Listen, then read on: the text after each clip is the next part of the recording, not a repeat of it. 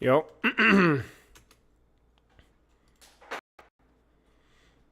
I still have no idea what happened to the Ethernet yesterday. Hey, everybody.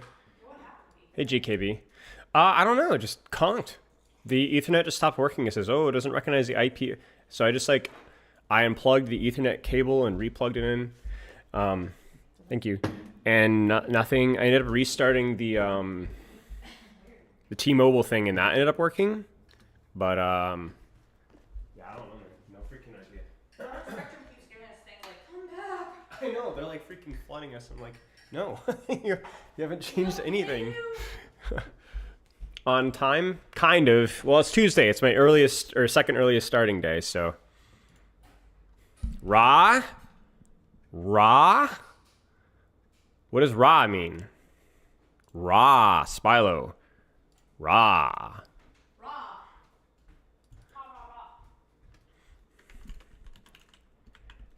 I'm not gonna do it. No, I'm not gonna be my control. Okay, sorry.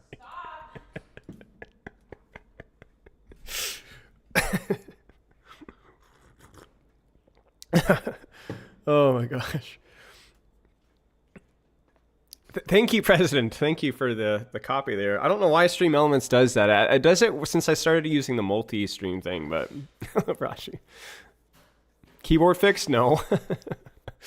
It's still at that. Okay. Do you see like the collection of clothes? That's the keyboard right there.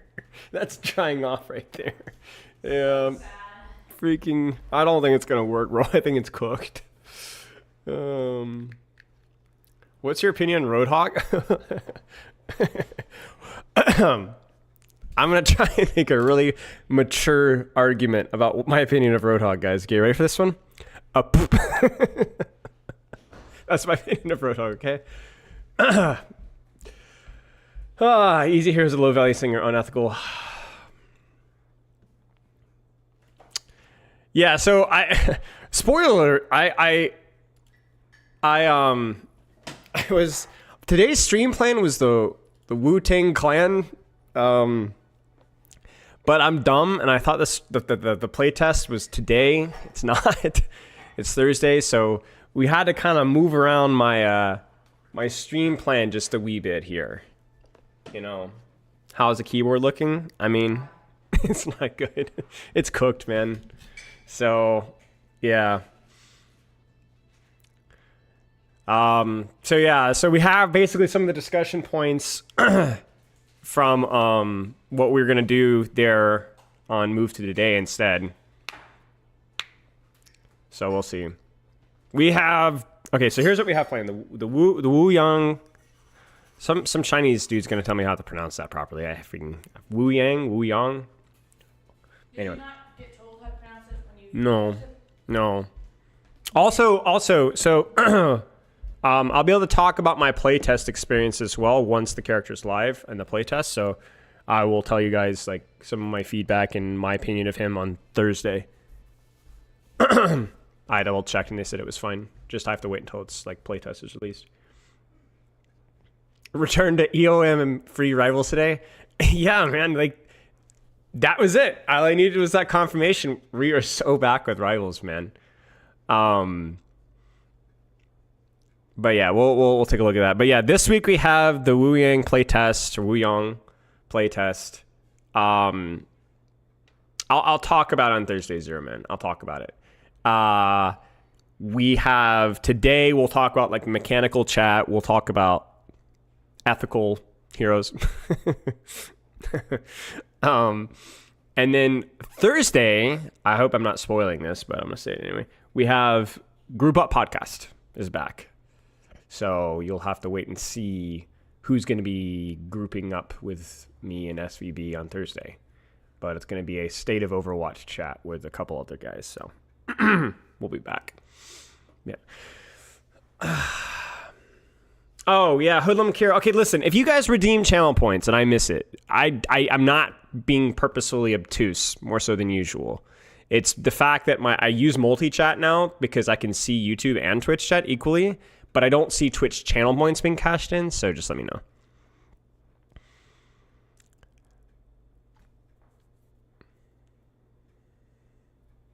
Support shouldn't be able to heal each other as effectively.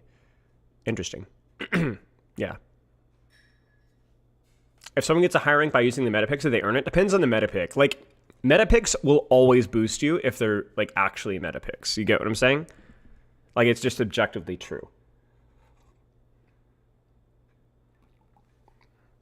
Because meta picks implies that you're playing characters that are stronger than other characters. And as long as other people are not playing those characters, then you're boosted. Like, if you played Malga in Season 8, you were boosted. Because every Rhine player, you know, whatever, that you beat, because you're just playing an OP character. Now, there's a weird dichotomy, though, I don't know if that's the right term to use, where the more popular or the more powerful a character, well, let's say pre-bans, okay, pre-bans, the more powerful a character, the more likely that character is to be mirrored, and the more likely the character is to be mirrored, the less likely they are to be boosted. It's weird. It's like kind of like a self-regulating phenomena. So like back in Season 8 in Malga, I don't remember exactly what his pick rate was, but it was really high. This happened back really overly, or like the first or second year of Overwatch when Mercy was busted, the first Valkyrie work, right? Everybody was playing Mercy. So I'm watching my cat lick an ice cube. Like it was, I don't know what her pick rate was, but it was like easily 80% plus. And so it was really hard to boost yourself playing Mercy. You could boost yourself a little bit, but because everybody was playing Mercy. So you had to be the better Mercy.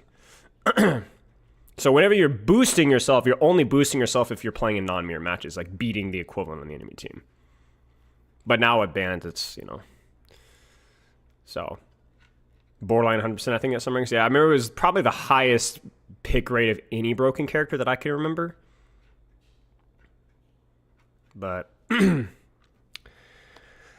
But yeah, I will say, going back to the Hazard Ramatra question, I know armor's bugged, but I'm not convinced Hazard Ram are like wildly OP. I think that we would have seen definitely would have seen a nerf in midseason if they were wildly overperforming. Maybe in higher ranks, people that know how to abuse some of the armor block stuff, I'd have no doubts that they're overperforming there. But I don't think they're like...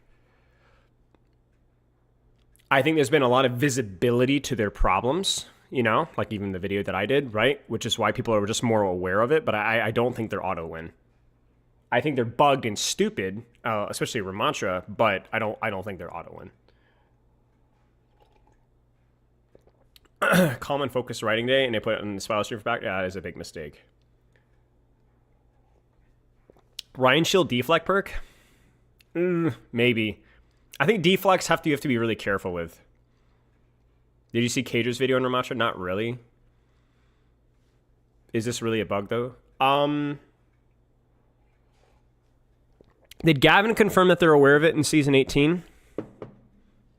Did Gavin confirm that they're aware of it in Season 18? Or am I crazy? Yes? Okay, I can confirm it. Yes, they are aware. I don't want to be that guy, but yes, they are aware. If Gavin confirmed it, then I can tell you. Then yes, they are aware. Trust me, I've given this feedback already to them. The day I did the video, I sent it to them. Is it new? Yes. A few months. I don't know how new it is, but it is new-ish in the last few months. Yes. There was a specific patch, I want to say like a year ago, or maybe even longer, where they kept the hard cap for damage reduction. It was in the patch notes. So a lot of people were like, oh, what do you mean it's not working as intended? They literally had a patch note a while back where they fixed this, and it just rebroke.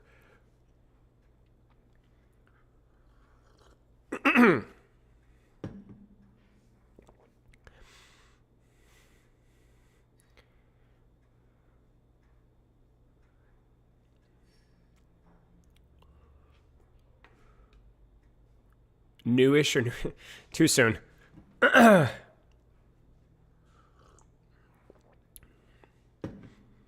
I mean, I try to not just be a complaining Andy, you know. Anything that I spot out, and I'm not the only one as well that, you know, try to document as best I possibly can. So I guess this is kind of going to be one of the less structured chats that we've had in a while, which I try to avoid doing, but I figure we should just roll into it, which is talking about the ethical behavior of easy-to-play characters. This is something that we've touched on briefly before and as a side note, but we've never really given it its full discussion. And so I feel like it probably deserves that full discussion, but just a disclaimer, this is not going to be as tight and svelte and prepped as my other stuff, probably because I was not supposed to be doing this today, but I wanted to do it regardless. So Spilo, can we see Amari and Raul Valisic? oh yes, thank you for the bits. Where is Amari? Amari, where is she? Maybe I don't know where she is. Grim, come here. Grim, come here. Hey, come here. Oh, he's here. He came over. So close enough, right? Hi. There he is.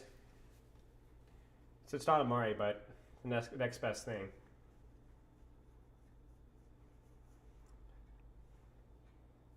Good boy.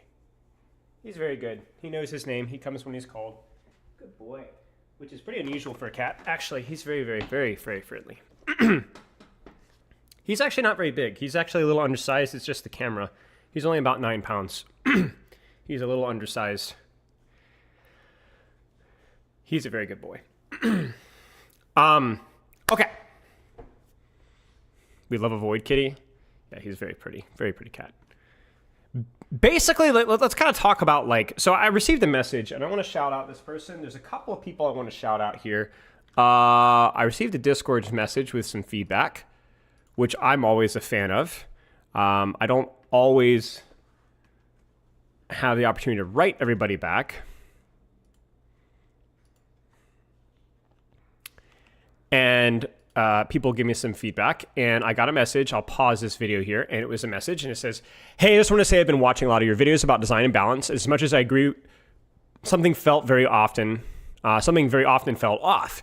And this video from one of the League of Legends designers kind of explains what I see weird about your approach.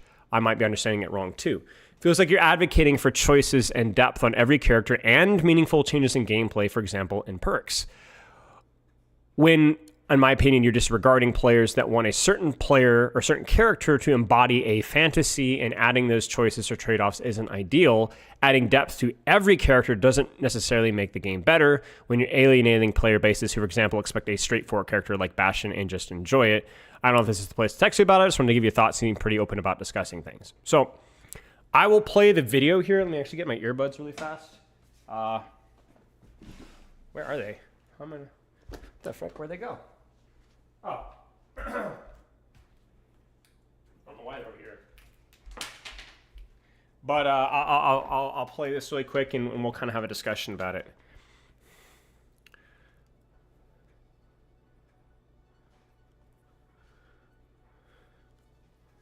We'll talk about it.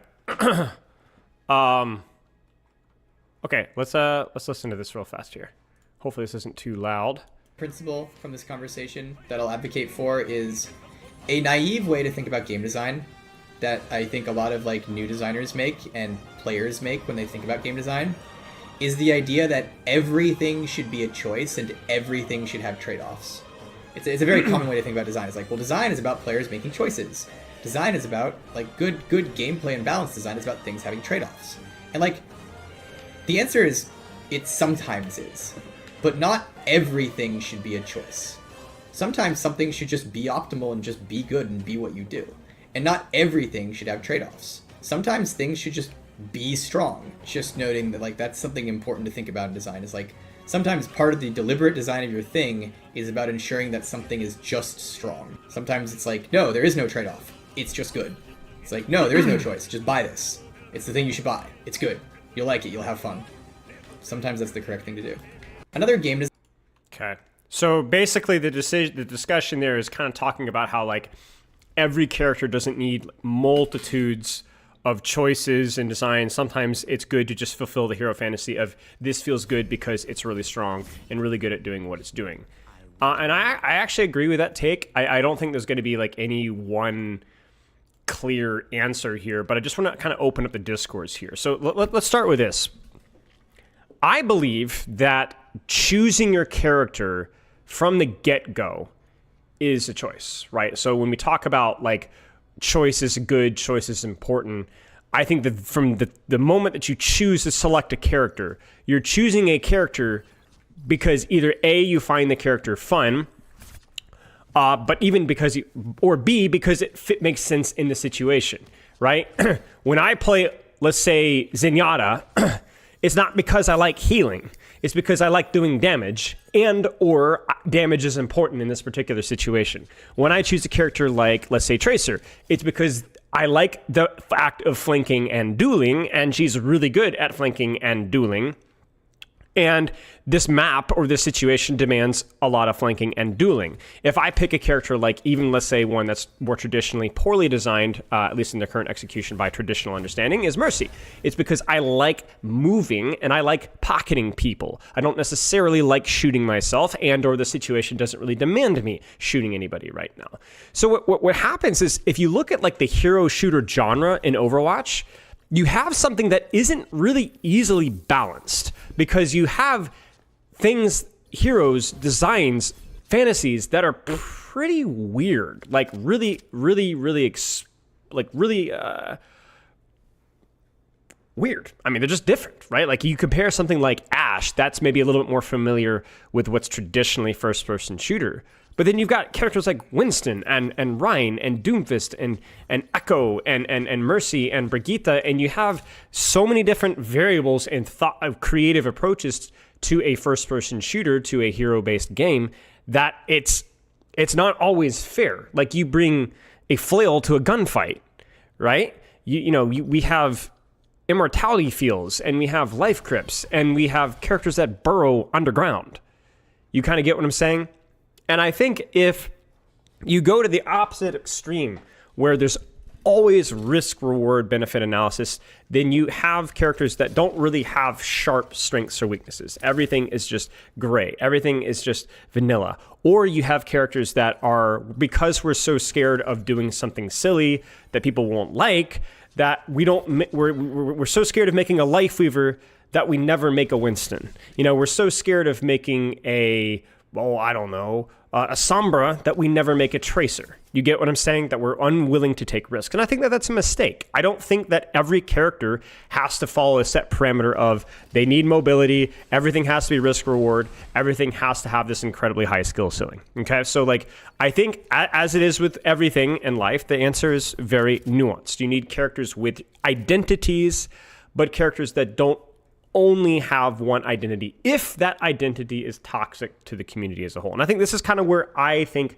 it's important to find the truth of this matter, because I think that we see things from both ends of the spectrum. I see a lot of people, especially people that really like Overwatch 1, that like more the traditional game design approach, where you have characters that really only do one thing. They are very strong at that one thing, very sharp in that identity, and they embrace that identity. They love Reinhardt as the initiator with the 2000 shield.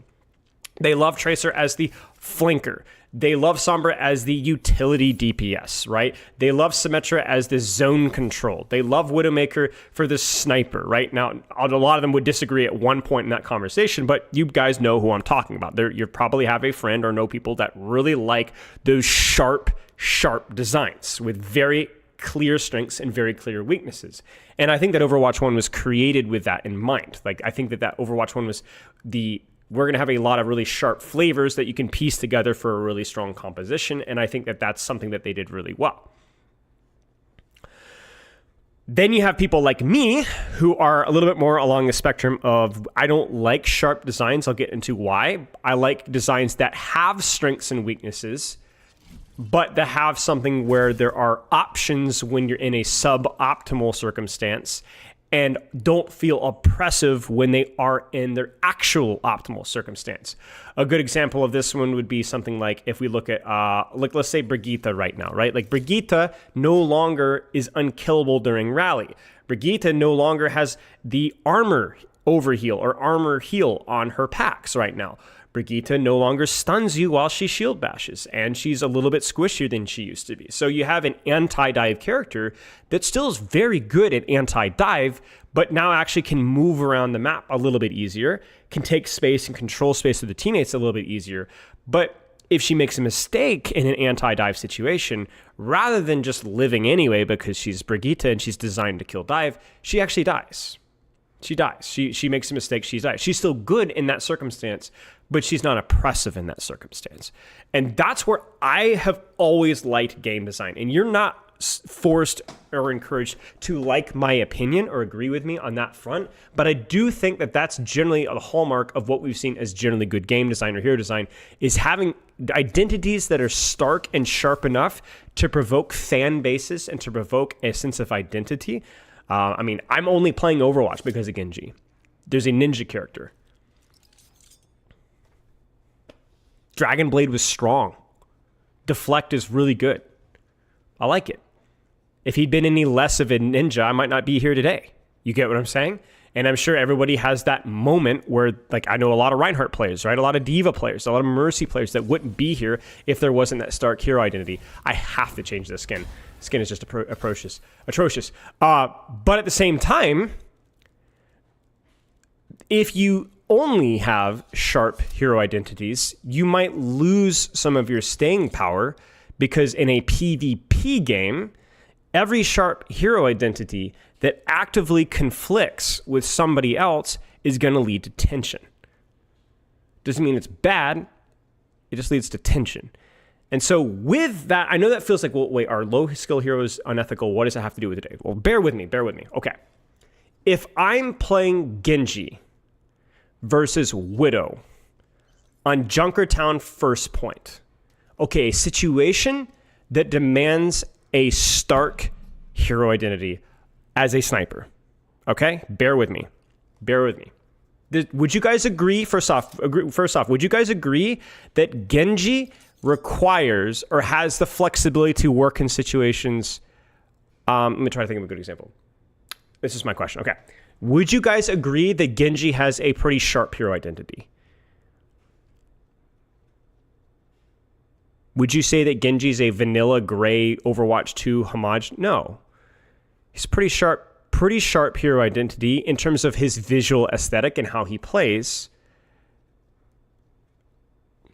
Well, the fact that you guys are disagreeing is exactly my point. It's not so easy. Yeah, he's a sharp identity, but like, you're not locked into only one playstyle necessarily. So when I play Genji on Junkertown first point versus a Widowmaker, hello Kyle, am I incapable of playing into Widowmaker?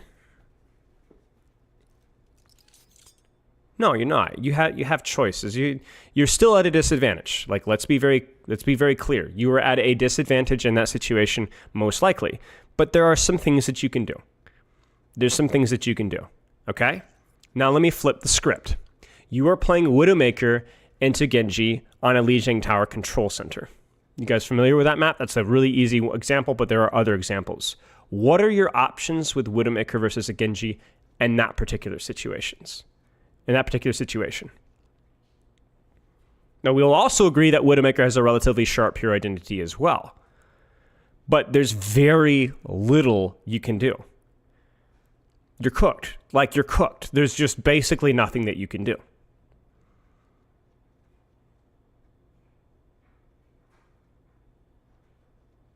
Because her kit does not allow for flexibility in its current iteration.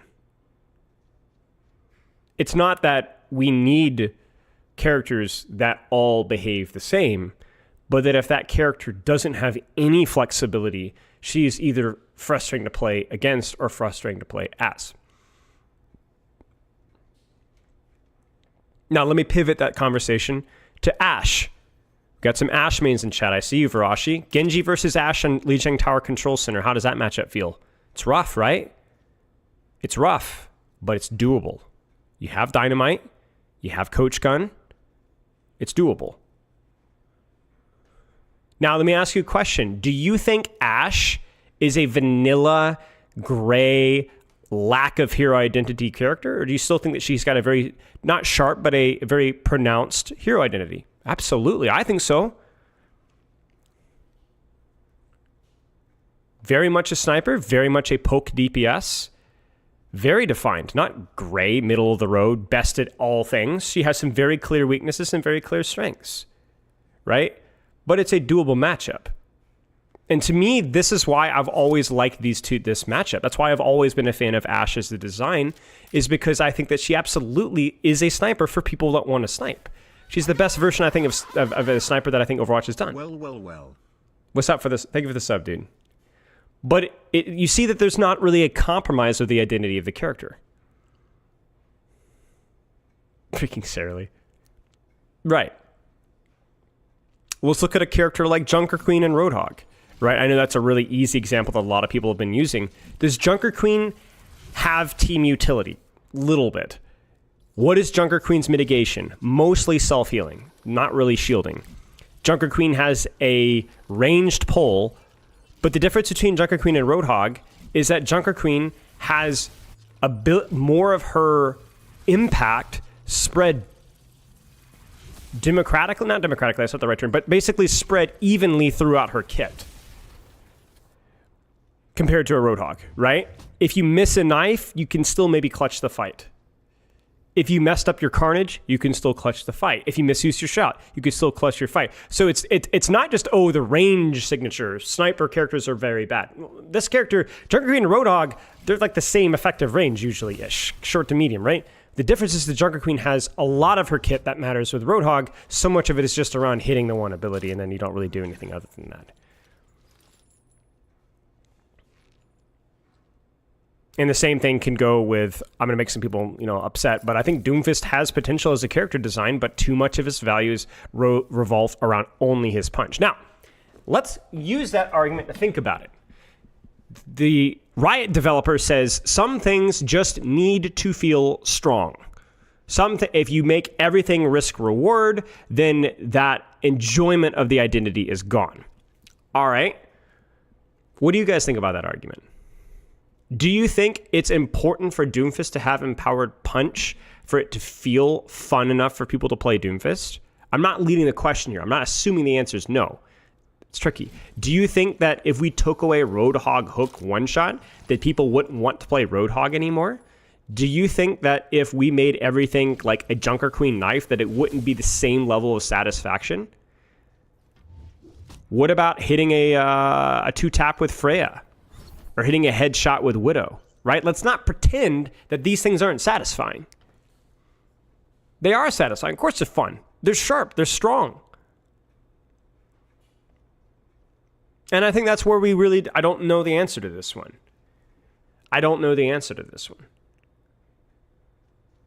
Like, Hook is legitimately one of the most satisfying cooldowns in the game to land. I 100% agree.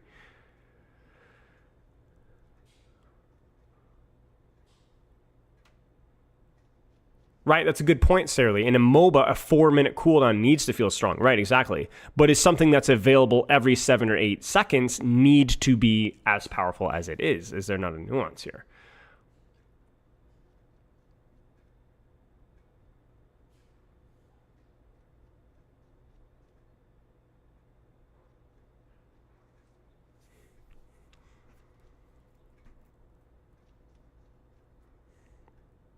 So I think, again, I don't think there's like a hard rule this one. I think that you have to look at the things that are very... Let's explore this a little bit, okay? Let's look at all of the most satisfying things that you guys can think of that are fair. Let's put it that way. That's obviously a very subjective thing. But let's start with tank, guys. Junker Queen knife. Satisfying to land? Very much so.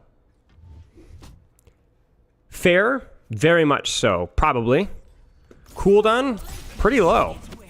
So clearly a long cooldown isn't necessary. So what's the deal with Junker Queen knife, guys? What's the deal with Junker Queen knife? Why is it fair? Why is it satisfying and yet fair? Why is it strong and yet fair? Skill shot? How would you guys grade its efficacy? Like, how powerful is Junker Queen knife in that instance? Feels like it's okay. It's good. It's good. It's not overwhelming value exactly. Low lethality, skill shot, and it feels like it has an appropriate cooldown for how effective it is, right? There's a lot of counterplay for it, right? Okay, let's keep going here. Rhine Pen. Yes. Fair? I mean, yeah. I mean, it's Rhine. Okay, so what's the deal with Rhine? There's a lot of risk in the action. There's a lot of ways of avoiding it or just ceasing it. It's loud. It's predictable. You can dodge it. Its cooldown seems appropriate. Again, I know there's going to be some subjective here. Sigma Rock. I saw you guys talking about Sigma Rock. What's the deal with Sigma Rock? Very strong. Skill shot. Stronger than Junker Queen Knife, but 10-second cooldown.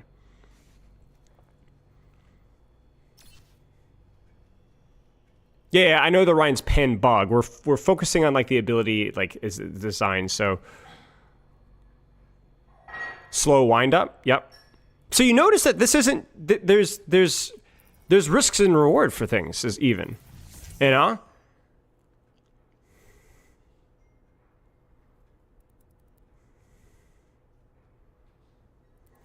On a sleep dart.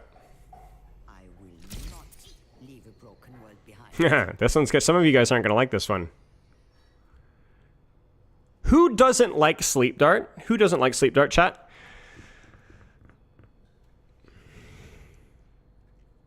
Not just tanks. Not tanks. Not just tanks. Right. Doom. Ball. Hazard. Why? Why?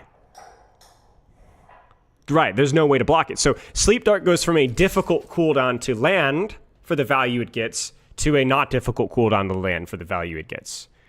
Now, we could have a longer conversation about why that's the case, but it's your impression of Sleep Dart will just tell me what you mean. You know? So it's a cooldown that's very effective, has a very long cooldown, and is a skill shot, but is significantly easier to land on targets that don't have ways of outplaying it. Right? So I guess my point here is that I think you need to avoid playing it safe with hero design. And I think you should not avoid making sharp hero identities or very clear strengths and weaknesses. However, I do think that there's very clearly a spectrum of how far you want to go in either end of the extremes. And I also think that when it comes down to what cooldowns feel fair or what skills feel fair or what heroes feel fair, a lot of it comes from how much effort did it take for you to get that return on investment. A lot of people like to say, oh, if you worry too much about how fair something is or how strategic or how balanced something is, you're going to, number one, take away the fun of the game. We'll get to that one in a second. Or number two, you're going to discourage onboarding new players. I don't like that argument. We'll get to that second argument in a second, but let's go back to that first one. So the sharp identity is necessary for people to want to play your game. Well, Nightbot goes crazy. We've already clarified why I don't think that's the case. Ashe has flexibility and creativity. Genji, Ana, Brigitte, Winston, right? Junker Queen. These are characters that feel, they're visceral, they're strong. You know exactly what you can even pick Junker Queen. And you feel like how you're supposed to play. There's no guess game in this, okay? You know exactly what you're supposed to do and how you're supposed to play. Right? And yet she's not a one-trick pony necessarily.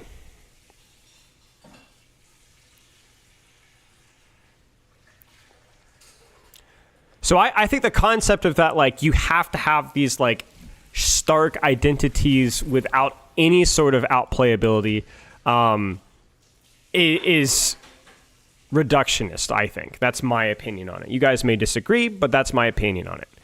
I think that you should have characters that have stark identities, either visually or, more importantly, how they play, but that you shouldn't feel as if that you're either dominating the lobby or doing absolutely nothing depending on the situation. I think that's a very dangerous thing to have for the replayability of the game. For getting into the game, you don't really care. Just, it's fun, new flashy. But to stick with the character, you need the feeling of, I can do better, I can do something different. And I think that when you fail to have that, I think you struggle.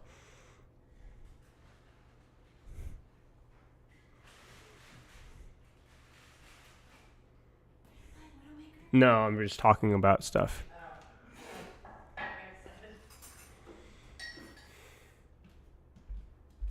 Now, the other side of things, and the thing that we're going to get to today, this is, I guess, all this kind of a lead up here, is the whole conversation around why games need easy characters. Why games need easy characters. What do you guys think about that?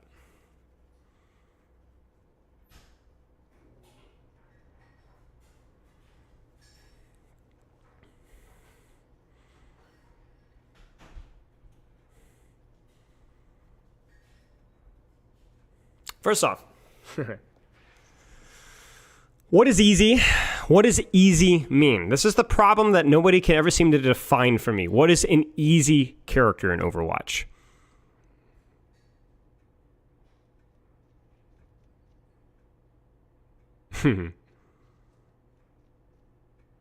Like a kit that you can pick up and understand?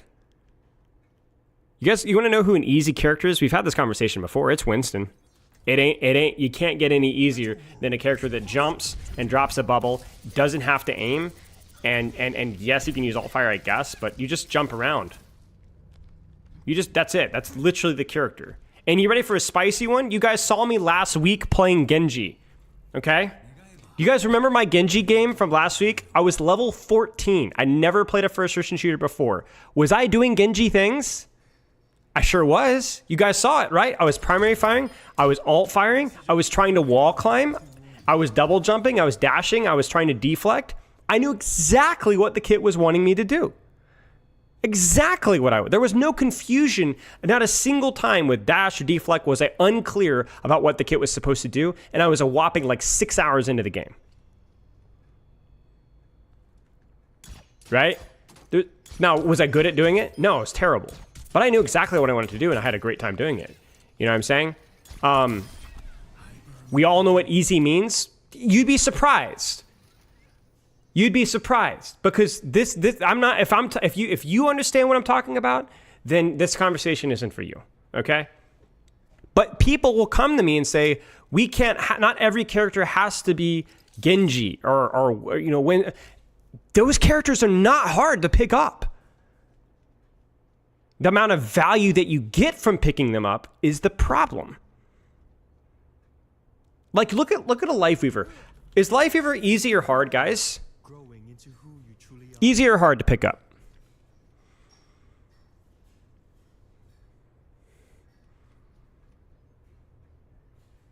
I mean, it's not so easy, is it?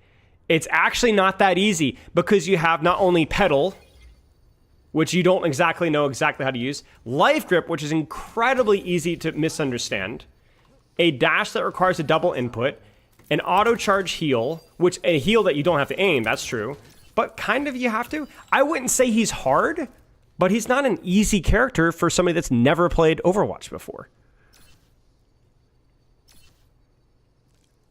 There's a lot of moving parts.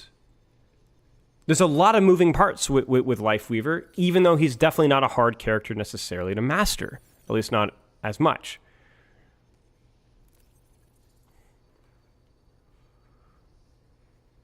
You get what I'm saying?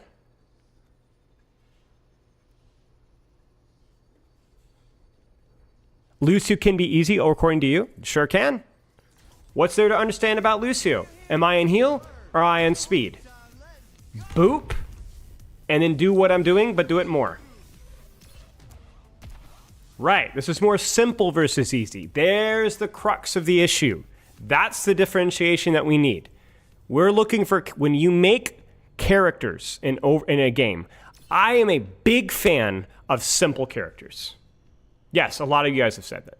Simple is good. So when you're talking about what a game needs, you know what a game needs? It does not need easy characters. It needs simple characters. Everyone said it. Like, you want me to give you like the gold star, okay? You need simple characters. You need characters that, you don't need characters that provide free value. You don't need a okay, here, this is not a hot take, but it might be a hot take in the larger, this is not a hot take for you guys.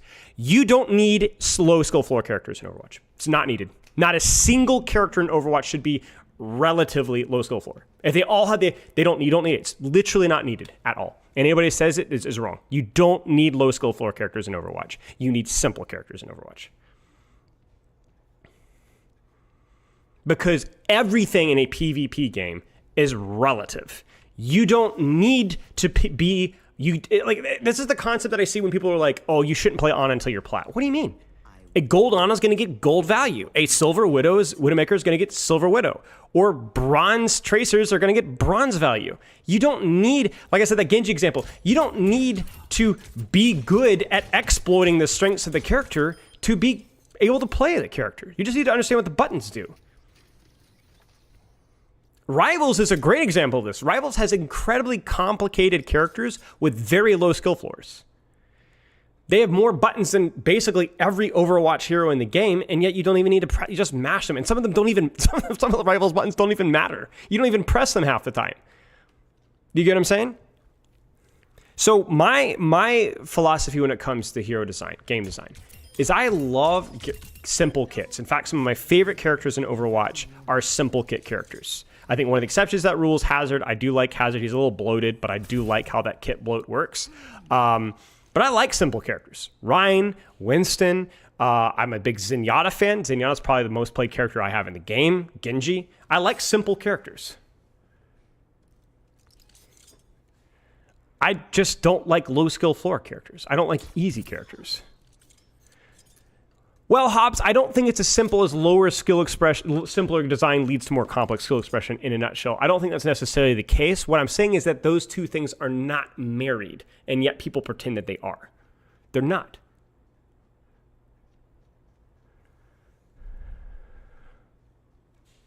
They're not married at all. Lifeweaver is not simple, but he's too easy. You get what I'm saying? That's kind of the point I'm trying to make here.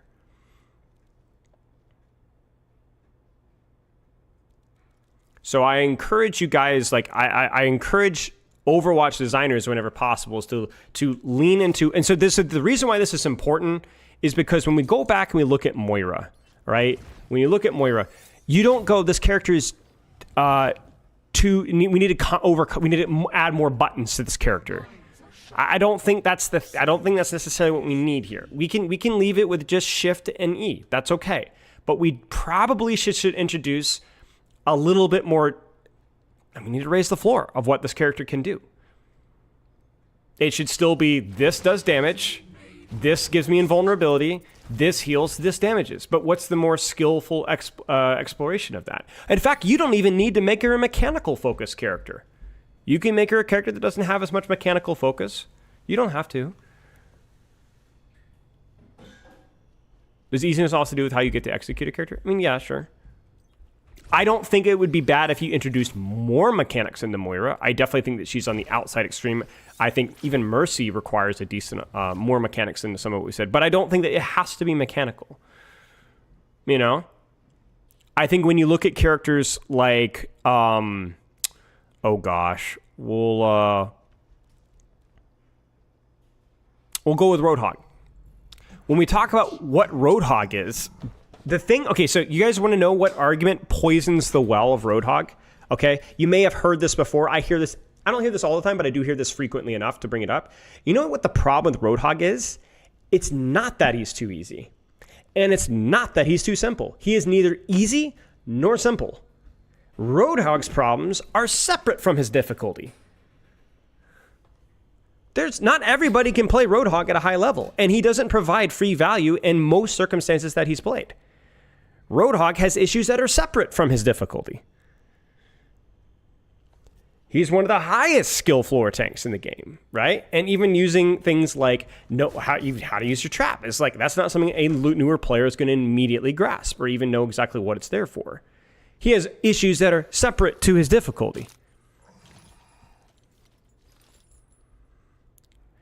So, right, it comes to a design thing, right, where too much of his value is revolved around his hook one shot. And so he has too few options in other regards, right? And the same thing kind of goes with Ramatra and block and so on.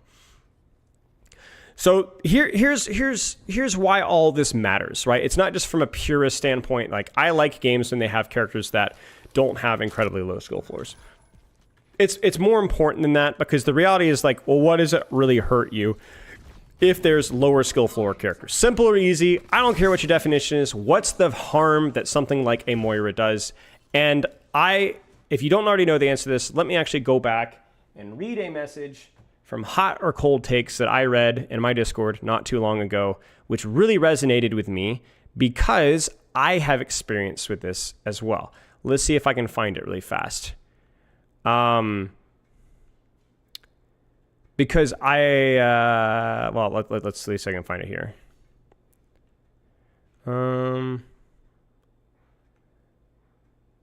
I should have written this down. Shoot. Hi. Okay, I got it. All right, let's zoom in here, and let's take a look here. Now, obviously, you guys probably know my opinion on this state, but I want you guys to think for yourself and tell me what you guys think. Chalky says, many people justify Moira's current state by saying the game needs heroes. You know what this is? Yo, Bullskunk, thank you for the raid, mate. I appreciate it. I appreciate it. Thank you very much. I appreciate that very much. Hope you had a good stream. Chalky. Many people justify Moira's current state by saying the game needs heroes like her to help new players get into it, because Moira is a simple support. She's not just easy, but she's simple. There's not as many variables to track as there are with some of the other supports. True. Which I find extremely stupid. I introduced my friend to Overwatch and he thought Genji and Reaper looked cool. Most people, if you guys, it's a lot of the aesthetics definitely matter, right? Overwatch is always really good at that. He tried playing them, but every time he started doing well, the new team would instantly pick Moira. She shut him down so hard, he couldn't do anything against her. It frustrated him so much he literally dropped the game and never touched it again. People claim Moira's design is meant for new players to have an easier time getting into Overwatch, but most new players don't even find her fun or in general want to play her. They're interested in other heroes like Genji, Reaper, Venture, heroes that Moira's low effort and Noob Stomper kit completely does not allow to have fun. The point of my rant is this. Moira as an auto-lock character with those dumb orbs, lifesteal, and fade actually drives new players away from the game instead of helping them. Moira is bad for new players and for players already into Overwatch. She's a cancer to the health of the game in every possible way and needs a rework as soon as possible. And this is true. Now, I have some thoughts on this one. Some of you guys are like, skill issue, which I think is a really silly take because skill issue for the Moira too, right? The whole point is that you want the onboarding process to be true. Here's a question, guys. How many people, this is something, okay, do you guys remember when they released Orisa in Stadium? And maybe Kyle could be here. Kyle can maybe run this one up the flagpole. And do you remember why they said they Orisa and they released Orisa in Stadium? And the argument was that, Orisa has a really high pick rate. And I remember saying, that is not a good justification, because why do you think Orisa has a really high pick rate? And I think my prediction is that I'm not saying that this is necessarily the case, but my suspicion is that a lot of people don't start on Orisa, they swap to Orisa.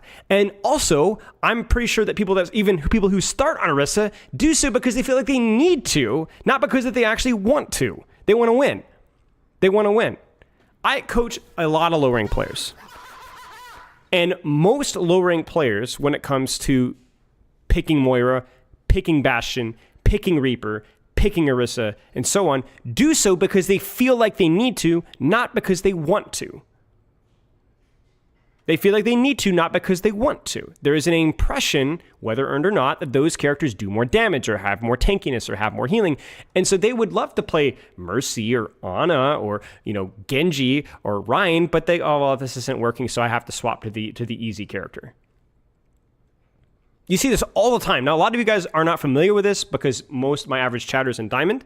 Haha, we got no plat chat here, right? But this is how it works.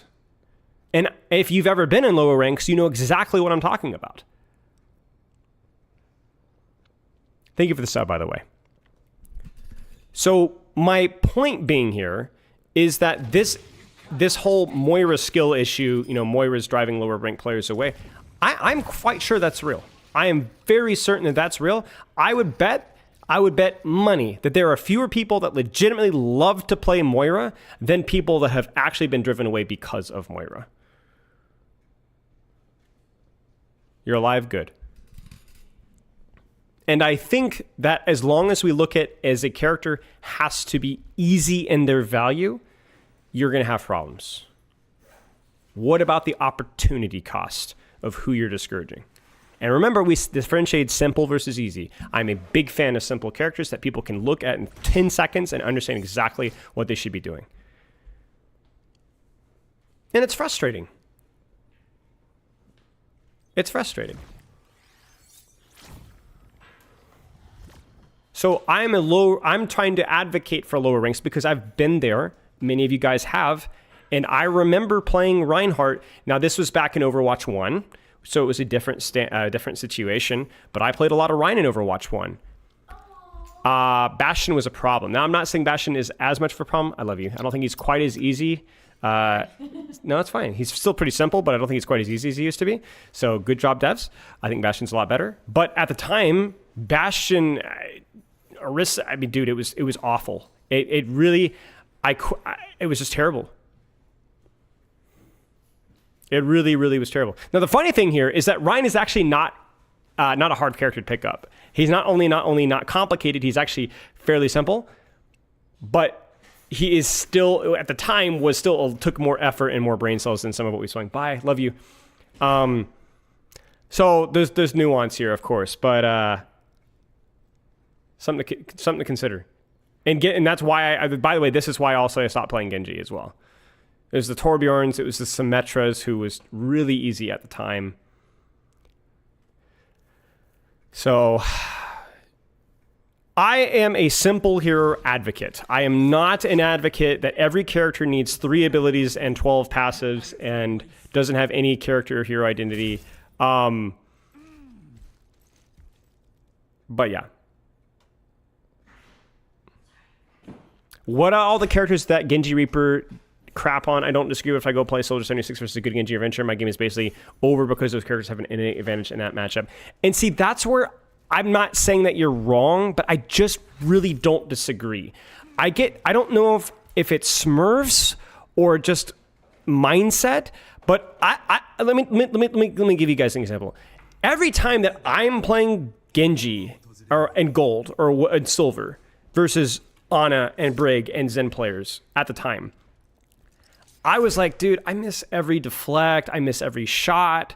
It felt like I'm playing versus peak Shu, you know what I'm saying? Or like Ryu Jaehong every time, you know, because I was not very good at Genji. And then every time I played Ana, on the flip side, I felt like every Genji was like, oh, my mindset was that like, it didn't matter which side of the coin I played, I was struggling. But to be honest, that's the game. I think if you're gold and you're like, I literally can't kill the gold Genjis are destroying me, I just don't think that's the case. I don't think that's the case. I think, yes, you might die to Genji. You see, this is the problem. We are so brain warped, like from like what we expect this game to do. And I really appreciate that take, by the way. I was actually going to bring that up. So I hope this is not coming across disrespectful because you made a great point. I think we're so brain warped where we're like, when we die to something, that means that something went wrong. Like that's what's supposed to happen. Like if you look at like the characters like Orisa, like Ramatra, like Moira, one of the things that's consistent throughout those characters is that they don't die. They'll lose you the fight because they don't do anything, but they don't die. They'll die last. So when you're like, oh, well, I'm not dying, I would just die off of cooldown to their Genji. Maybe, but you provided value. Maybe you killed the Genji instead. You get what I'm saying? My whole point is that like we have this whole warped perception with some of these characters where survival is the solution. Survival is not the solution, guys. And so we also, exactly, sir, we also have these negative bias towards we always remember those moments that we died and not in the moments where we succeeded or we lived or we punished the dive. You know what I'm saying? So I think our perception of like what we should be doing is wrong, you know? Survival isn't always good. Being able to live in engagement doesn't mean that you did the correct thing. This used to happen all the time when I'd play a reset. I'd always play my life. I'd always get good trades, you know, and having crazy KD and we'd still lose, you know? So I'm not saying it's easy, but like I think this whole concept that like, oh, in gold, you need these Moiras and so on to live versus Genji Tracers. It's like, but they're gold too. And they're just as likely to make gold mistakes, you know? Now, if you're picking Soldier 76 on a very good Genji map, maybe I could see that being a problem. But honestly, Soldier 76 has some flexibility, you know?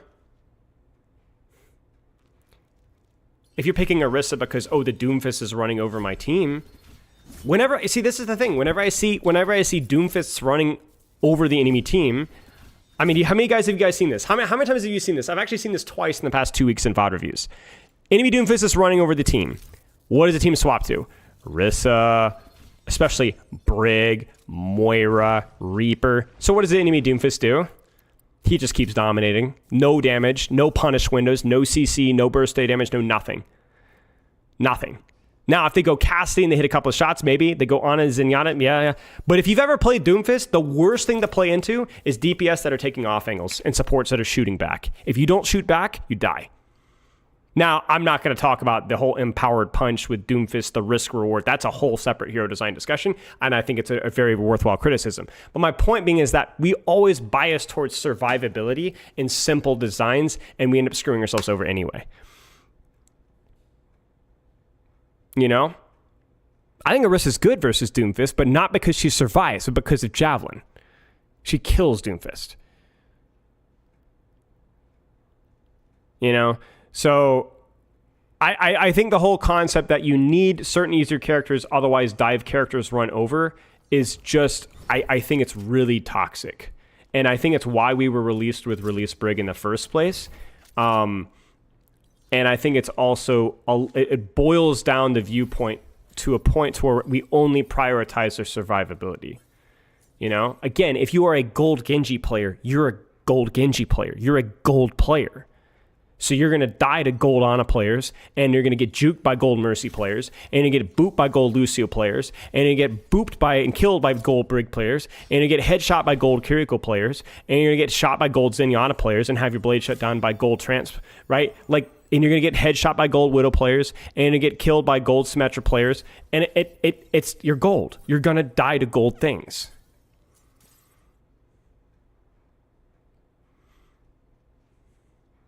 Yeah, dying after you lose a duel does not mean that you made a mistake. Right, it feels personal, you know? And I think the reason why it's so dangerous is that we've shifted our perspective with the game to where we can avoid those negative experiences if we're playing Orisa or if we're playing Moira. Not entirely, but you can cut down on the number of those negative experiences. And by doing that, not only do you cheat yourself out of the improvement process, which to be fair, if you don't want to improve, you don't have to. It's just a video game, right? But the more important thing is that you cheat yourself out of the highs and lows of what a video game is supposed to provide. When you pick Orisa out as a counter swap option, or pick Moira as a counter swap. I'm not saying picking Moira Orisa, but as a solution to dying too much, right? You're cheating yourself out of a good experience. And if anybody, are there any psychologists in chat? Any students of psychology in chat? What do humans always do? What do we always do? We cheat ourselves out of the best things because we're risk averse. We always choose the simplest, most basic thing, even cheating ourselves out of a better situation.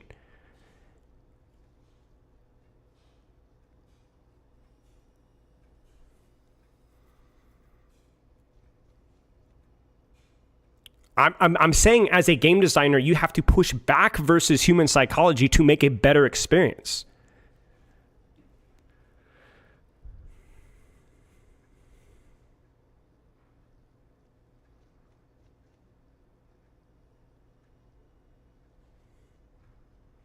Not a psychologist, but I took mushrooms one time. I love that. So if you want a fun game, you actually might have to introduce some consequences. You know what I'm saying? So, I mean, to be honest with you, this isn't Candy Crush. You know what I'm saying? There are going to be some consequences for what you do. And so I think like that characters that take away those consequences. See, the thing is that everything that you do has consequences, right? Like when you're picking Orisa to survive, you're going to more likely potentially lose the game. Same thing with Moira, right? But the problem is that those consequences aren't obvious. I think that's part of the reason. And it's funny too, because if you think about like why... Okay, have you ever talked with a person that's convinced of Elo Hell in Overwatch? What's the number one most difficult thing for a person that believes in Elo Hell? By the way, I had a little bit of that way back when I first started playing. way back when I first started playing, I was very frustrated at my teammates. I did not, right? Do you know what's the most frustrating thing? It's the lack of autonomy. It's the lack of autonomy. A lot of them are like, some of it's defensive, like I don't want to take responsibility for my own errors, but a lot of it is not even that. Like it's a legitimate belief that what I do doesn't matter. You know what I'm saying? So it's not just, oh, they're just unaccountable, those kids these days. I think that's part of it. I have worked with some players that refuse to admit that, but a lot of it's that they just don't understand. They actually think that there's nothing that they do matters, and that is a really frustrating thing. I've seen people quit games over this because they feel like there's nothing what they do matters. So if you're talking about like what's actually fun to do and frustrating to do, agency matters a lot. You know what I'm saying? And if I'm saying, oh my gosh, I can't, I have no agency over this situation, then it's really bad. And that's why Moira Orisa are so bad. Okay, so we're trying to make this around here design. Because if you're misconstruing survivability as the number one goal, Amari, get down. Hang on.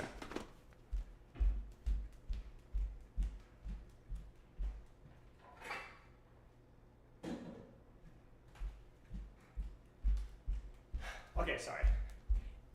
Sorry, this really serious conversation with my cat. If you're misconstruing it and then solving the situation by going something more survivable, only for your teammates to struggle more because you're going to something that's more survivable, especially if you don't want to play them, you're taking agency out of your hands and throwing it in the dustbin, and now you're gonna feel helpless, bro. I see this all the time, you know? Like, they'll go like that Doomfist example, right? You know, they'll swap Moira. Obviously, Doomfist never dies. Dude, my tank. And what's the best part about it is that they'll don't blame their team for not taking the red pill, you know, not making the same choices that they did. You get what I'm saying? Why didn't my tank go Orisa? Why didn't my Genji swap to something like Bastion or Reaper, right? Cheers, Abby. Have a good night, mate. Always a pleasure. You know, because now it's like, now it's not, there's no responsibility.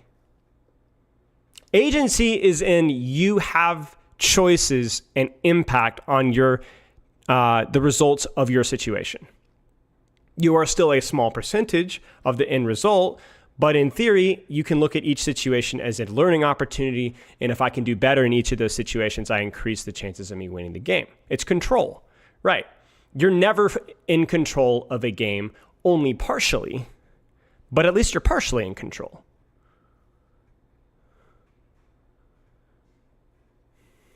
And the thing with agency as well is if you look at something like a Brigitte or a Doomfist, right, or an Ana, many times if you're intelligent and self-aware enough, you can actually spot the moment that you failed. You can go, yeah, I messed up right there. You know, I missed the cooldown. I missed the shot. I mispositioned, right? I mismanaged. I dashed in. I missed my translocator. I messed up my blinks. I ice blocked too late. I'm not only picking the dive characters here, you know. I missed my dynamite. I coach gun. I missed my shot. I messed up my rollout. But when you have certain characters, I'm not saying that it's always a spectrum, right? It can be harder to pinpoint. In fact, the biggest challenge for me coaching, because I coach a lot of Moira Mercy players. I coach a lot of Orisa players. I coach a lot of, you can go on Junkrat players in certain situations, right? The biggest challenge for coaching those characters is being able to find moments of agency. I just coached some Diamond 2 Mercy today. And our biggest challenge was how can you provide impact as Mercy consistently? How can you take risks? How can you have tangible, measurable, concrete impacts where you can actually see your impact in that battlefield? You know what I'm saying? You coach Suppose? Well, that's a long shout out. Wow, yeah.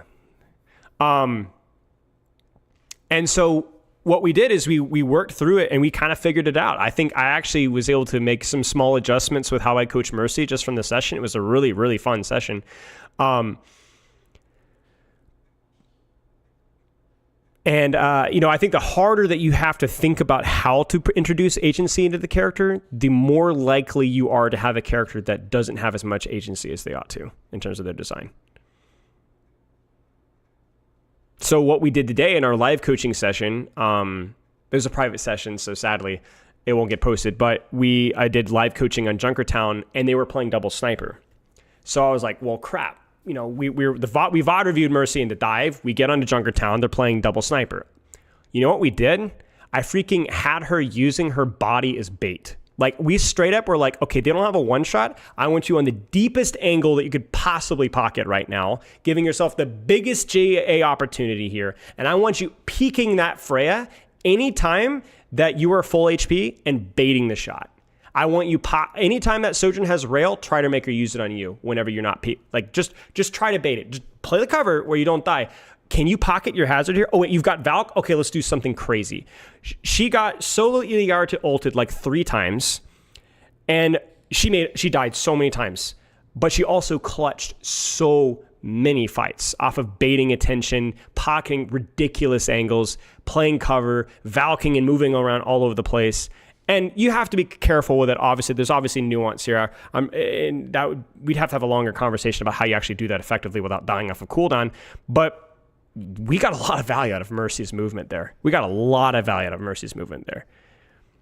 It was a blast, and it was like it was so much fun. Yeah, it was similar to that Blizzard World coaching session. Similar. But it was really funny because she got picked like 4 or 5 times doing what I was asking her to doing it, but not quite doing it mechanically well enough. Like, her mechanics weren't quite good enough to move appropriately or use cover appropriately. But every single time she got picked, we would kill the person who picked her every time. Because what happened is she'd bait herself, the Sojourn would slide in, and then the Sojourn would die. Every time the Iliari, there was one really funny clip where the Iliari had the ult perk. So she solo ults she baits the Iliari ultimate, almost dodges it. She misplayed, but she almost dodged it. And then flew out behind a flank, and Iliari chased her all the way around and died to finish off the kill. And then they ended up dying for it, right? She got solo fluxed and lived it. It was like all these like crazy bait plays that Mercy can do well because she has that movement, because she had that agency, because she was able to kind of bait herself. But it is harder to do that with Mercy, and we had that conversation because there isn't as many obvious choices that you can make. I think Mercy is a good example of a simple hero kit and an easy hero design that has potential to be not easy if you were to make more tweaks with her. Sometimes using all of it up is right. Like, if there was more resource management with her healing, if there was more that you could do with her movement, I think Mercy has more potential than I think people think. But what was the other support? I don't remember. Maybe Juno, Kiriko. I don't remember. Doesn't really matter, to be honest. But it was great fun. It was so much fun doing that, just because we were really pushing the limits of what Mercy can do with her movement. We were setting up off angles with Mercy. So what we would do is we'd go, okay, we'd pocket characters from like, okay, so they were like, we were talking about this because we were looking at a dive VOD, and we'd like bait the diva to dive me like here, because so there's the diva, right? we would talk about like how pocketing the diva from here means that you give the diva the angle for free, so then she can stage and then she can dive you, and there's nowhere for you to go without GAing forward, right? There's no escape to go. So if you start on the angle, I screwed that up. If you start on the angle within cover, what you do is you bait the diva to come to you first, waste CDs, and then you give yourself an actual GA slingshot to a safer position. Diva chases you here, then you slingshot to the other side. But basically, you're kind of holding an angle to start, like Kiriko TP, so that you have a safe escape. Exactly like Kiriko, right? And so it was like finding the balance between using your body as bait versus not dying for it. And that was what was so satisfying, is because you were getting like immediate feedback when you did it well and when you did it poorly. And then obviously how Valk changes that and so on, and who to pocket and so on. But like a lot of it was like the deeper the angle, the more safe that we were, because if we could simply move, like we could get around. HP bar is a resource, right? So it was a really fun session, and I guess that's kind of my point. It's like when we look for characters, we want abilities to be able to kind of moments to point at, like, I should have done that, I should have done that, I should have done that. So, okay, we kind of went off the deep end here, but yeah, TLDRs, I'm a big fan of simple characters. I think simple characters are great. I think most of my Overwatch favorite characters are simple characters. And by simple, I mean characters that don't have a lot of difficult to understand kits. However, difficult to execute or master kits, I think, are exactly what is optimal game design. And I think antagonistic to those are characters that maybe even have surface level, bloated kits with lots of mechanics involved in them, but that are maybe a little bit easier to get value out of. Moira being an example and so on. Even if it's just perceived value, you know what I'm saying? So I do think that the onboarding for newer players is an incredibly important thing, and that's why I'm talking today. This is not, high-level players shouldn't be dealing with Moira. I actually don't think easy characters have been super relevant at the highest levels in a long time, with the exception of Ramatra. I think that high-level characters have basically been dominated by high skill ceiling, high value ceiling characters like Sojourn, Tracer, Winston, Kiri, and so on. So this isn't for Grandmaster, man. This conversation is not really for Grandmaster, with the exception of Ramatra. Like I said, this is for the bronze players. This is for the silver players. This is for the gold players. You know, cheers, Deft. Venture's a probably good example. Venture's not bad, yeah. Venture's okay, yeah. But yeah, so. Do you think Hanzo's busted right now? I don't think so. Moira being viable in GM irks me. Every character is viable in GM, you know. I don't know how strong she is at the highest level, but CGKB.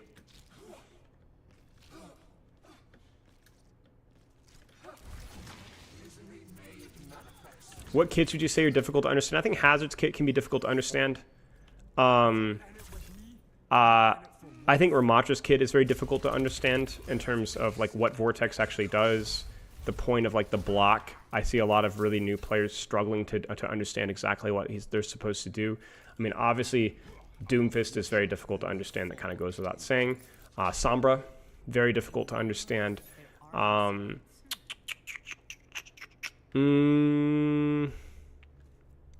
BAP can be challenging.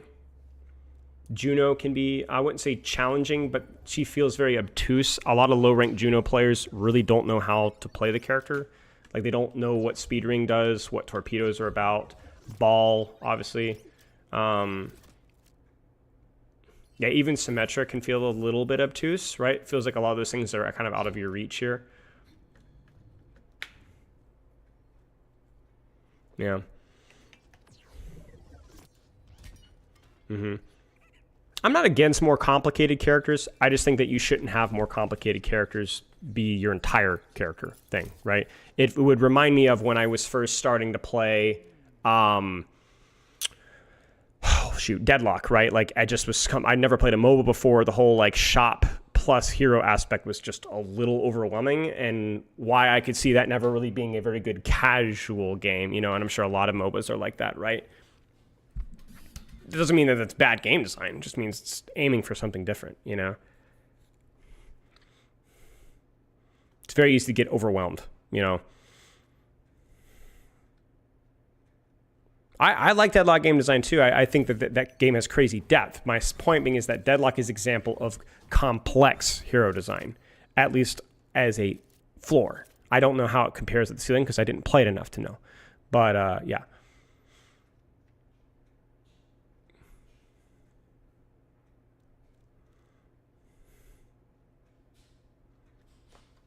Yeah, it's been a while since I've played Deadlock, so I don't really have any critiques of Deadlock.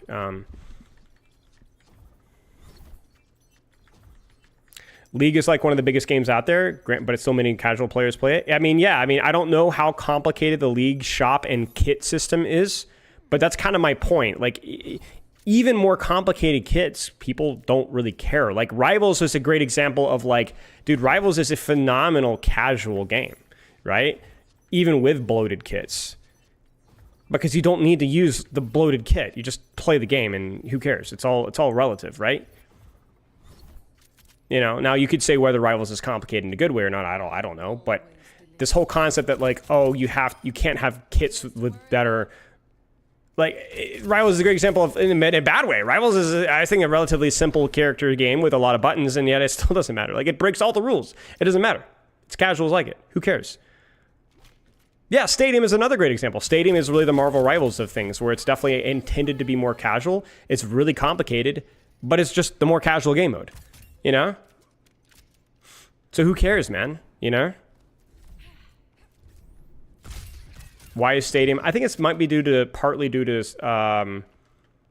I think supports are really strong in Stadium from my understanding.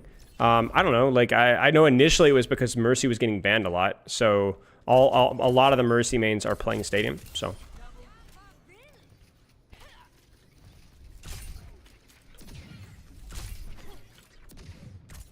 I think a lot of the impression that a lot of tank players have and DPS players have is that, like, I don't know. It's kind of like the utility. There's like a lot of utility things that you can do with the support in Stadium, but how is Juno difficult? Well, but you're not listening to what I'm saying, right? I'm not saying that Juno is difficult. I'm saying that Juno has a lot of buttons that a brand new player could get overwhelmed by. I wouldn't say that Juno is super easy. I think that's another exaggeration, but I could see it being like compared to Mercy. It's like, wow, this character has a lot of buttons and I have to aim. I don't know if I can handle that kind of a thing. You know what I'm saying? So.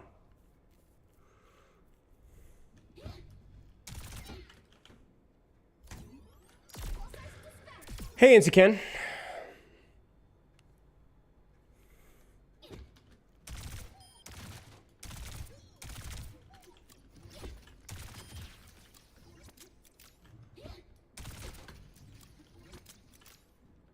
You don't think they're complicated overwhelm someone? I mean, I'm just saying in relation to something like Mercy, Lucio. That's all I'm saying.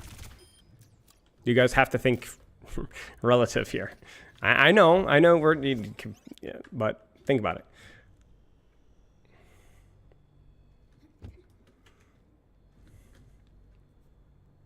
Spilo Overwatch 2 skin collab win? Who would I be? I honestly don't know. Ugh, please no. If there's no risk with Kiriko, you're playing her wrong. A good Kiriko is a backline menace and a heal bot Kiriko. Yeah, true. That's true, yeah. Genji, Junkrat. They're all too tall, man. I think I'm Genji's height. Genji's 5'8", 5'9", right? But see, the problem is I'd be like the Genji. I'd become the very thing I swore to destroy. I would be like the worst Genji skin. I hate the white boy Genji skin, dude. Or the young Genji skin. I freaking hate it. Where is it? Oh, like that would be me. I hate it, dude. I hate it.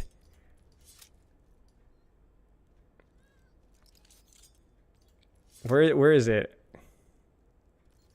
I don't even know what these names are anymore, man. Oh, this one? No. The Prince? Is that what it is? Oh, no. I could be Aqua? Maybe, yeah. Aqua's a good shot, actually.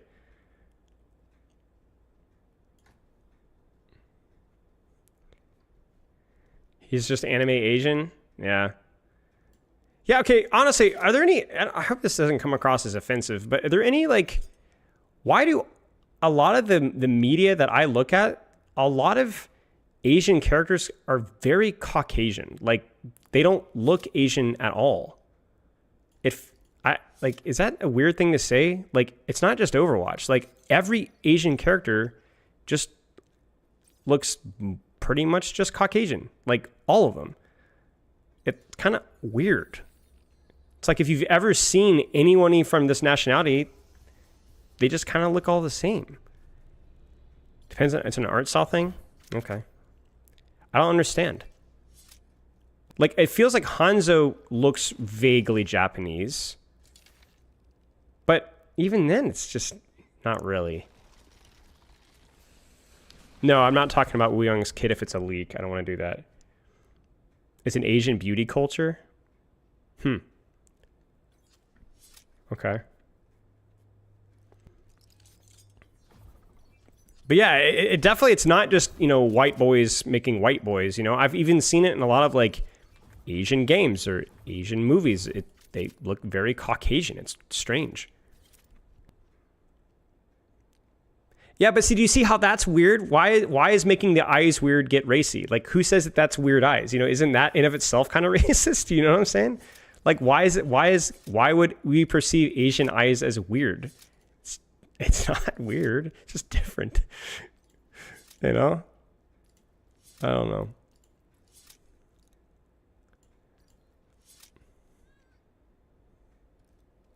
Yeah.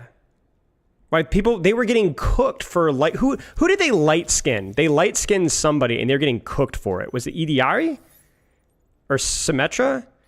They got cooked on Twitter for doing some light skinned sticker, which I was like, whatever, dude. Like, it's not that deep. You know, like, obviously, like, if that was a consistent theme, sure, but people over Twitter are going to get mad over anything. But they got freaking cooked over someone being like light skinned, some darker skinned character being light skinned, and yet nobody says anything about the Asian characters not just being Caucasian. Was it Idiari? Or was it Sombra? Or it was Sojourn. Maybe it was Sojourn, yeah. Yeah. But it's like, it's weird. It's like, if we're being culturally accurate here, I'm sorry, but outside of maybe the eye color, I guess, like, I don't... I mean, I hope that that's not insensitive, because I'm just legitimately curious. I honestly don't understand. I mean, yeah, Juno's another one. Like, Juno, isn't she Thai or Vietnamese? I think she's Vietnamese, right?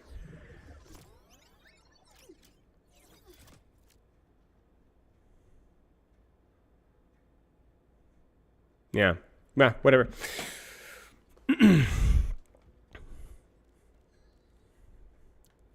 Half Chinese, half Vietnamese. Interesting.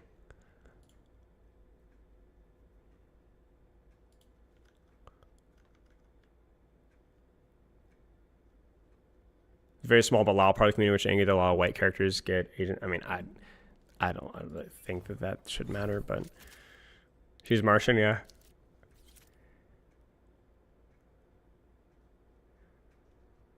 Yeah.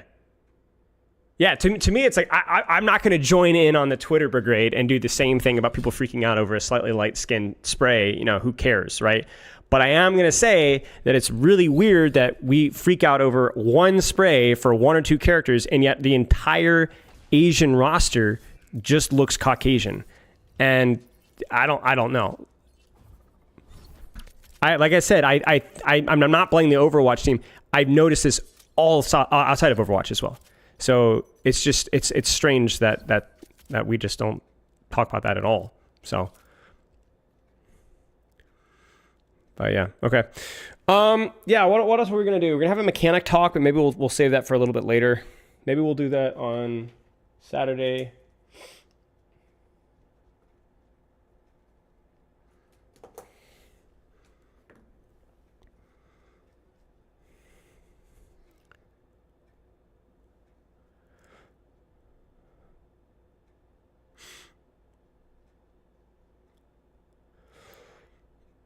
You're here for the mechanics, man? Oh, dude, Calix, I might have to do it on Saturday, dude.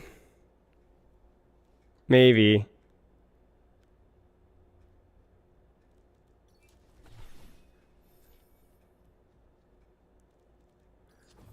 I do have notes prepped on that one, though.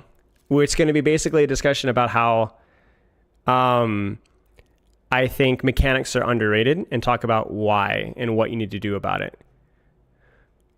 When will you hit a sick riff her after a play to tilt the enemy team? Up 18 days. Wait, what do you mean move your big PowerPoint up? Yeah, we're gonna have to wait till season 18 Magister. When are we doing the EDRA plat games? Maybe soon. I don't know.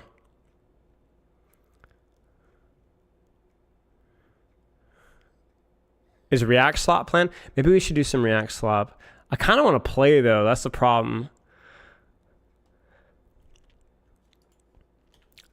The only people who say mechanics don't matter harder. So are you gonna do an aqua chat this Saturday? Maybe. I'm not really planning on doing a super chat, but maybe that will change. I kind of wanted to just play aqua and just do some notes in preparation for when his actual releases and maybe have some feedback.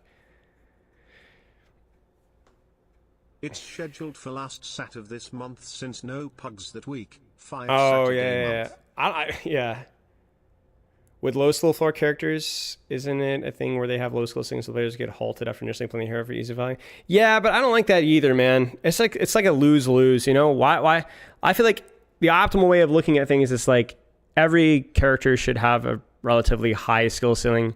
I know it's pie in the sky, but like there's this, you know, there's a spectrum, you know what I'm saying?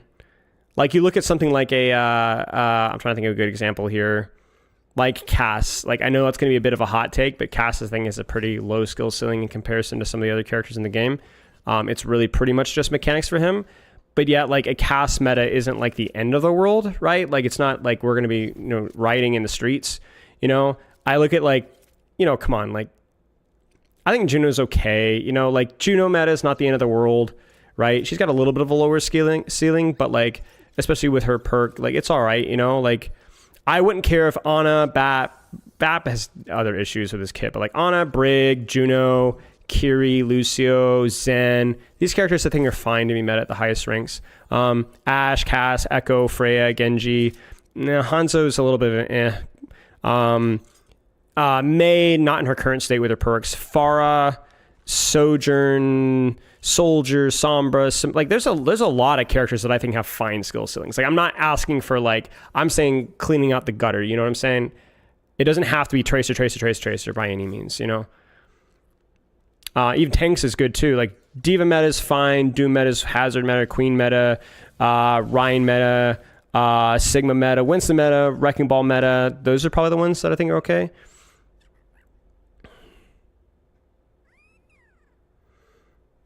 So I think, like, honestly, we're at a point in time now where, like, I'm cool with, like, 3/4 of the cast almost are meta in the highest rings.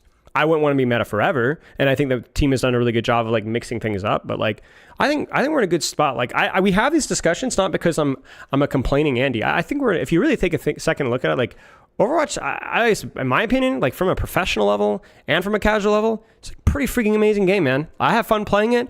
This recent tournament over in Riyadh, again, I'm not covering that tournament for obvious reasons, but really diverse. Yeah, it's all right. Not saying that there isn't characters like Ram and so on that are probably too oppressive, but we're in a good spot right now, you know? I don't think a hero taking a lot of skill equals good and fun meta. No, but if you don't have a character that takes a lot of skill equals meta, then you have a meta that is ubiquitous. You get what I'm saying? So the reason why Freya meta, Tracer meta, Ana meta, Ball meta, heck, you guys ready for a Spicer? Sim meta, because of the way that she was being played at the highest ranks, the things that they were exploiting were really hard to replicate in lower ranks. The reason why that's good is because that means that Sim is not meta in bronze. Freya is not meta in bronze. Ball is not meta in bronze. Easy hero meta, it means all meta. Hard hero being meta means half at worst meta. Like Tracer right now is really freaking strong. And yet you're not going to see her in every bronze, silver, gold, plat game.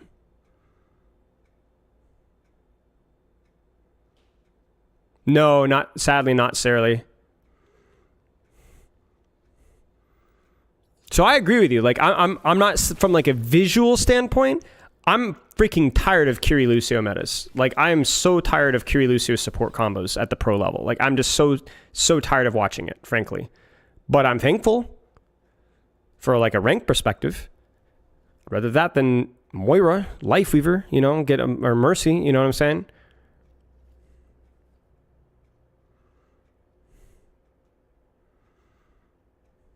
So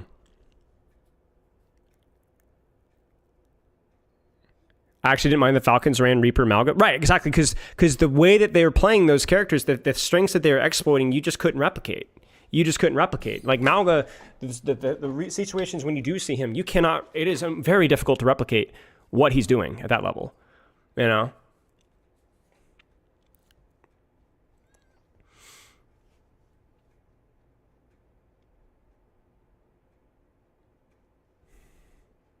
Why would the different metas, the different skills be better? Because when you have different, okay, let me put it this way. When there is, the reason why you want a high skill meta is that generally when there is a high skill meta, that implies that there isn't a low skill meta. Do you understand what I'm saying?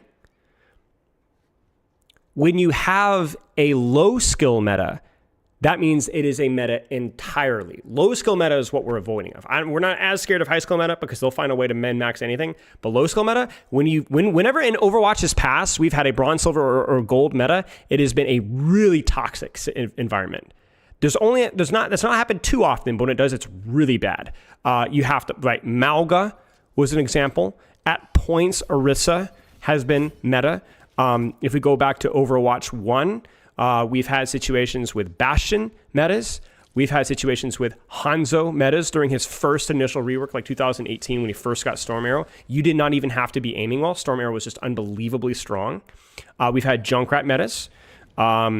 We've had Torbjorn metas. That wasn't too, I wouldn't say it was a Torbjorn meta, but like, what was it, like 6-7 months ago? Torb was really overtuned for all ranks. His damage was really high. We started to see that kind of trickle in, which is why he got nerfed pretty quickly. Brigitte, yeah, absolutely. Mercy with her like, 90-95% pick rate and all levels. Stuff like that, you know? Stuff like that. Yeah, so usually it's a little dangerous, right? Even Hazard, right? When Hazard during his release, it took a little while because he was difficult to play, but he got to the point where even a lower skill Hazard, and I think to a lesser extent with Freya as well, as people started to figure out, you know, you even in gold, you could get a lot done with the character just being overtuned. So.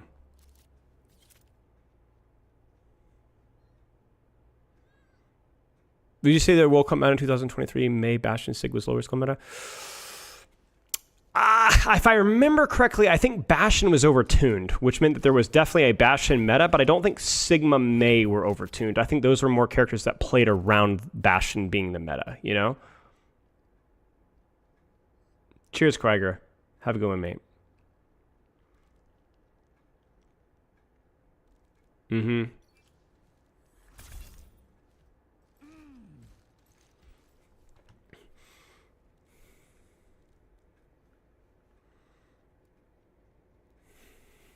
Took advantage of that, yeah. He was good.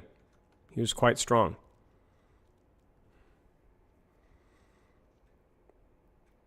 Think Freya's a problem right now? I don't think she's a major problem. I would like to see how they approach her moving forward, though. Because she's in an awkward spot right now where there are certain aspects of the 2-tap that just still feel really annoying to play against. But I don't think she's, like, dominating by any means.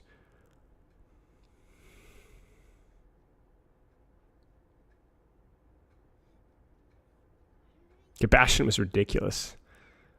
Bastion was insanely strong. Bastion had bigger damage and bigger... The big thing about Bastion that I think was really broken is... Let me kind of see if I can demonstrate it really fast. So, I don't remember exactly what the change was, but I swear that his fall off and his nade was like 0.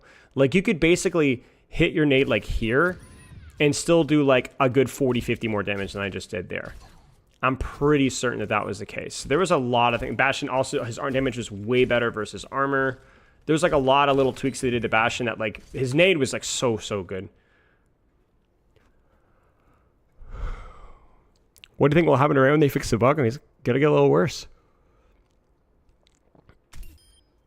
I think the direct nade did more damage. You might be right, yeah.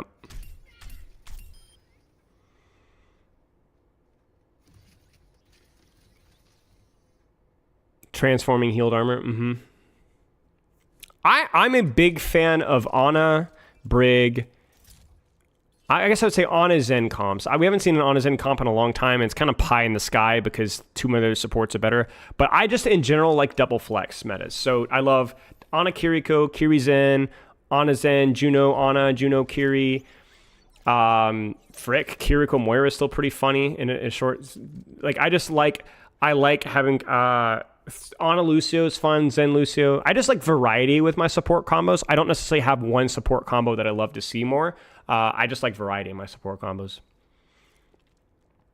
But the problem is that with support, there's like a couple of utilities that are really highly valued at the highest level. Things like cleanse, teleport, amp, speed ring, and so on that make them disproportionately more useful at the highest level. And then there's also only really 2 supports right now that compete for short range value. Now, I like Brig and Lucio. I don't have a problem with Brig and Lucio. I think they're great design supports, but there isn't a lot of competition for if we want to go by like what the main support definition is of the support that controls short range space. There really isn't a lot of competition for that, right? Really, if you look at outside the support cast, not a single one of these supports can consistently contest and control short range space. Ironically, I'm of the opposite mind. I think double flex, excluding flex/zen, is a symptom of a balanced state. Speed is just so good. Yeah. Will that be Wu Young's design? No elaborations. Do we need more competition for short range support? I mean, I think so. I would like to see it. Yeah. Do you value skill over fun or otherwise? I mean, I think both, to be honest with you. I have no idea. I don't know. Is worry. I think short range support is by far the most difficult character to design. I think short range DPS and short range supports are very difficult to design based off the nature of their kit. It's really easy to just give a character a gun, you know, and just say pop it off, you know, but it's hard to design characters like Brig and Lucio. Where conversely, it's really hard to have a tank that isn't just a brawler, right? Just based off the nature of the role.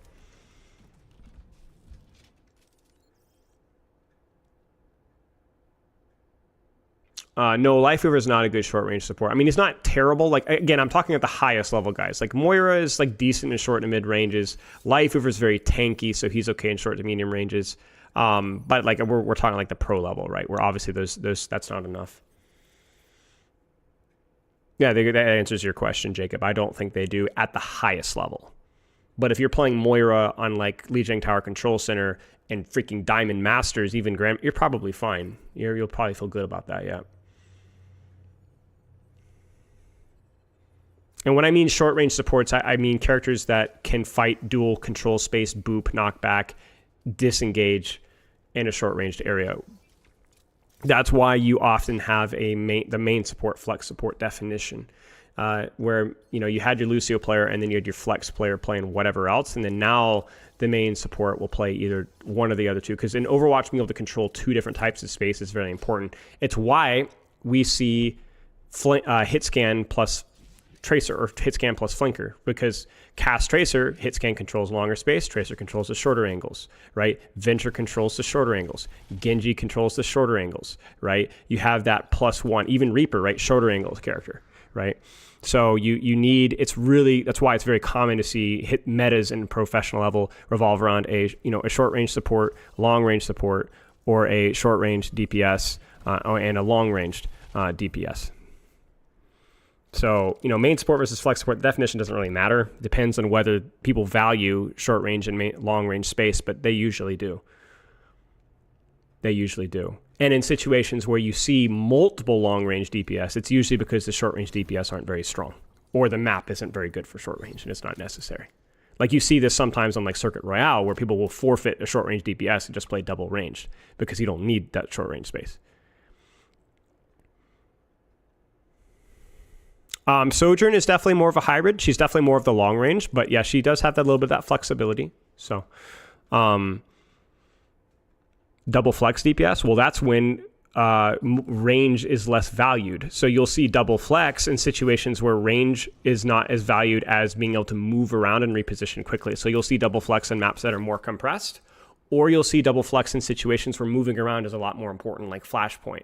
So you'll see like Venture Tracer and so on, Sombra Tracer, where there are relatively open sightlines in Flashpoint, but being able to move around is a lot more important.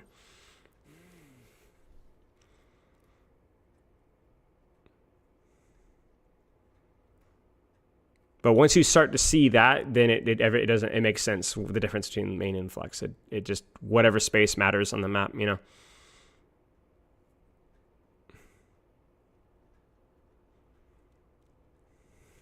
That's why flex DPS we used to be projectile, because Genji and Tracer were not very strong characters at the time. And so then as that some of those more short-range spammy characters, Junkrat, Mei, and so on, Reaper, and so on, were nerfed, you had characters that were short-range with mobility kind of starting to be rewarded more, and so that the flex projectile character was kind of taken over by this, by characters that were also mobile. So when we talk about flex DPS, you're really just saying short-range DPS, usually a short-range DPS specialist. Why have there been teams playing Venture and Circuit Royale in the most recent EWC tournament? Because Venture is a short-range DPS that can actually set up with a lot more flexibility than Tracer. Circuit's very cone-shaped, so it's very difficult to get in people's faces safely and effectively. Whereas Venture, with the burrow and then the ability to drill dash in, out, and so on, and as well as they're a little bit more of HP, has the capability of kind of closing the distances a little bit easier and a little bit more safely. And so it's just a lot harder to get up and close and personal with people if you don't have burrow. Yeah. And it was also a Symmetra matchup as well, right? So more of a meta favored matchup versus this character. Why was Tracer Samba meta early in 2023? Because Hitscan was in the weakest state than it had ever been. Cassidy, Ashe, Widow, Hanzo, Soldiers, fill in the blank, were really not good. Sojourn were not strong. They were not strong individual characters. It's really not that more deep than that. Like, they just weren't strong. They're weaker, fall off was worse, ults were worse, damage was worse, everything was worse depending on a character basis. Like, I distinctly remember thinking at the time, this is the weakest state that I think Hitscan had ever been in Overwatch in terms of the individual heroes. And by Hitscan, I mean long-range characters. Were really bad.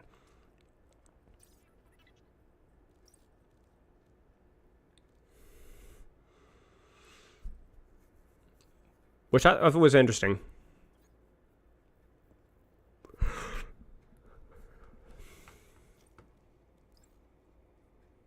Why were they bad? A case-by-case basis. Some of them just had bad damage. It wasn't like it was just the individual heroes were coincidentally all bad.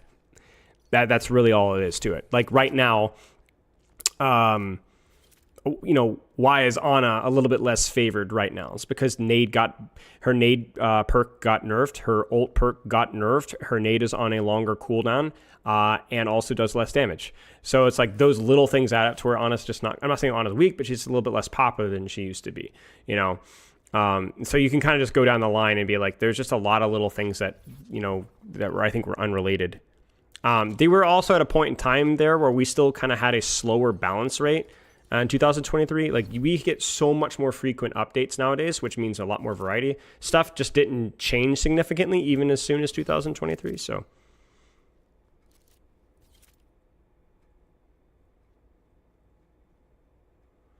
Usually heroes are ontologically evil.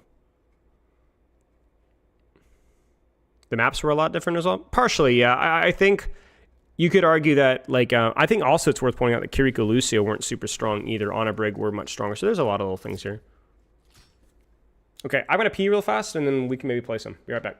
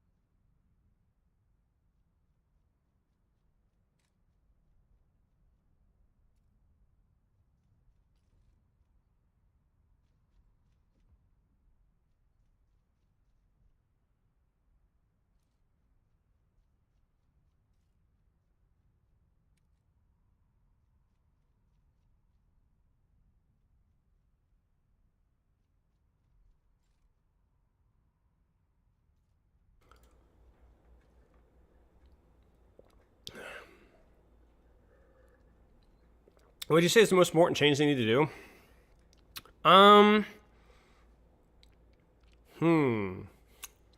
We've gotten at a point in time now where like I actually have a much harder time answering that question than I have in the past. What do you guys think?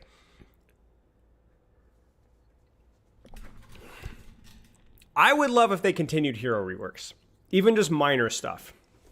That would be one thing that I would love to see. Just little tweaks here and there to the Hogs, the Moiras, the Mercies, and so on. Because I don't think that they're going to have the development resources to do like full ground from the start reworks. But I wouldn't mind to see little things. I'm ignoring bugs for right now because that's kind of a low-hanging fruit.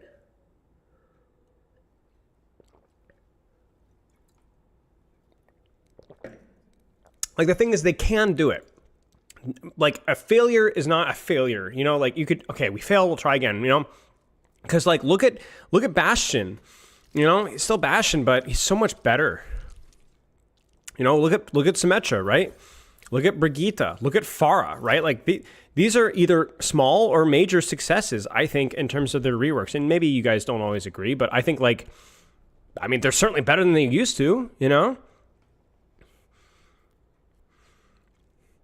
Far more interesting to play and to play against.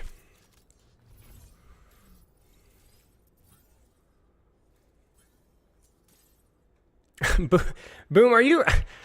Lukaku, why are you getting bait?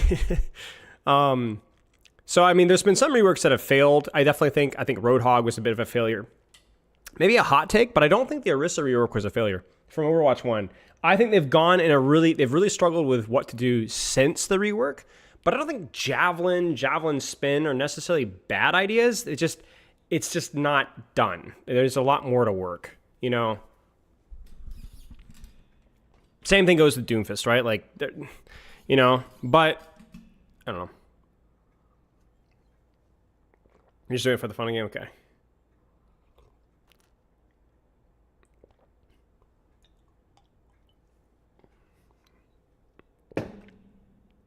I mean, I definitely agree Widow has a higher skill ceiling than Junkrat, but saying Widow has a higher skill ceiling than Junkrat in every way is, I mean, I don't know, it's a bit of an exaggeration potentially. There's probably a lot more dynamic positional choices with Junkrat in most situations, not every situation, but most.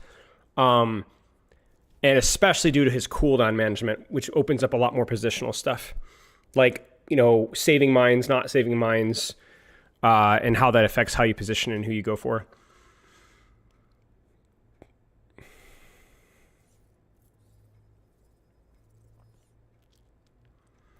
I definitely think Widow has a much harder mechanical ceiling and has decent positional dynamics, but I think Junkrat edges out a little bit.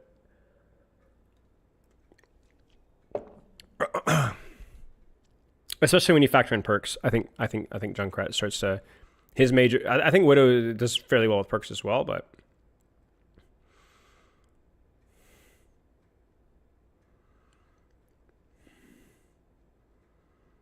bring back Sim 2 tap. You got a stalker? Maybe. All right, let's do it. I'll update stream title in a second. Let me turn down the desktop audio as well, so it's not so loud when we play the game here.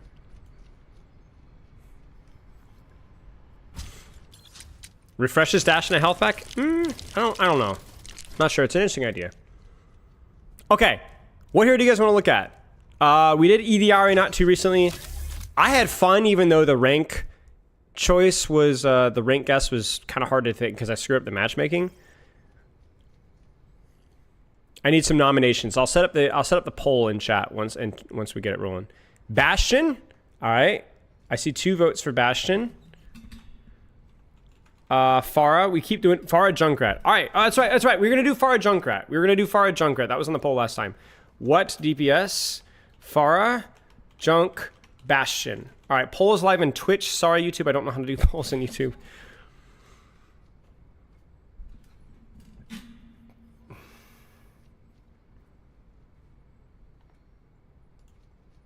Gurk, Meister's the GOAT. There's a lot of really good Junkrat one tricks. Widow. I could probably play Widow at like a Diamond 3 or Diamond 4 level but only for a couple games, I think. I think It would take so much energy for me to do that. Is Junkrat really going to win? Wow, look at that, Lukiku. Wait, is Stephano here? Stephano was backseat gaming me in Junkrat the other night. It was fun. Farah will make it one day. Farah keeps getting nominated and coming in second place. It keeps happening. So eventually we'll get there, man. What's up, Anna? How are you? Yeah, seriously, Farah keeps getting nominated, man. World of Warcraft. Hey, how about you get in the real world and Warcraft in there? You get what I'm saying? These cringe lords with their war and their fake worlds. Yeah, EDRA winning was really strange. I agree with you, Jacob. I was not exactly what I would have guessed, but I had fun playing her. I have a different keyboard here because Amari was eating the zinnias on my desk and knocked over the vase, and there's water all over my keyboard. So hopefully that will not be. This is an old keyboard. The number 5 is on the W key because the keys broke. So, and the number A is the number, or the letter A is the number 4. So we'll see, I guess. All right, let me update stream title really fast here. Is SPILO plat on Junkrat? Yes, holding W broke the key. Incredible. How long can one perform at their best during sessions? Great question. Depends on when you're playing, your sleep, whether you worked before or not. I would say Junkrat to plat. Ceiling, full energy, probably 4 hours. 4.5 hours. Tops. If that's your job. For me, because of streaming priorities, because I work out pretty intensely before stream days, because I coach from anywhere from 2 to 4 hours before I stream, my intense gameplay can range from 30 minutes to an hour and a half, usually. Depends. On non-stream days, like days when I'm learning a new character, I can generally squeeze in around 2 hours, usually. But it's hard. It depends.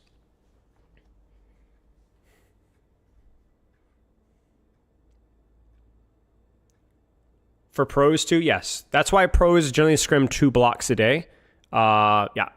Now, it doesn't mean that all of the hours outside of the 4 hours are totally wasted. You can still get some okay work in, right? Like you can still train some. It just falls off in value. And I think trying to kind of, you should adjust your expectations of what practice will look like at that point. Does that include warm-up? I would say no. Oh, whoops. That sucks about your V. Those tulips made a wide arch. Nice, mate. Like I've worked with some adults, you know, that they've got kids, and every night they come back from work at like 8 o'clock, and they've hung out with the kids, and the kids are in bed. And they're gonna play ranked, and for those people, you're gonna get like an hour tops of high quality work. Again, I don't think you should not train at all. Just, you know, your expectations just need to adjust accordingly.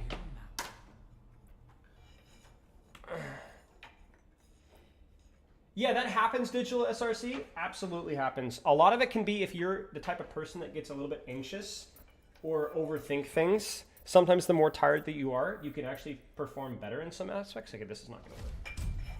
This cord is not long enough. Select your I'm gonna hit my cord a lot in a minute. But it's notice that we're not really necessarily talking about mechanical performance here either. Whoops. Have kids? Why not just bully kids online in game? Great question. Okay, so Junkrat, I have never played to Masters. Junkrat's one of the few DPS that I've actually not played to Masters, one of like 4 or 5.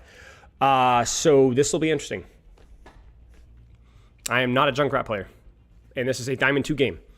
But surely I'll be okay.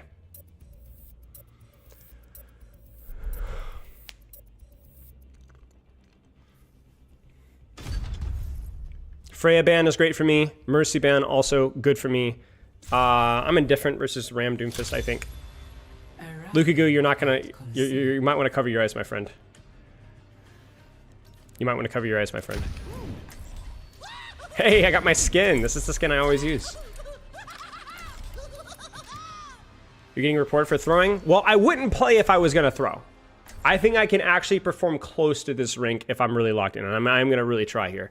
So I wouldn't do it on this my main because that's Masters 5, so that's a couple tiers higher than this one. But I think that I can do okay. I wouldn't throw a game otherwise. Plenty of bombs to go around. Yeah, Jade would look kind of good actually. Now that you think about it. Today's a good day for some mayhem. Stephano live coaching for this? Honestly. Let's go. Wandering off better known for your mistakes. I hear you. No.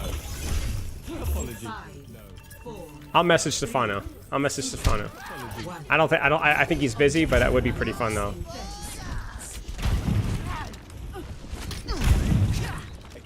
The biggest problem for me is map inexperience. Like, what angle should I play?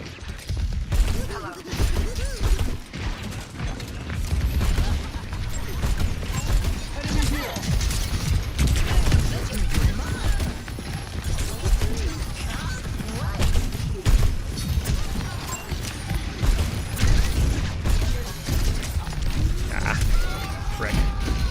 That was okay though. That was okay. Wasn't terrible. I'm going back in. They're moving the barricade. Stop them.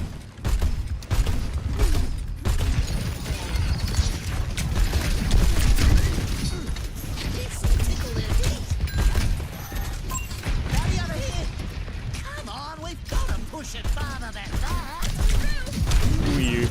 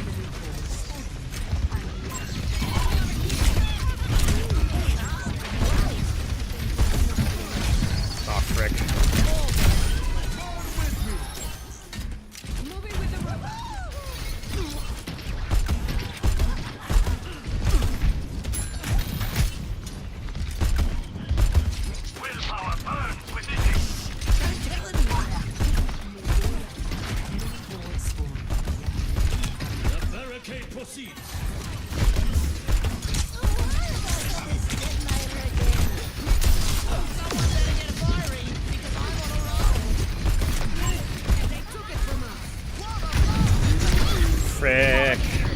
We lost too much space, man.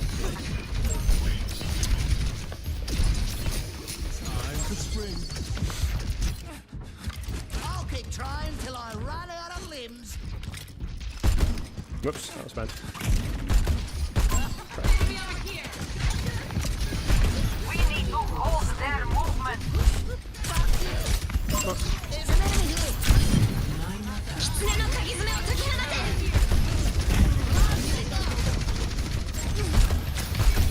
She's gonna have his ult. Yeah, she's going for it. No, what? Don't let him push her. How did that hit me? No, I saw fortify and I went. No.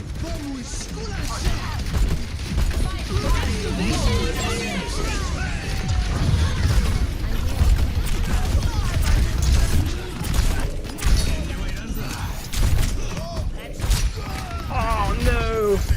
Dang it. Your hitbox extends when you tire? Oh, I didn't know that. Frick. I'm gonna have to go back and look at that. I might have literally just misjudged my distance. That's so annoying, dude. I hear you.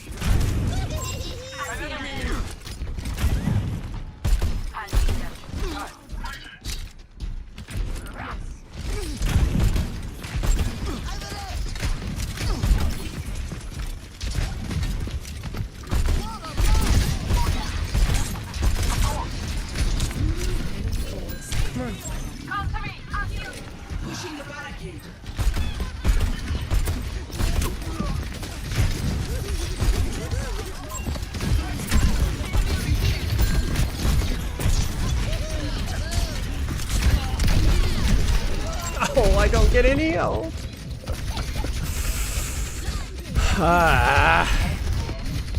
I was even ready for that. I was even ready for that, man. Enemy here. I'm going back in. That's weird. Launch me straight forward.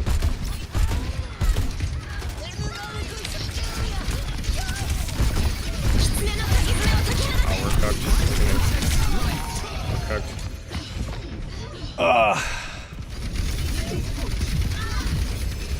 Silver rollout moment? I don't want to hear it.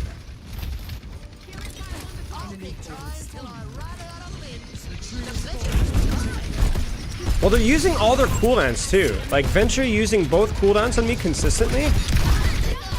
And even getting Genji attention. I need to be able to punish that, I guess. Somebody's trapped. I have to use this Riptide here, bro.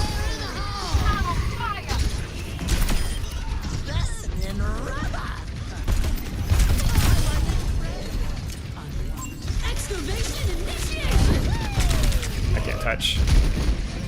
Oh, I could have lived there. Yeah. Now we're just AFKing, bro. This fight, this is winnable, bro. I got 3. Okay, buddy. That's an easy report. This guy AFK mains on heals on main the entire fight, and then we're gonna lose this because he's AFK.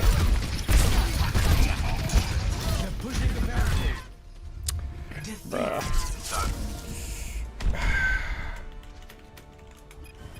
That's fine. What do you guys think? Should we do one more for the rank? Play of the game. Guess.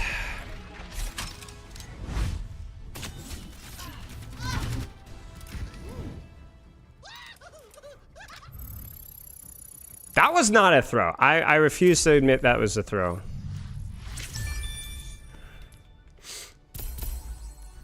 I want to see the the rip tire. Around 6 minutes with the supports did. Well, I want to see the rip tire hitbox. I'll keep trying till I actually didn't know that. Okay, yeah, here it is.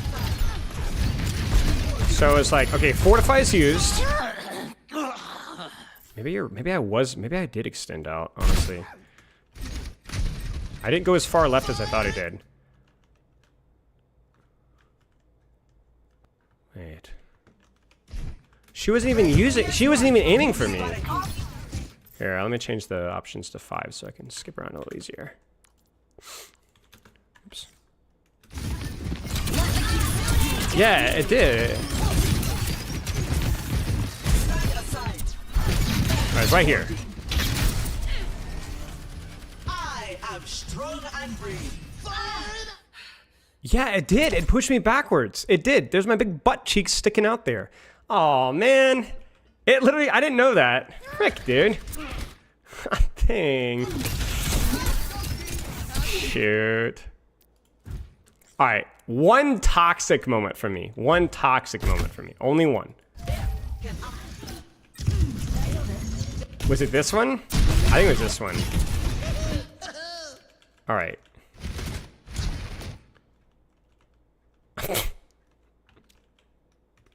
I knew it. Bro. Like, come on, man. So my Arista starts to ping pong back, which is why I'm holding this angle. And I have mine set up. I had trap on the wrong side, but I think trap breaks with that anyway. I disengage. Bro. Why is my Life Weaver there? Why is my Idiari there? I can't. And they can't live in this economy, bro.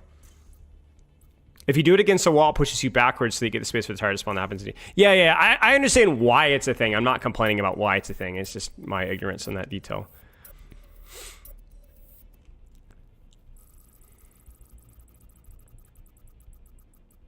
You make a post on Reddit about you being stuck on plat? Yeah. That was comedic. Select your hero. All right.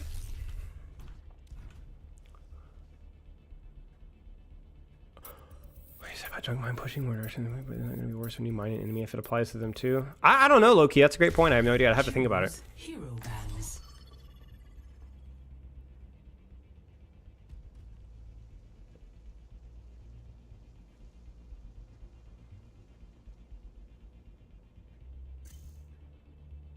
Oh, the enemy supports? I thought they just were resetting, Queenie. But you might be right. It might be that because I found it odd that they both reset. So maybe yeah, you might be right.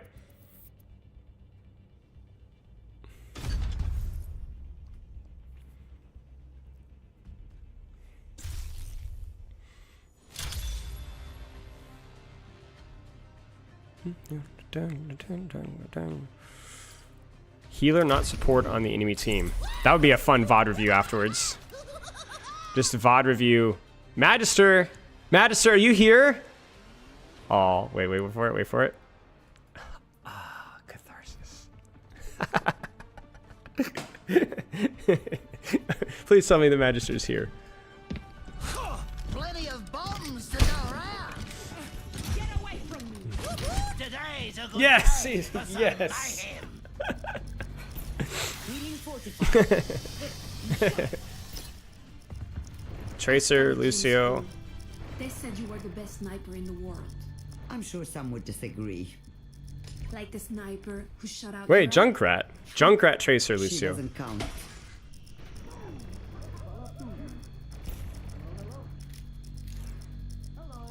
Why are you so angry? Why are you so angry? Muertos. Is that it? Muertos están. Why are you so angry? Muertos. 5, Someone to tuck you 4, in. 3, 2, 1.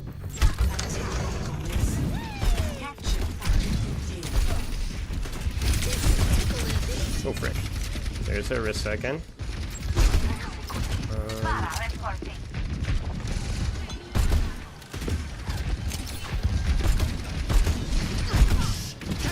Oh, frick. Wow, she's just going. Oh, no. Form up. A few here, so. No! Got it. Ready for duty. Hey, it's kickoff. This'll tickle their feet. That's a little scary. Just like you, Rocket Baby. There's an enemy here. My ultimate is starting.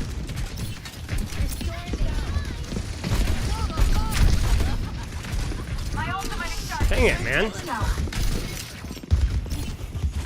See if I can hold this angle here.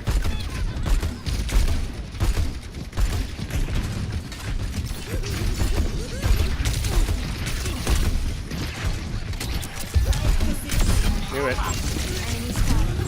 Over there. Oh, what? Okay, we got him. We're good. Freaking rebound. I'm going back in. Over there.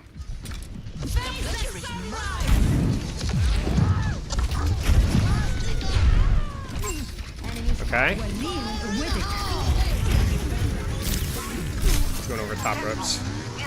We might have to cook here, chat.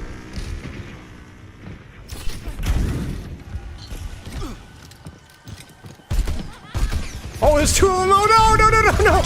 No, I didn't! Ah, frick! I forgot it was in spawn. I thought it was gonna be a junk duel. Perfidy could not go unanswered. Wait, who did we kill? Was it the That was the Tracer.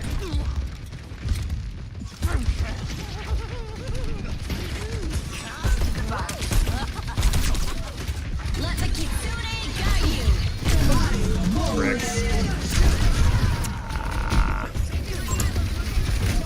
Shoot, man. We got our negative cycle going because we lost first two fights to Pix, and then now we haven't even built two of our ults yet. Almost. Almost. There's no way. Above here. 60 seconds. Like,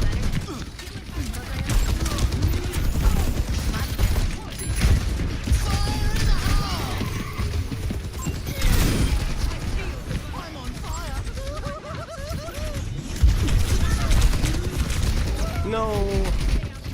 Oh. Maybe? Big grab? We got 2. We got 2. We should have gotten 3 there, but we got 2. My ultimate is almost ready.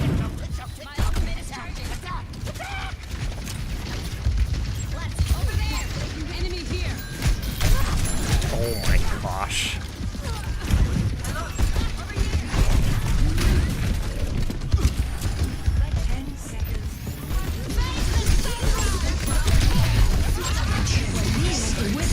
We don't have any votes.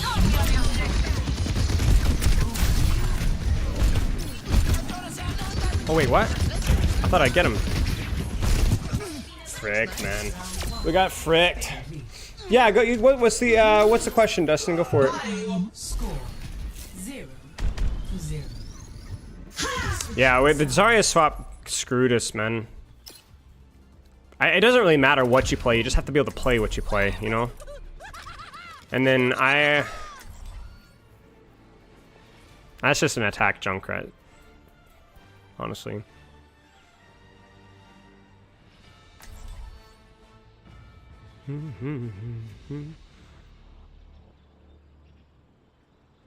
How does passive tank theory apply with Winston?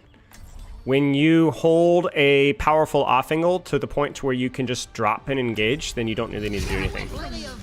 Passive tank theory is basically positioning gives you advantages so that you don't have to go in, you can just play the position that you're on. So if you could find that angle with Winston where you can just engage just by dropping or just holding a corner, then you've found passive tank theory, you know? I'm not looking.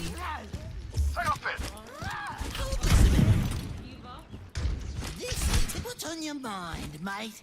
I am thinking of what I have lost. Yeah, Dustin, absolutely. Cheese, arrows, snacks? I've got Sure. snacks. Cheer up. Sure, absolutely. 5, 4, 3, 2, 1. Attackers incoming. Defend objective A. Sombra just went over the top. I guess she did make it. I thought she did.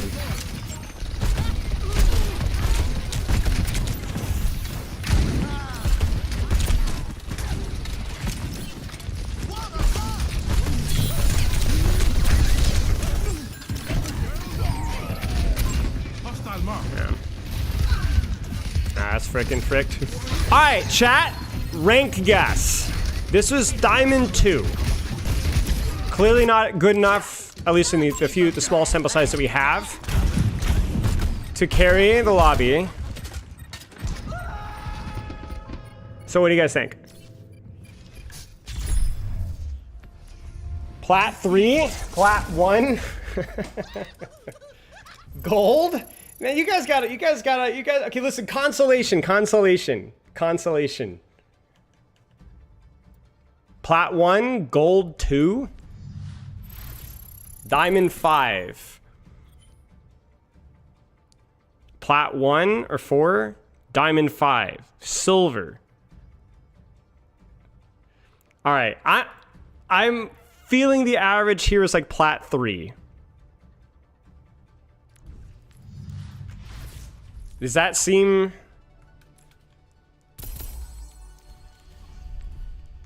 Alright. I need platinum 5. Oh gosh, Havana. I need platinum 5 to platinum 1 players. I need battle tag, rank, and roll.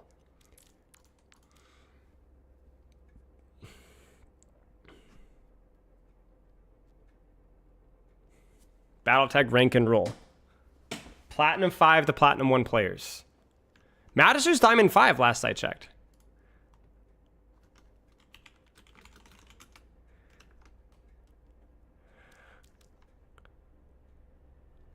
Alright, if once you guys start dropping battle tags, give me a second to get you in here.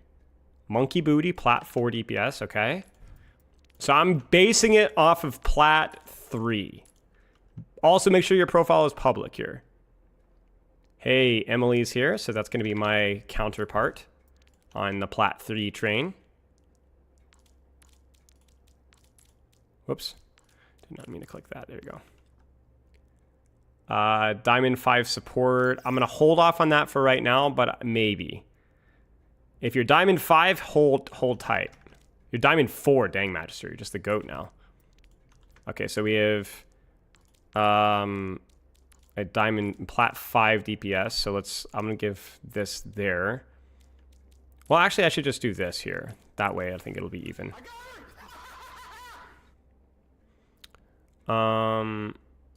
Thank you for the sub, by the way. I appreciate that. I love Ryan75. Who am I inviting here? Cannon Rouge, who is... Who did I miss? Wait. I'm getting buried here. Hang on. Who is Cannon Rouge? I just missed it. What role? Was it support?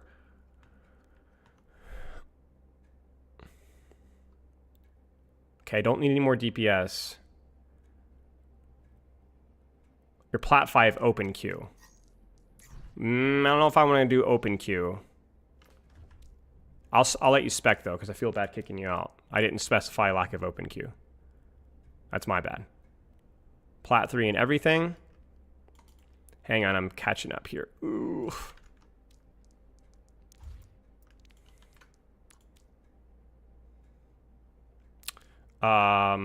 Wait, JDH, Plat 3, everything. Okay. Frick. The problem is always the copy and paste, because every time you guys type a message, it bumps it up, and even if I scroll up, it just buries it. Plat 2 tank, Smaug the Fraug.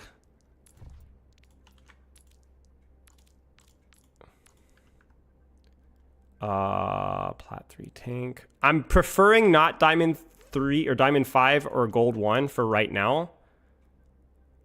But that may change. Plat 1 support, okay.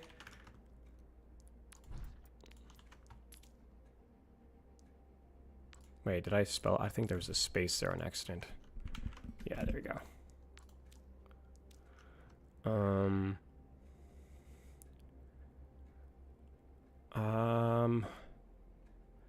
Did I miss any support players? Okay, no, yeah, no, we're good, I think.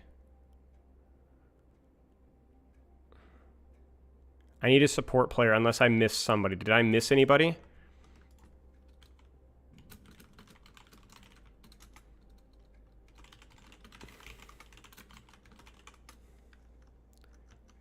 Mr. Grant, can you copy... Mr. Grant, can you copy your thing first?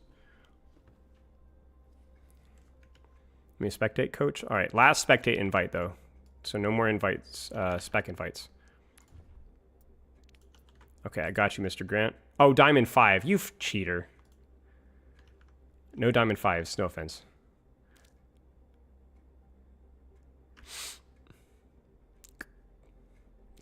Wait, did I not get you the invite? It says it won't let me invite you. All right, I need one more Plat 5 to Plat 1 spec, unless I or a player. Oh, you're in. Sorry, I'm done. Is self-auto reviewing worth it? Yes.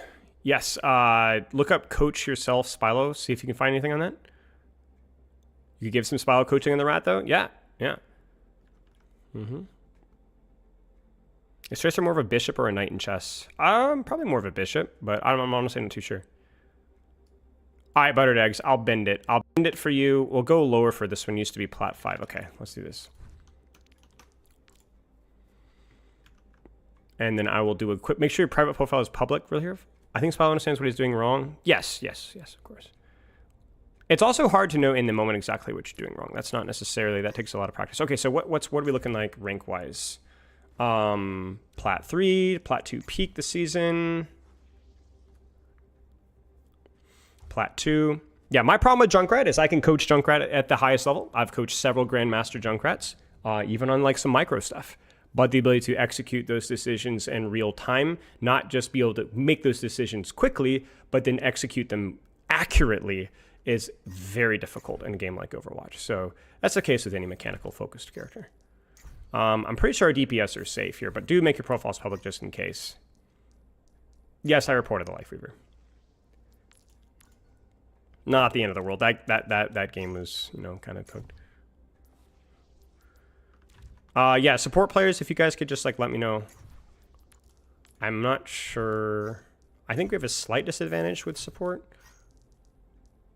What's my worst character coaching wise?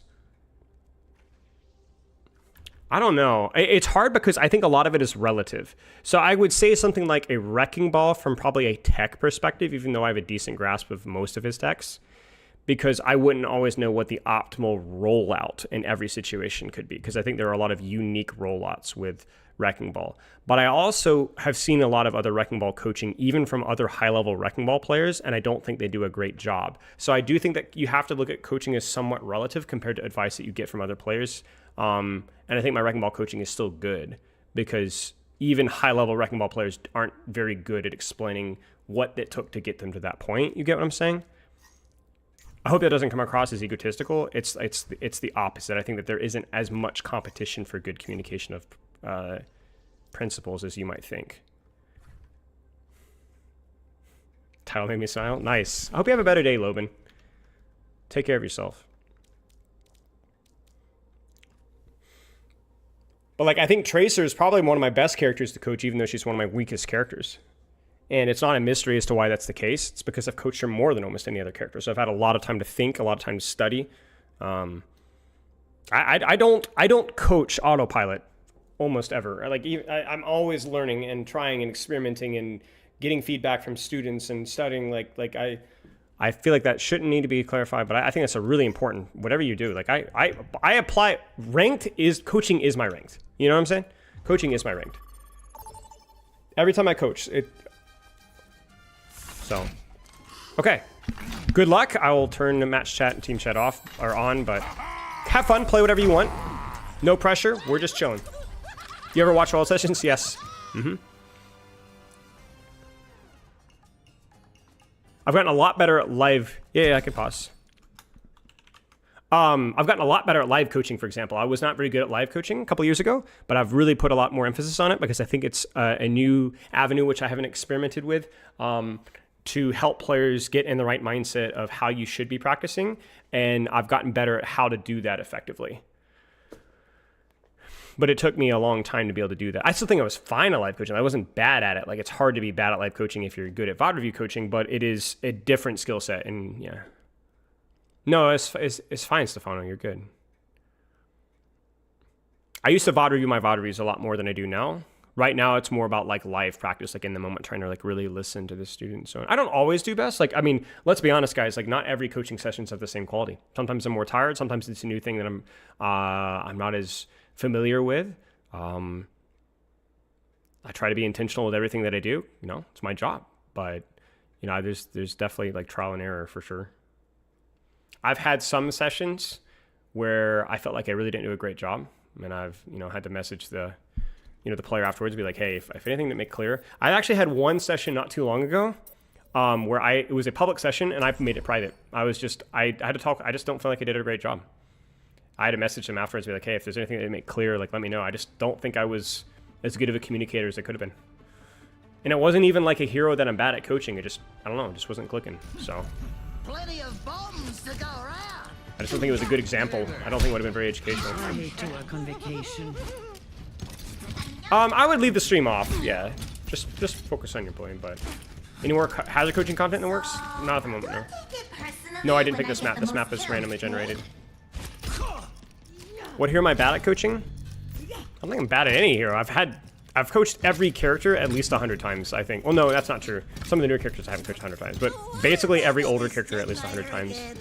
I mean, I've had literally like 10,000 coaching sessions in the last 8 or 9 years.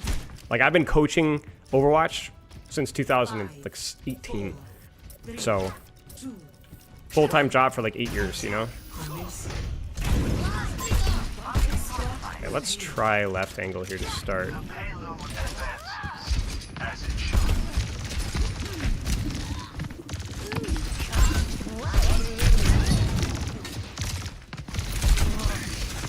He might vortex me, so I'm gonna open up my angle opposite side here.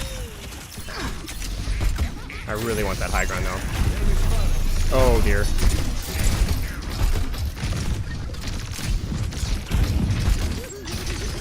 case I get pushed here. We're just moving cart. We don't need to do anything crazy.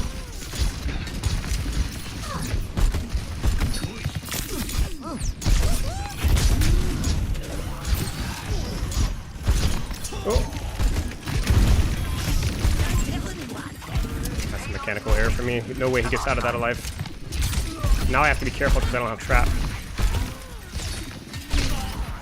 That's too far. Yeah, way too far. So we'll tighten our angle here, and I'm actually going to gamble here. Oh dear. Dang it. Dynamited on the rotate. Shoot. Okay. I'll turn down the in-game audio a little bit so it's not quite so loud. It should be a little bit quieter here.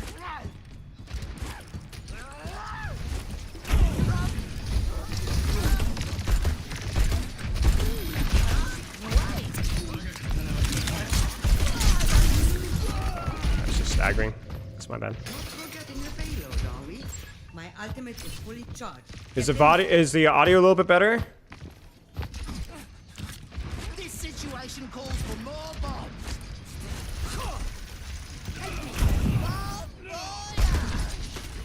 My ultimate is ready.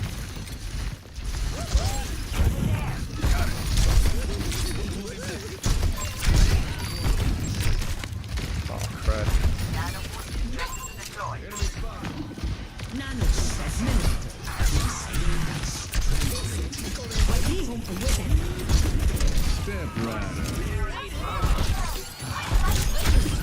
Finally. Expected.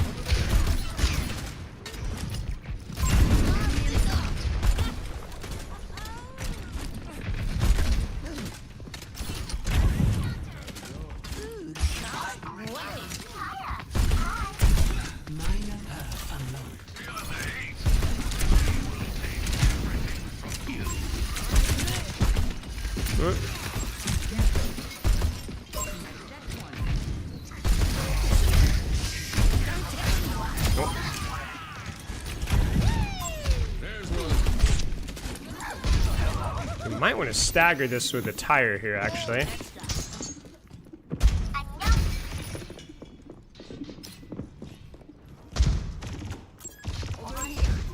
Eyes on target. Yeah.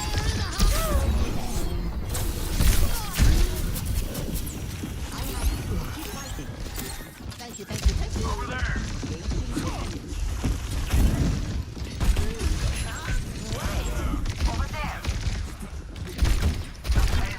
Activating Tiger Strike sequence. Come here, Tiger.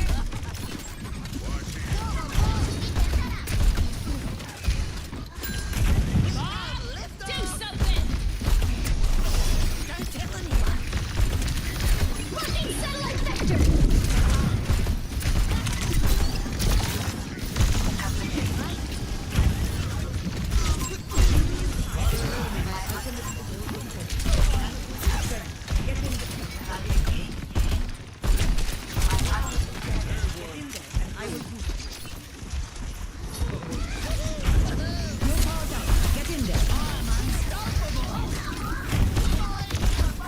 Oh gosh, I can't connect with anything with this.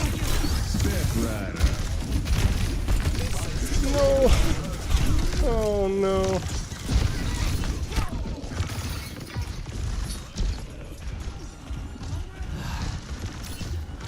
No, let's cook. Let's cook.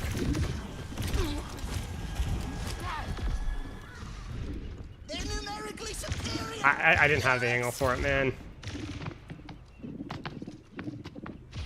Sorry. What's the holdup? Get that thing moving. He's waiting for me.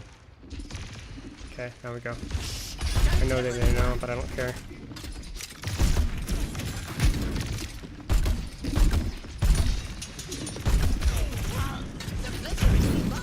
Payload mobilized. Let's get this win. Thought for sure two dynamite. They're all so far away. Oh, I got her. Frick. Bro. Please help me. Okay, I think we're good. I think we're good. I think it worked. I think it worked. Oh. Point.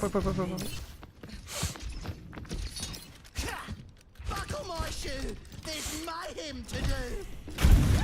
Ich lob am in.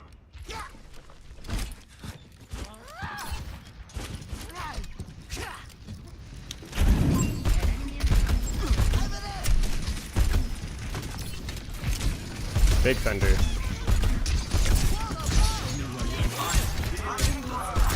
Nope.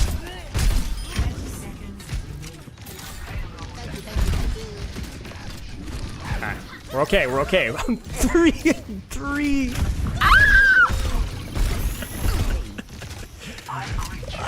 Oh my God.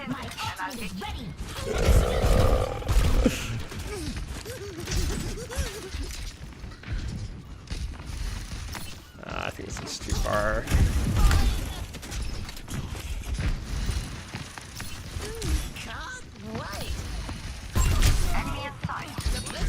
No. Oh no, what? I tried to throw it outside the deflect. Did not work.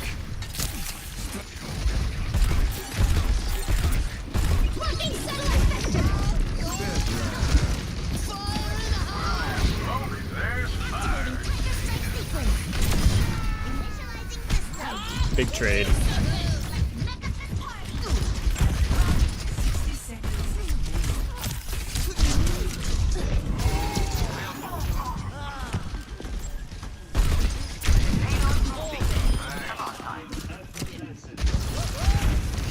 No.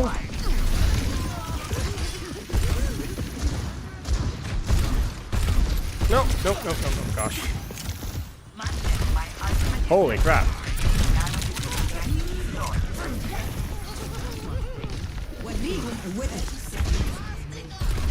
Dude, I can't get the tech. Come on, come on, come on. No, no, no, no. Yes!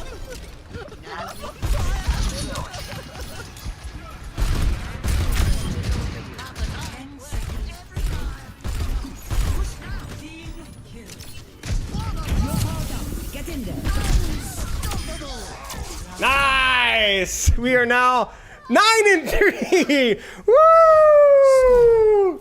Let's go! This game is mine, man! Frick the haters!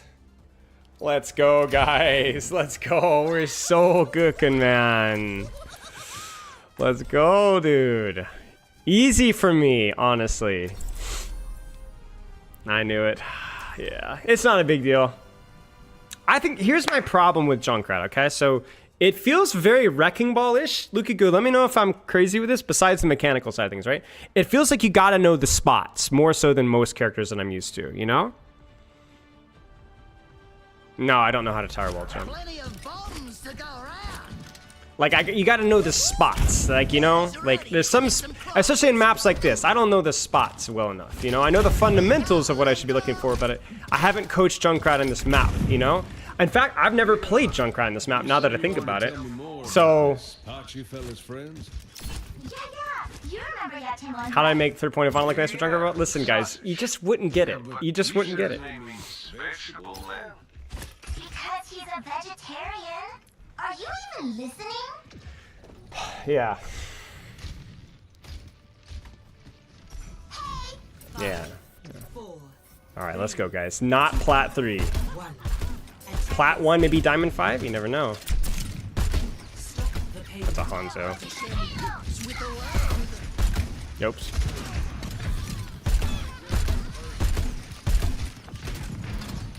Okay, so trap is not as useful here, so I'm gonna take a second to reposition a little deeper with the trap and angle this here. Because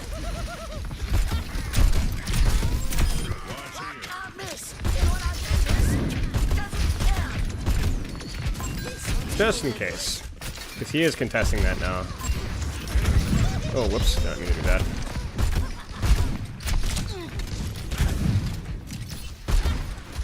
And then back again.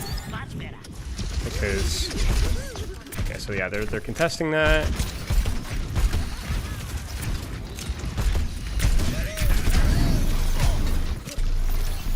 And now they might push me here, or that trap was too far forward.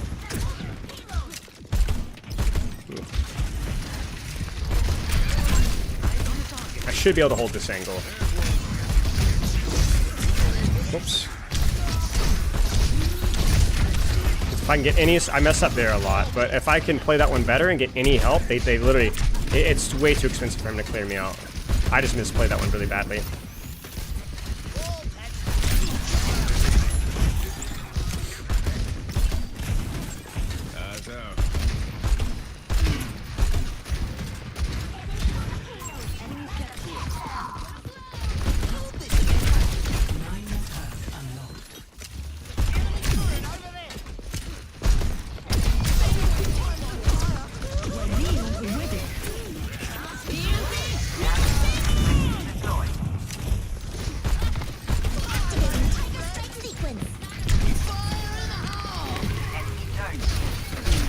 Wait, I got caught. Oh no, frick, I got caught. I caught it on the freaking thing.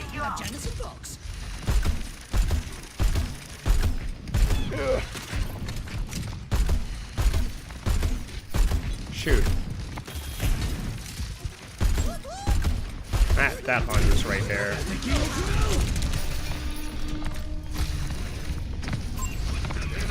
Frick! This thing now! Ha! Hello? Did you guys see that? What was that? What was that? Oh, dude. That's a huge nano too, man.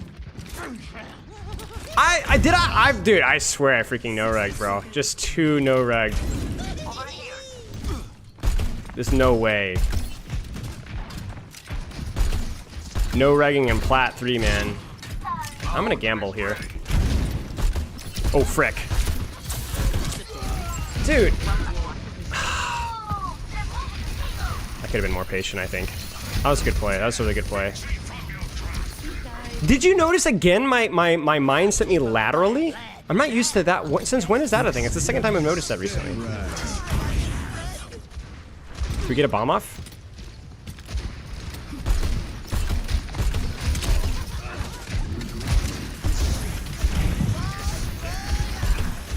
Alright, we cook here. We have to cook. Oh. Shoot. We didn't have to cook. They gave me too much attention. I should have lived. Because I was... That's okay. That's okay. That's okay. That's okay. That's okay. We got this. We got this. We got this. We got this. We got this. We got this. We got this. We got this.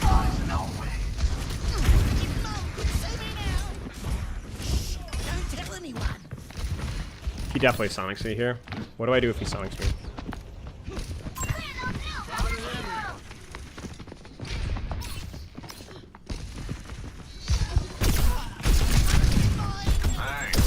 Why am I not just mining that?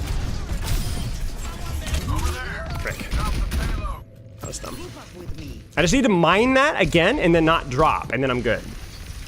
I need to be willing to double mine for the kill. You don't two-tap anymore, you know? I'll keep trying till I run out of limbs.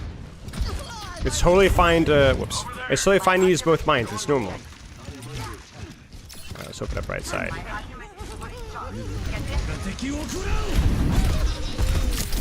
Frick, frick, frick, frick, frick, frick. Yeah, never mind. I need to not stagger. Need to not stagger. We're not... No stagger. We get a recontest here. We got some ults.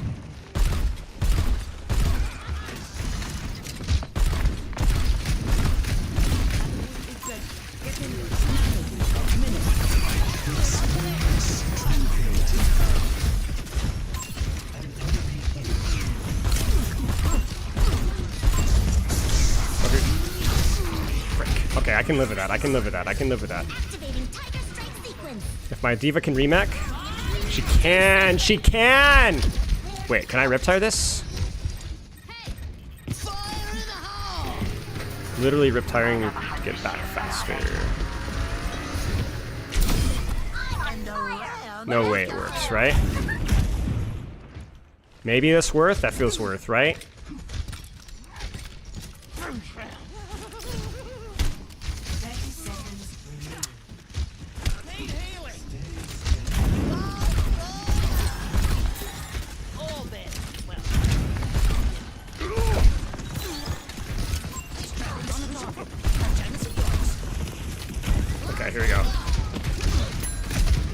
She knows. Can I get that mine? Or there it is. Pylon, sorry.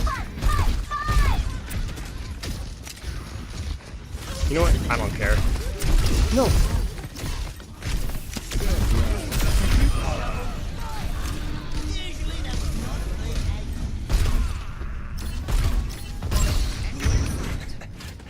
Nice.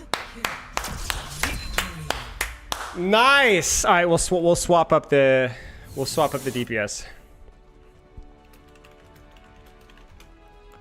Play of the game.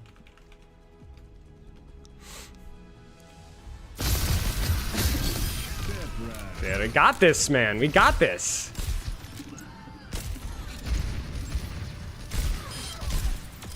Nice. Electric gameplay? You betcha.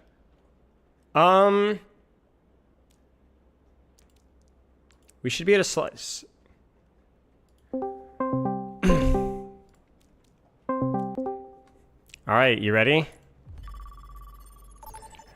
Yeah, sure. I need your assistance. I'll stream through Discord so there's no delay. Wonderful. So you're coach guy, friend guy, Hitmasters, Platemasters Junkrat guy. Yeah. Oh, we're going to my favorite Junkrat map. Yeah, it's just random, so we'll see. I won the last one. This is so great. I won the last one, so it was a good fight, but we won it. We're at Plat 3. Plat 3 was the guess. I think honestly it's probably closer to Diamond 5, but it wasn't great. I mean, especially with how I'm playing today, it wasn't good.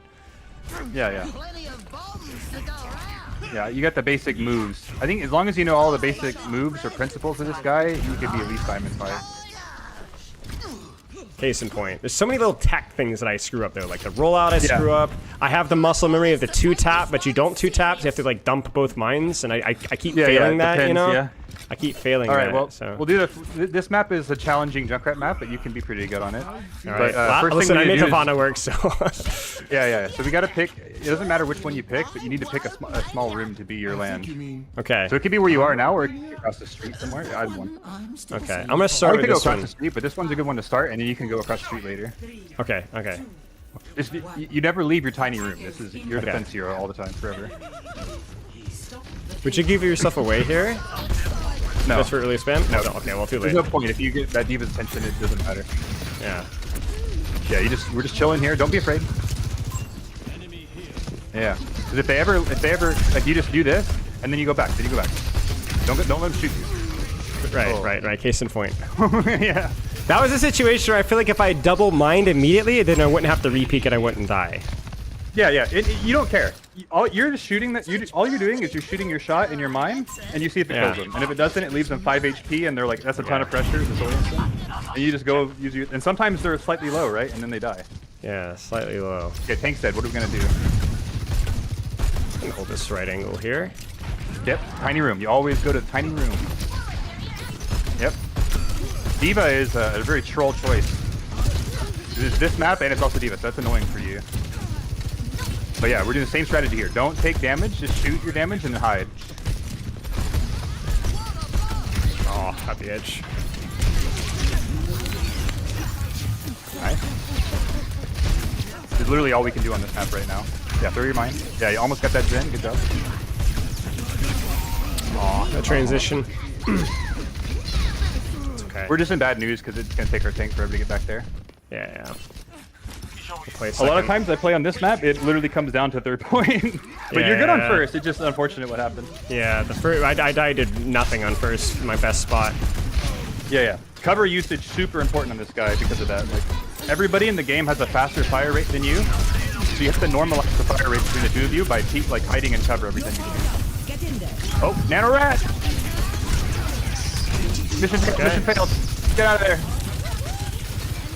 Okay, now we hide. We almost have tires, so place the tire. Go underneath. See if you can sneak underneath there. Yeah.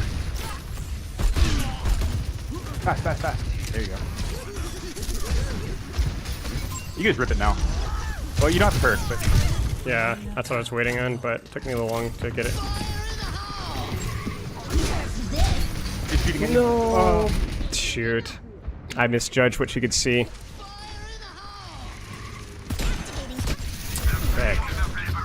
He's piece of shit. Ruining your plans. It's okay. I'll keep trying till I run out of This is leads. brutal, dude. Diva and full poke team against Junkrat on Circuit Royale. Alright, where's our spot gonna be? Probably right, but Not here, yeah. You need to go right yeah. now. You're gonna lose the chance if you don't go now. Ah, I'm not gonna be able to. I would just conk over there. Conk over there. Well, Bob's sleeping, so. No, Yeah, I get got out of my here. second mine. You're fine. You're fine. Okay. They have the payload, so we just hold down this little room. We're probably gonna die. So that's okay. Nice. Woo! Yeah. We're stuck here, so we just Oh, it's a good lamp. That's close. All right. When you come back, where are you gonna go? Close your eyes. Depends on where we're holding. Shake, mate. I think you have like that. You can kind of Probably hang out top that left. Top left. Yeah, shove that corner. And just be careful of the Diva trying to pincer me here. Diva is like the ultimate Junkrat annoyance, I think. This ends now. Yeah, get up there now. We go for a trade here. Yeah. Nice, good trap. Good. And remember, don't take these prolonged trades in the doorway. Yeah. Yeah, here we go. Oh gosh. Hey! Nice! I was like not expecting her to be there. Brat Cannon, we can use to troll this Ashe. Like now we're better at her range as long as we have cover. Because we can, every time we shoot, we can hide and cover, and then her fire rate's the same as our fire rate, but we always crit. Good. Alright, how can we use this tire, I wonder? No! Get wrecked. Got fricked.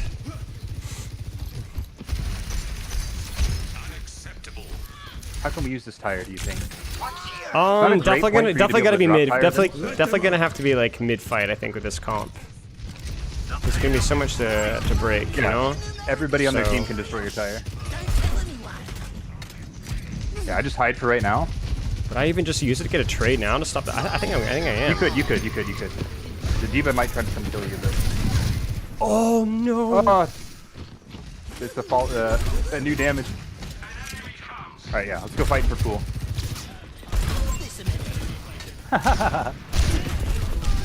Dang it, dude. You're fine. Keep going. She's trapped. Trapped. No.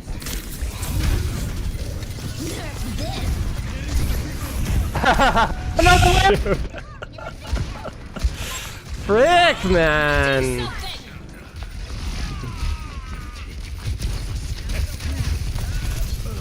Alright. Could be worse. Yeah, it's tough. It's really tough. I know I left lamp, but like we're down 3 at that point. Like living doesn't fuck matter. whatever happens. I have to kill. Somebody has to die. You know. Like I was gambling. Maybe I could edge the lamp out and get the kill in the back line, but like.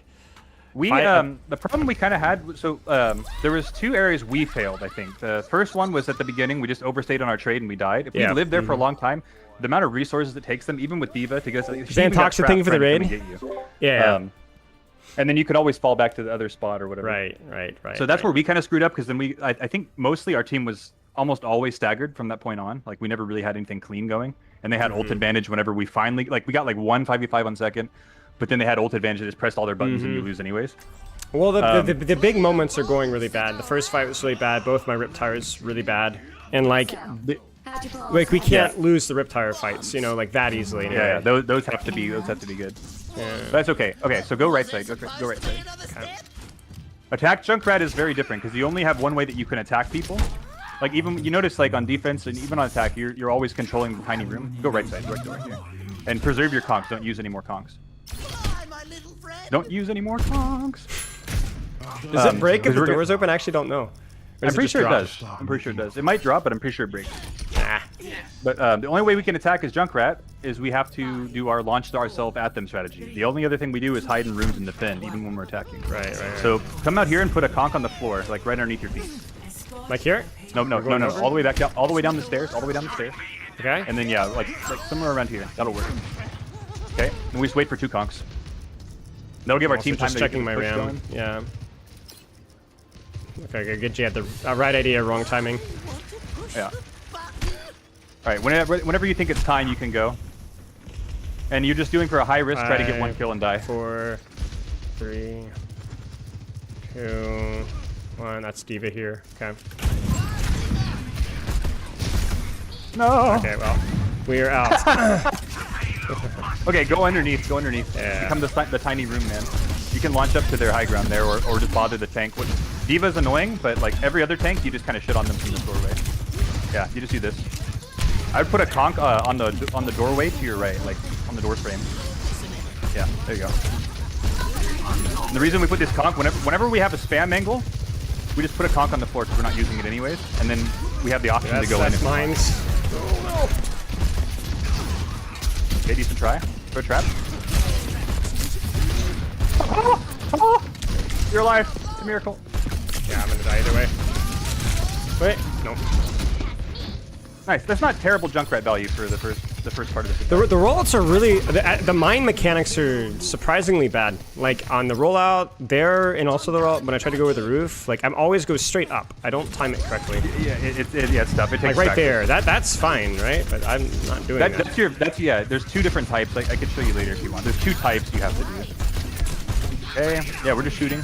And then if they all hide from this angle, we can weave this doorway and shoot right at them on the top right.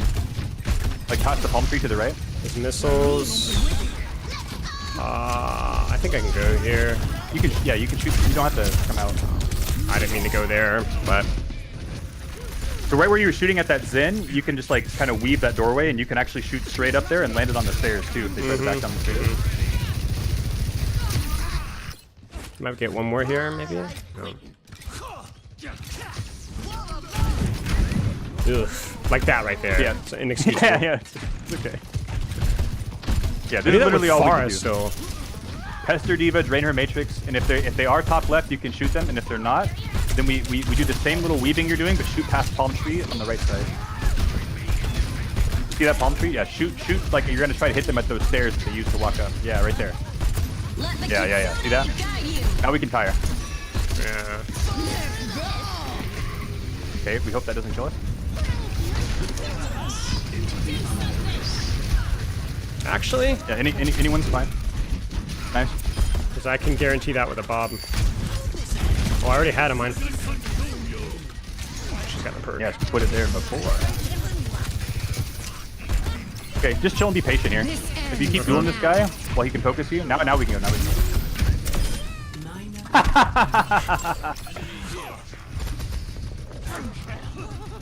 Okay. We need to get to our next spot early so that they don't catch us far away ever again. Yeah. Yeah, this is good. Our job, basically, whenever we're against D.Va, is we just kind of, like, there's significantly less shit we can do aggressively, so we just have to force D.Va to come after us. And that's value, because they can't clear you without her. Yeah, this is perfectly good value. Just, like, yeah, get your spam here. I would put a conch somewhere on the ground, somewhere safe. And that way we can use that in the future. Good, and see how she has to come after you and she takes a bunch of lose all her resources and stuff? That's really good for us. And we're getting our ult charge.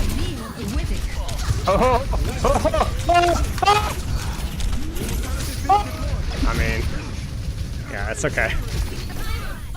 She got nanoed and lost her mech. I mean, it's fine. We also trapped the guy. It looks like it's just good for us. Yeah, that was good. Oh, they're on us on the flank. We actually could trade this. Our Ram's in a really good position to get trades. See, so just from you being in that spot, right? D.Va gets nanoed and loses mech anyways. You know, maybe it could have gone better for us, maybe not. I would conk up to the right up here.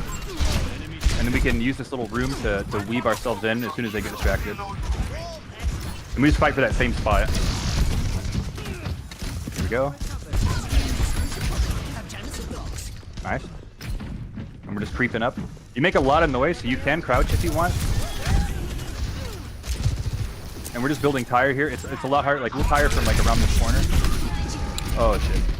Jeez.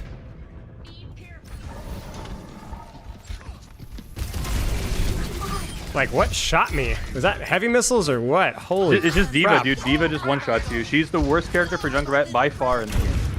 She stops all of your value. She can kill you anytime you go in. And she can solo kill and you can't do anything about it. Every other tank, you can, like, fuck them up. Okay, yeah, we sneak to our spot. I'm We can even just, Riptide here. honestly just tire now. Yeah, I'm safe here, so I might just Just pretty Riptide high. and just into space.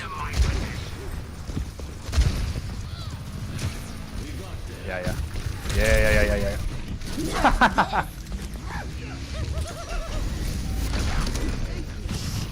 If you're gonna take this right side, then I put a conch first. Like put a conch somewhere. Yeah. And then shoot. They're gonna be too far, but maybe if they get distracted, like your guy goes in, we can fly. Oh my gosh.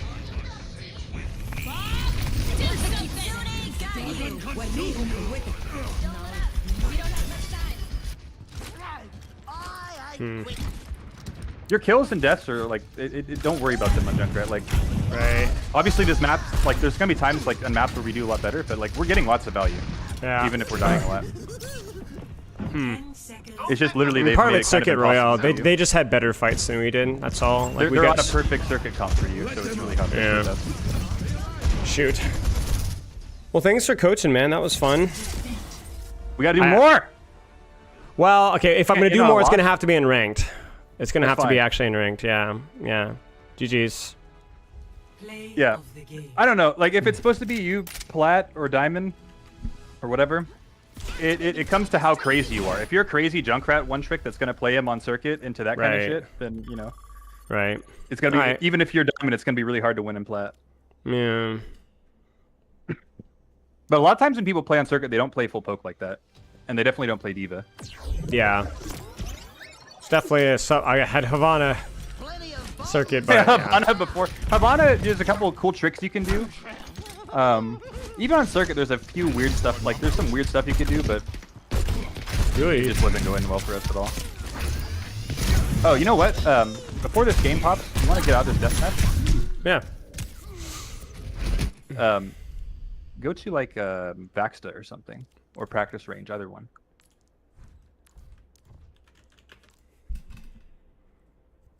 Actually, I could give you a code. There's probably not time, but I could give it to you. Probably not time.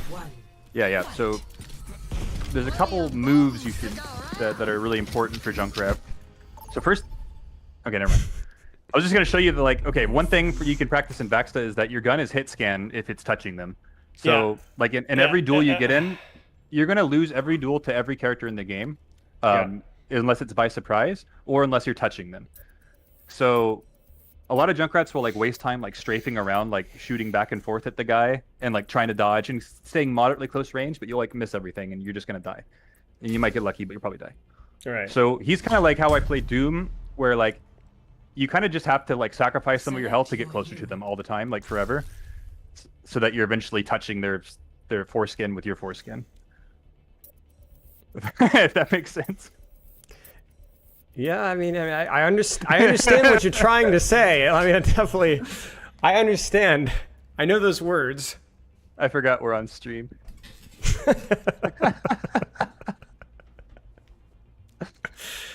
What map was it? Ilios. Yeah, it was the master class. Just recently. Yeah, it was the master class versus the dive comp when I was actually playing mechanically well. All right, yeah, we have a little bit of time too. So as Junkrat, you already know this one, but your most important move. You have 3 powers. I like to think of it. Power number 1 is that you can control the tiny room, which we saw with the value on the Diva. We saw that on Havana, right when that ram tried to take you out of the left side. Whenever you're in the tiny room, it requires a specialized task force, authorized by the president, if they're gonna get you out. Right. As long as you have any help, and even if you don't have help, you can normally make a trade out of it or make it really expensive.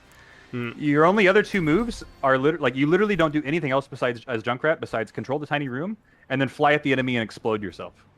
That's basically it. You can sneak up and also explode yourself if you want. Yeah. Now the concept behind it is we get most of our value from controlling the room, and then when the fight starts and there's a significant distraction, we fly at them and explode. And our goal every time is to go 1 for 1. So we kill them and we die. Right. And the advantage is, like, math-wise, statistically-wise, over lots of games, is that every time, if you just go 1 for 1, that's, like, good, because you're Junkrat, you're not that valuable. And the room doesn't need to be controlled anymore, because it's, like, the middle of the fight. But also sometimes you don't go 1 for 1. Plus 1 for 1. Yeah, and sometimes, if you go 1 for 1 and you don't die, you can go 2 for 1, or 3 for 1. So you just kind of, like, you're gambling on those stats. Alright, so it looks like you already know where to go. Go to our tiny room. Nice. Ah, Venture. We like Venture.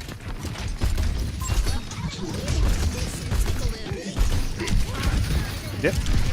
We're throwing out our damage. I'm just going to feed our charge. If that Zarya is taking space, I feed charge is the way I look at it. It's fine, yeah. She just lost 2 bubbles to you.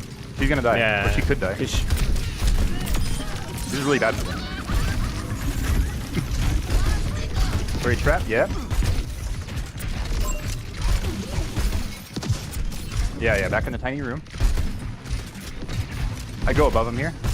They can't reach you if you go above. Like, Genji can try to contest you, that's it. Oh, they have a Freya now. You're talking. Whoops.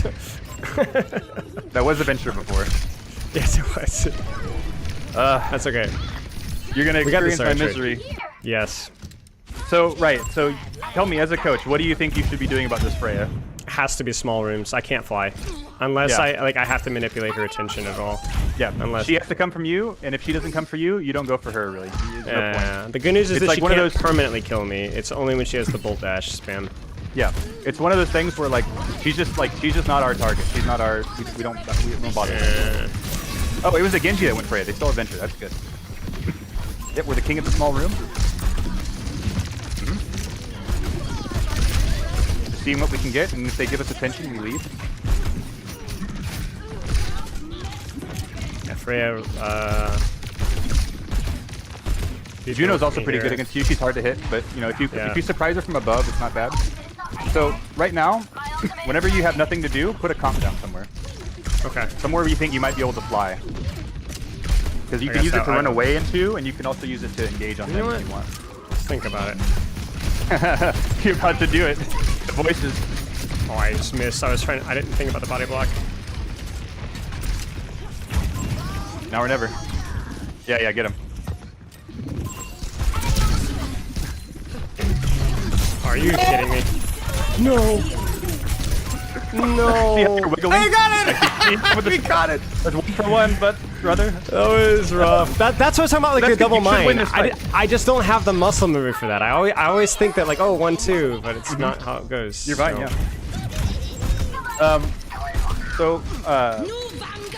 Right there when you were fighting that Ana too, you were wiggling.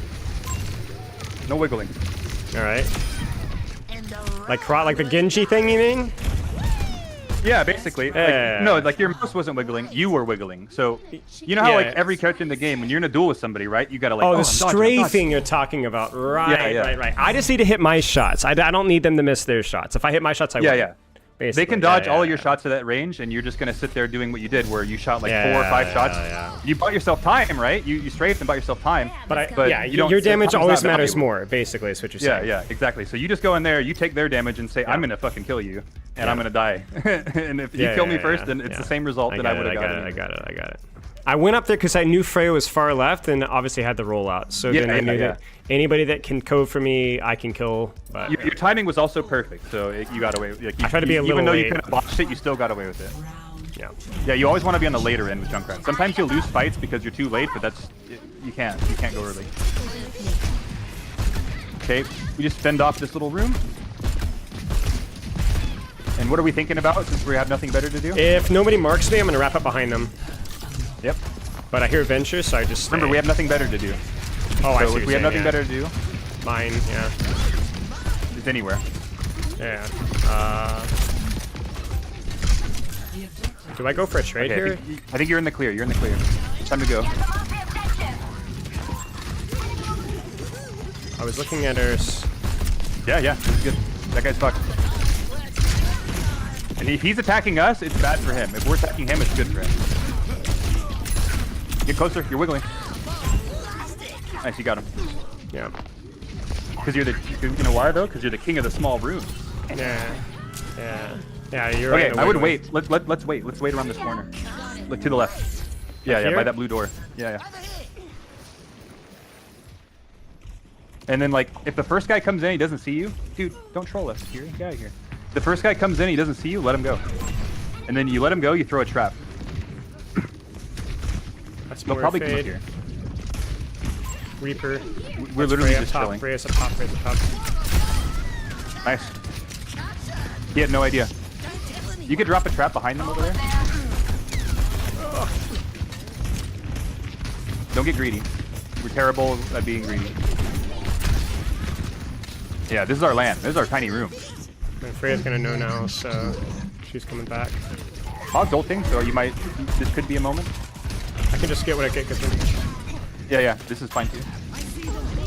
I can get this.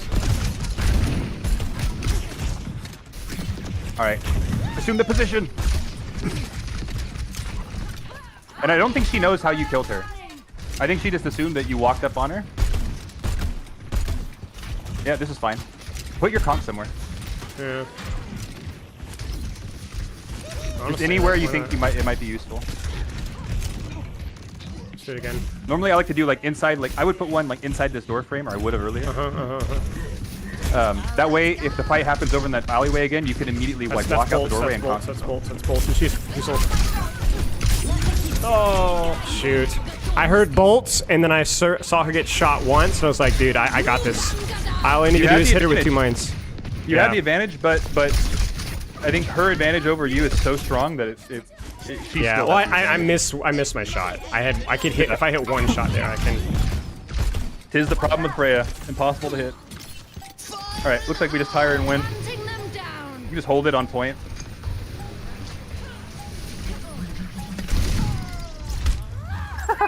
Nice. All right, that was fun.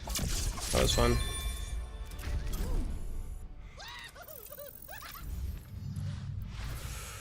All right, go into Vaxta. Okay. Or actually, I could maybe go into Vaxta, and I'm gonna search you up a code that I think you'll find fun. Okay. Yeah, see, the problem is this is my usual keyboard, so my Junkrat mechanics are all off, you know. If my WASD isn't smooth, I just can't physically play the game. It's impossible. All right, walk around in here and literally practice just walking towards them, getting so close that your gun is hit scan and double tapping them. All right. Like wait till you're like touching them. I see. I don't need to reload, so that's nice. There you go. Yep.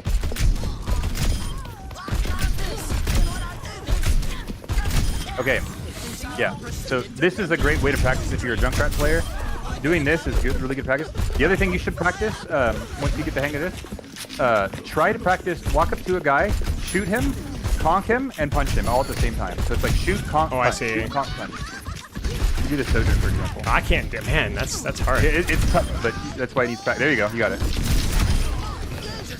That will let you kill everybody 275 and below, I believe. Okay.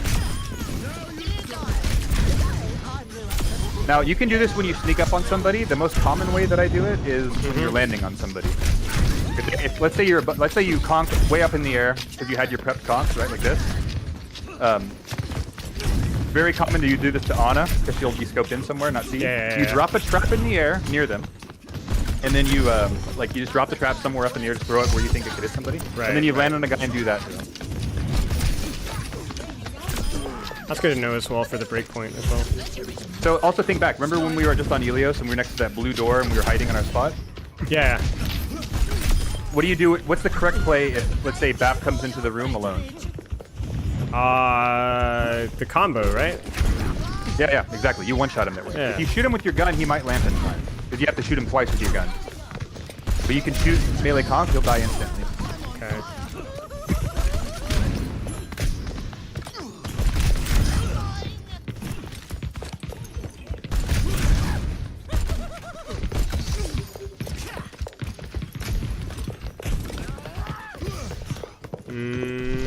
So trigger discipline super is important as you're seeing from doing this exercise. Yeah, like the super Ana important one. on this hero. That Ana duel that I choked. Yeah, and it will so it'll massively benefit you, like trigger discipline and cover usage. I think I explained well enough why the cover is so good. It's because your gun has the lowest fire rate in the game. So you there's no point peeking when I'm not shooting, basically. Because I go here. Like I'm not getting value out of standing. It's not a soldier, right? Yeah. It's just constantly and pretty much applying every pressure. fight you're ever in is going to be you running away using corners to shoot your shots, and they're going to shoot you with one shot, and you're going to shoot them with one shot, but your shot's better. Like, think about it, like Sojourn, Soldiers, Cast, they all shoot way faster, so if you shoot and you leave yourself exposed, they will win the trade every time. Right. You're super easy to hit.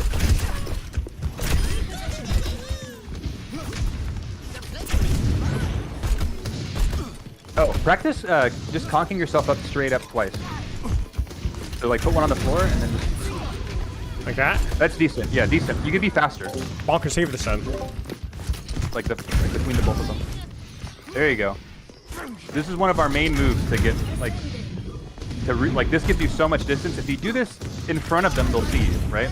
But if you do this at any off angle, like remember when you were on circuit and you were attacking, you were in that little room to the right, right at the beginning. You had that conk there. It's enough of an off angle that if they get distracted, you can fly in and they won't expect it. Or like if you're close to a wall or something, you know. So typically you're already doing that. Like on Elios, you're already going to be in those tiny rooms and stuff, and just hanging out, chilling. That's why it's so important to get that conk in place, because people think Junk's a spam hero. You don't really want to spam because you don't really want to know where they are or them to know where you are. And but you can go in the small room and like remind them and stuff, but you don't typically spam. And whenever you are spamming, you just put a conk down because you're getting ready for your next airstrike. That makes sense. Yeah. Select heroes to ban. I feel like there's no point spamming unless you're hitting like consistently hitting shields, tanks, meat consistently. Yeah, exactly. And like, usually even one target's not really worth the spam. You know, it usually has to be like there's a chance of 2 or 3, or like they're not taking up space or something. Like that to the right of the palm tree on that circuit when you were that's a good one because there's typically like 2-3 people using that stairs as cover. Yeah. And it's like very predictable. So that's a decent, like you can spam there while you're waiting. But other times it's just like it's pretty low value. It's not really, it doesn't bother them very much. Like a lot of Junkrats think it's really annoying, and maybe in bronze it could be kind of annoying because people clump up so much. But yeah. But even by like plat, people start to spread out a lot more. Even if it's not really the best angle, they'll like spread out a lot. Oh, this is Junkrat's probably best map. Yeah, he's pretty good here. I'm trying to update stream title here real fast.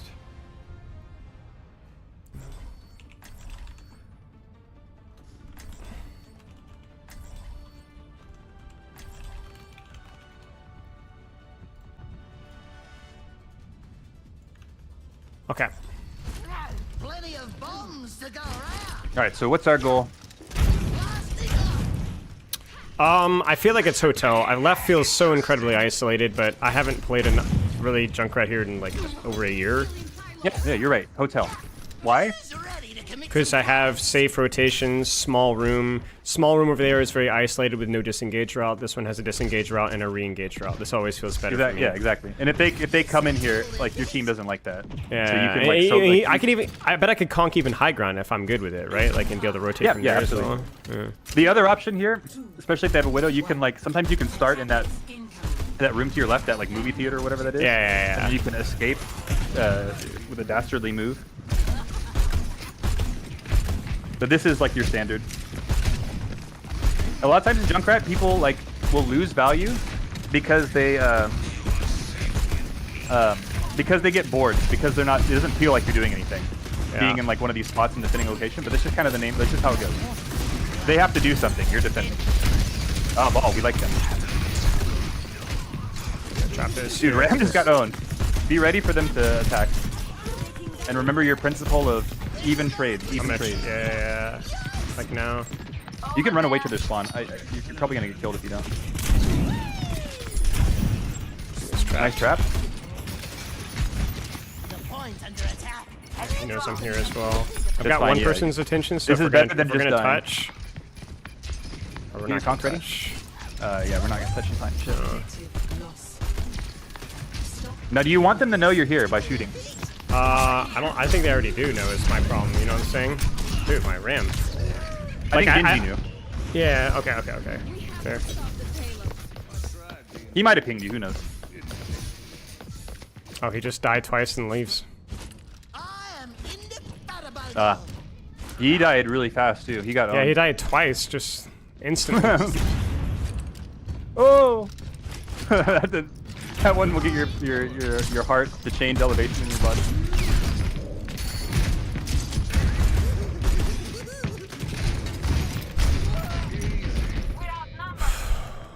I don't know what happened. Maybe he lagged or something? He just died instantly. He's got a, I don't know, he's got a 1 endorsement. Maybe he just is having a rough time. He died twice. I sometimes say that, like, I don't blame myself for it, but, like, this is a very common occurrence. If your tank dies, like, twice early and you guys haven't got, like, any kills or anything, they just leave sometimes. It's like they have a small percentage chance to leave. Yeah, that's a shame. Ball would be a very good matchup for you on this. It'd be good. It'd be good. It'd be good practice. Yeah. Yeah, you can really troll him. I was thinking about like the first fight where how it even changed on my trap and just be a little bit gankier with it. I think the Genji meant that I probably should still trap myself, but I was definitely thinking about that a little bit more. Yeah. So if Genji proves to you that he, like, I would start with like the more murdery style traps like you're talking about. Yeah. And then if Genji proves that he's gonna, like, he's brave enough to contest you, then you can add the trap. And then he'll be kind of annoyed because the first time it might go well for him, and then later on he'll get screwed. Aww. Self-heal, okay.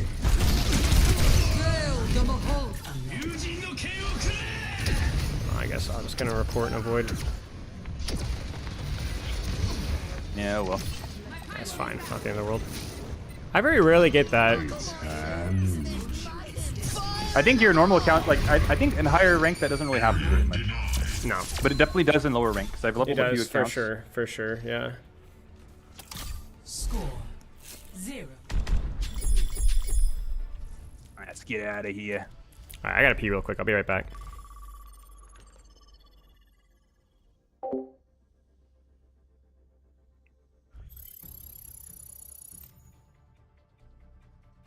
I get that a shit ton.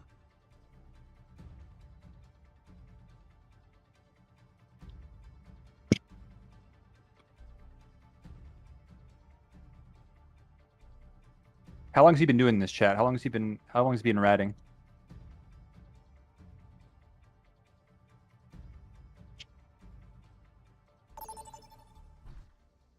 Ooh, fast game. Select a map.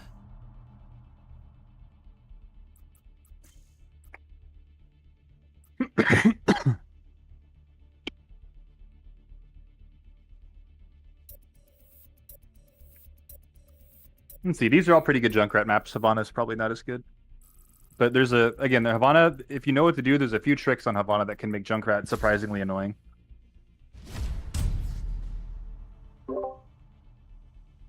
I'm back. Junkrat 1 tricks in the chat know what I'm talking about. What did you say?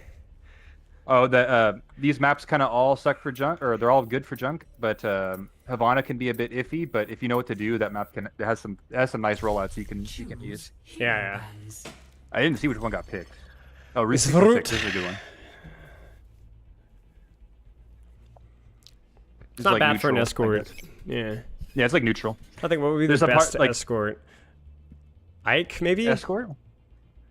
No, Ike is hybrid. Ike is hybrid. Well, I guess hybrid counts. Sure, why not?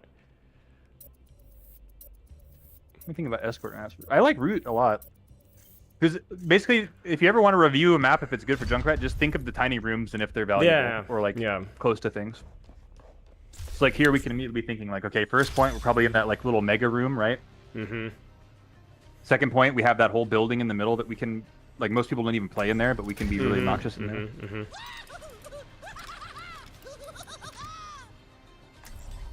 Pretty sure one of my students is in this game.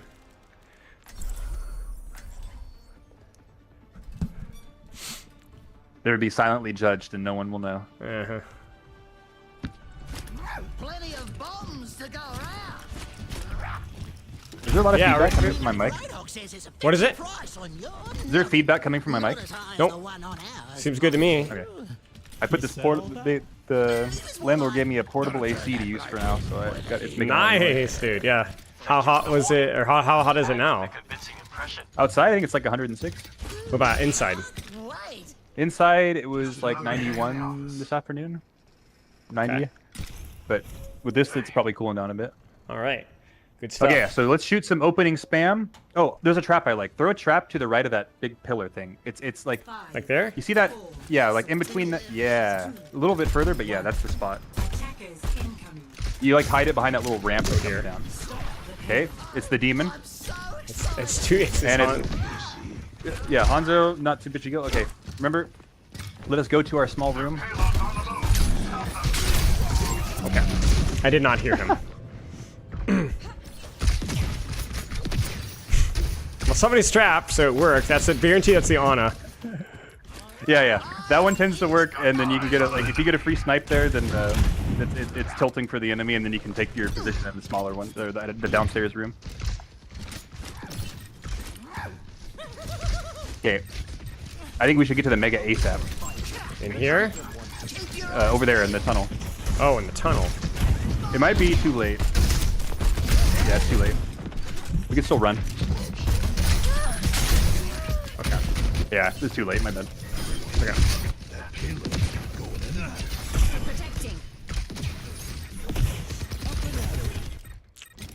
Yikes. Soldier junk into Freya. We'll make it Dude, work. Soldier's getting him. Look at him. Look at him. Look at Cyan Star, man. You also have Doom into Hog, so hopefully it's a Plat Doom. Hopefully it's a Plat Hog. Oh. Right. New trap. If you really want to troll this Hog, you can. If he ever steps in a trap again, you can put another trap underneath him while he's trapped. I'm gonna get this son of a gun. Don't let him get you. Nice. Aww. Okay, I take the Mega Rotation now while you have the chance. So underneath? You want me underneath? Underneath, yeah, underneath. Oh, careful, Hog. Yeah. Once he misses that hook, he can't really kill you. Because here we can shoot at those guys, and then... Okay, Doom's going to give up space during the Hoggle. So maybe we can prepare for a gas station, or we can go deeper. It's up to you. We almost have fire. They're kind of ignoring me here. Deeper's kind of smart. Yeah. Yeah, I had it. That's a Hanzo that dies to one conk. Yeah, that's fine. Good. Yeah, they opened up they opened up the angles, so I could be kind of free to do whatever I want. Because they were leaning on the other side. Get that trap in the spot again. Okay, Freya actually swapped. Or no, who swapped?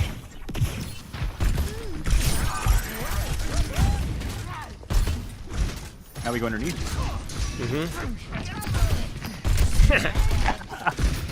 I'm listening for Suzu here. You can get it out of her too. She's above me. She's above me. No, one shot. I think I also popped my rip card open.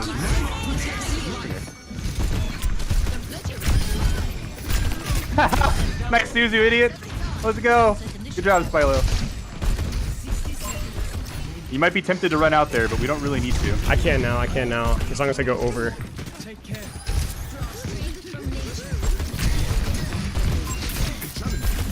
No. Remember for this cast, if you get close to him, hit scan, touch him, give him a bear hug with your gun. Yeah. Okay, you've defeated them? Or have they defeated you? You think you've defeated them? Yeah, we defeated them. Did you put the trap there again?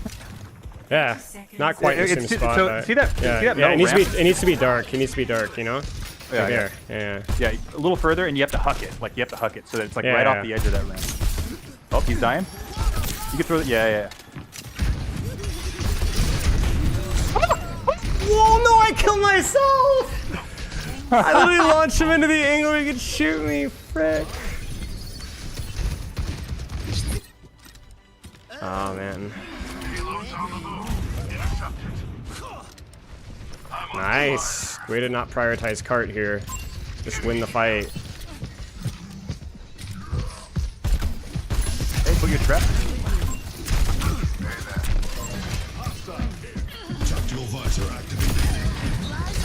Rip. Yep, using our hit scan gun. Nice. All right, well, looks like you got refunded for the last game. Yeah, refund. Score 0. That's did Gavin join the chat? Is that what's happening? Switching sides. Where? I don't think so. Oh, okay, I figured Gavin joined and then got rid of that guy. Oh, yeah. Okay, I was slow. I made a joke one time about that, and Gavin was there. It was really funny. I told Chad I have a pedal under my desk. You know, I just like it's like the bat alert. I lost a fight, Gavin. Help. Okay, so think about how you might attack this. What would, like, assuming that they don't all leave immediately, like, how would you attack it normally? I don't know. I don't think... Maybe under left to sniff it out, and then set up a mine from Mega if they're distracted, and just go for a kamikaze combo up top. Yes. Because I think right side feels terrible on there, unless they're holding really close. Top left might work, but again, it doesn't really get me any closer unless they're in that position. So this Junkrat voice line's so loud. I've not heard that one before. But like, I feel like there is no way to like safely close the distance, so I have to set it for a high quality die on them play. Yeah. Yep. And it comes down to this on so many maps. When in doubt on Junkrat, what should I do? It's like you really just kind of have to do the process of elimination. Think about the options, and like once you run through them, you'll be like, okay, that one kind of sucks. That one kind of sucks. I really just have this one. Is it predictable? Not really, Is Rex. it the same thing every time? Yeah, but like, yeah, you can't really do. Well, then it simplifies. It just comes down to an execution game mechanically, right? Go down there now. Oh no, I get the reps. I get the reps. Okay, here's the other thing I want to show you. So I got that code for you. Go to your custom thing and enter a code.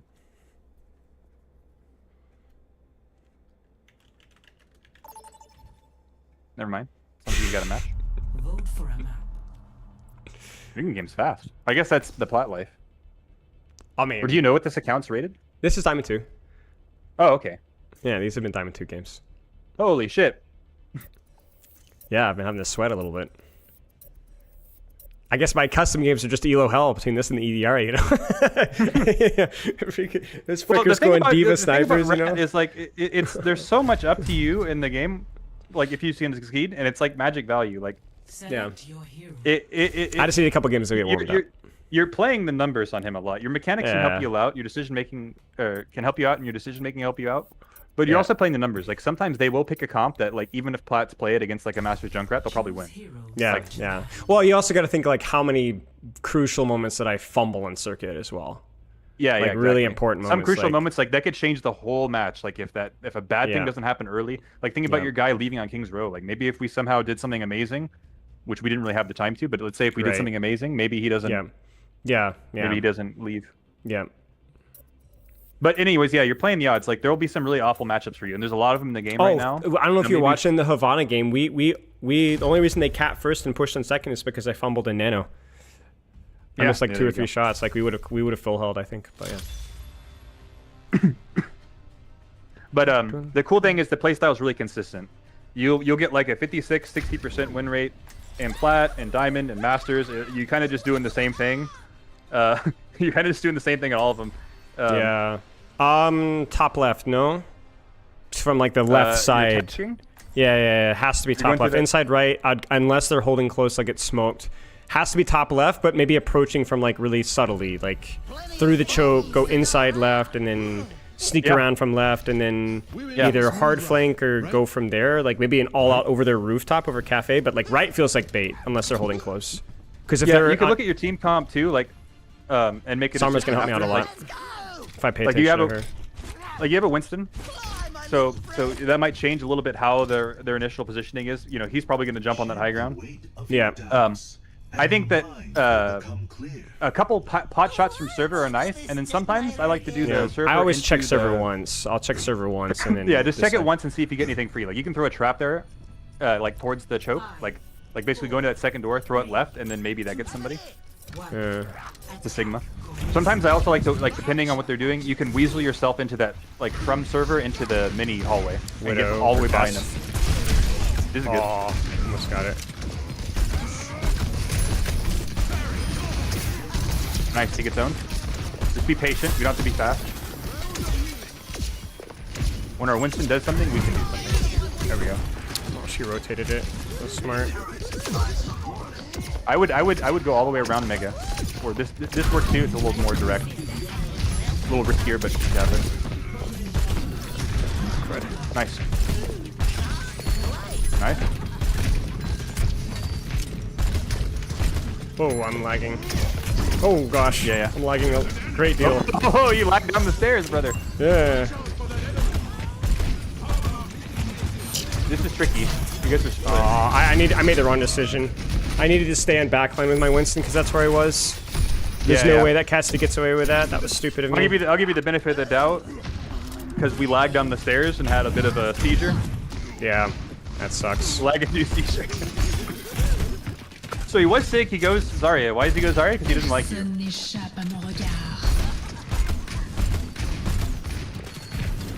I think Sorry might try to farm energy off me, just of sights.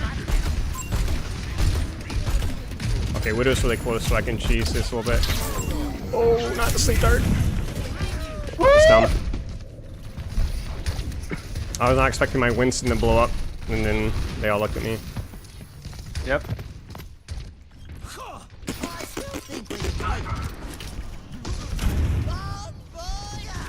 I think it's the same rollout though. If we can open up right you side, can hit. You can, yeah. You just kind of play the same thing, and because they're playing super close, you can actually punish them. Yeah. Just be full of care. Oh gosh, no. And if you ever get the chance to get through left side, it would be good. Ooh, person just did that.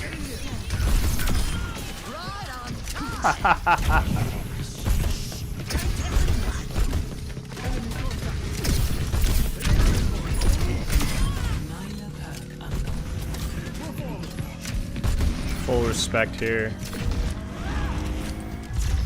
So some, in terms of the perks, you're almost, I think 90% of the time you're gonna go higher, unless you know something specifically about the tank. Some tanks are really easy to trap, like Queen, Zarya, Rein. And so the trap can get a lot of value, and it also makes your air traps better. When you're way up in the air throwing a trap, like you can get them long range pretty easily. But the thing is, it's just like, it changes based on their comp. And if they swap and it becomes useless, then you're gonna feel bad, so you pretty much always go retire. Once these sights are over, I want you to find a way to get close. Oh, that's so sad. That's the info site right there, plus Grav, and then, yeah.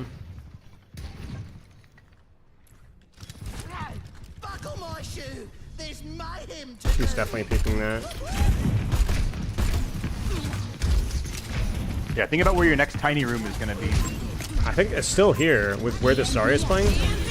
Yeah, it can be. Yep, now she's dead.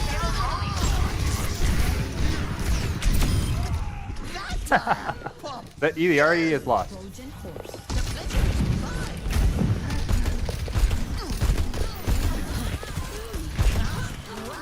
Nice. That you threw that trap directly at her. All right, yeah, we can secure a free spot now. Okay. Preferably somewhere where Zarya doesn't go first.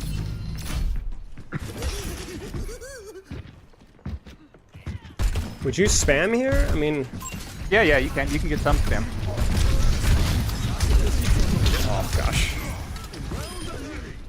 Nice. Oh, you hear him. Yeah. Yeah, this is why is this one a good to spam compared to usual? Because it's choke points. It's a tiny choke point, yeah, compared to the norm. But what do you do when you're doing nothing? Remember? Yeah, throw mine. Yeah. Oh, I'm lagging again. Yeah, no, that mine could save your life. Lagging again. Okay. We lagged again. Yeah, I saw the seizure. Good. Nice rotation.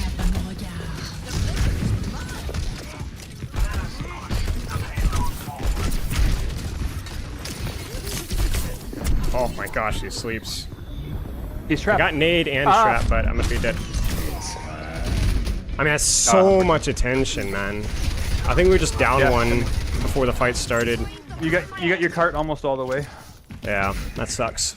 We did so much there. When you guys originally were pushing, the Eliari killed your whole team, and so only one guy was pushing for a long time, so it just took a while, but that's okay. Yeah. We're actually holding space here. Yep. Make haste to the tiniest of rooms. Nice. You sent him to his doom. Widow's still alive, I think, so I'll touch cart here. Oh gosh.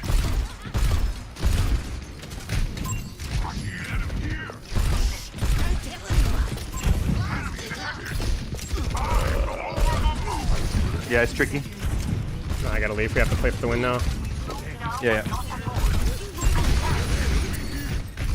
Get him? Nice. You got nanos! No way. No, you have tire, you have tire. You can just question it. I actually think going for this. Oh no, I made a huge mistake. Okay. Try to see if you can get the. Oh, I needed to not pin. I was going for this Zarya because highest value kill there, but I was being dumb because we had freaking hit scans pincering me from behind, and that was unwise. Yeah, map's about to get a lot better for you. Yeah, Zarya's one. I swear. Why is it better for you? Because the tiny rooms in this area are very valuable. I think there's a Hanzo up there. I think I can deal with that. Let's see if I can off-angle this here. Yeah. 60 seconds. Nice. I think he's still there. Yeah, so then that's gonna be. Oh no. Oh! That's why we throw the trap, no baby. way, man. That's why we throw the trap. Get back up there. Yeah. And then we use this little sniping position. 30 seconds remaining. That guy keeps doing that. I know. Like I don't even know that they're good. They're not very valuable when they have. It feels like they have credible threats that can come in. I think I go left. That feels too far. It's far, but you don't want them getting up there. But if they don't want to, Yeah, I'll respond though. But their Hanzo's all the way. Somebody just broke your trap. I use it. Yeah. Sure, I like it. 2 tap.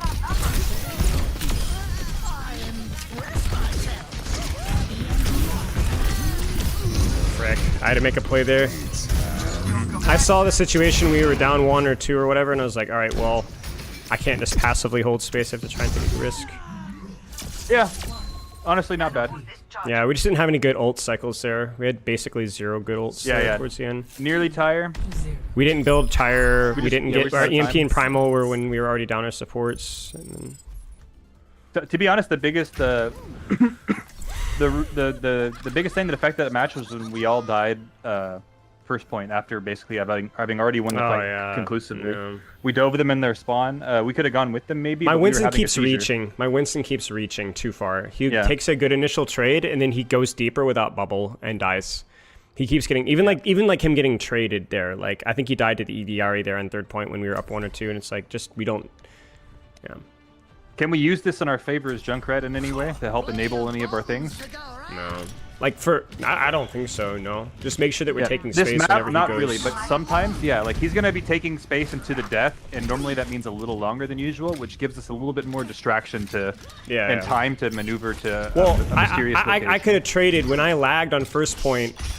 I think we could have traded if I'd not turned around for the Junkrat, because he was still on that Cassidy like a moron, right? But I could have, but I could have killed that. No, I'm saying I could have killed the Cassidy there instead of going for the Zarya. Instead of going for the Zarya, yeah. You know, so like he created that window for me otherwise. What do you think about that trap? Where is it? Here. That's interesting, yeah. Most of the traps here are going to get scouted. I normally put one that's like behind one of the cars, like on our side somewhere, so that they don't see it, and then they rotate around it and get hit by it. That's your Sonic? Pharah Sonic, yeah.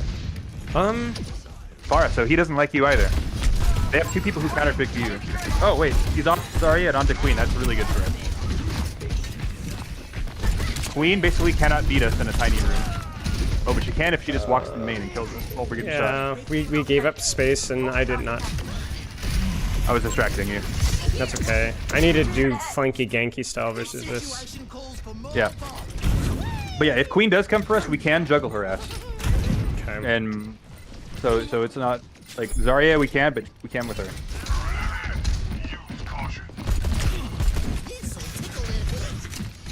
Yeah. I'm getting attention.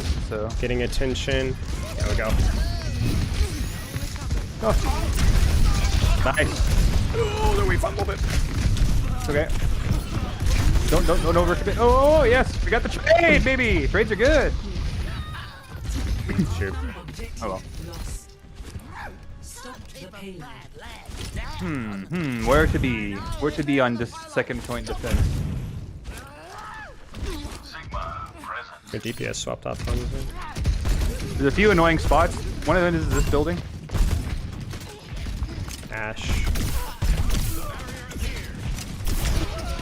Oh! Man. Dagger continues. This is bad. Trying to think. You could either go far left and through the saloon. Yeah, that's what I was thinking. Oh wait. That's illegal. That guy is in an illegal spot. It's like one of those moments where I'm expecting like, I don't know what I'm expecting. I'm expecting like a shield or something or distraction, but it's just a 1v1 and I'm coming flying in from a million miles. All right, now do we die here to the snowball of ult? Can we get to the guy on point? We can get him. We can get him. We can get him.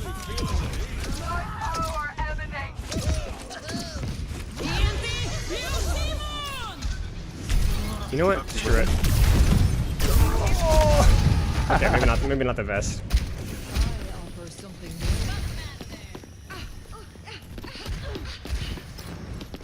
Oh, maybe you guys can hold inside for a long. I mean, we'll see how this contest goes on second. Yeah, we're not gonna contest. But I doubt they can. Just the heroes they have, I doubt they can get out of here. And Sigma's so freaking bad here too. Like I'm on the wrong hero, but like get upstairs. You need to get upstairs. Okay. Because that's the only thing we can. No. We need to go. That's the only thing we can do against Pharah and Ash is control that land. Go up this door to your left here. Yeah. And then from here we can kill this Pharah maybe. Nice. I'm lagging. Or no, I'm not. And we play patiently and we hang out here.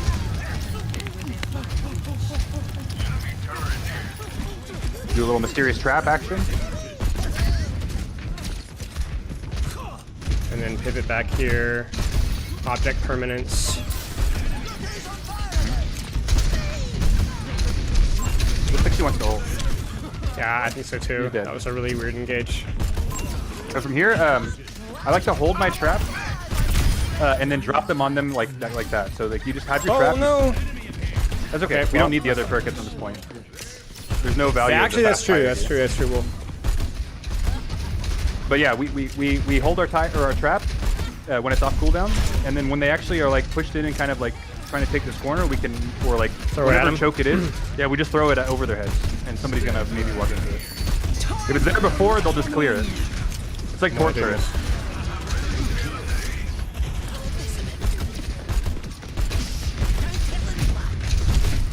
You don't really need to be fucking around here.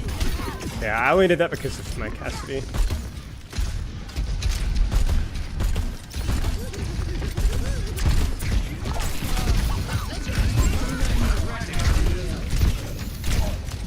She's bad at clearing us. I mean, she's gonna. We don't really have all our cooldowns, so we're getting pocket. We can fuck her up. I got her. She's antied as well. This hole's throwing me off a little bit. I like this achievement you just got. Oh no! I didn't get it. No. Wait, it's trapped again! No way! There's no way, man. Okay, she's on high ground though. We gotta be careful. I'll go immediately to high ground. Yeah, immediately. Oh no. Would you tire this? Yeah, I would tire this. Okay. Yeah, I'd still tire it.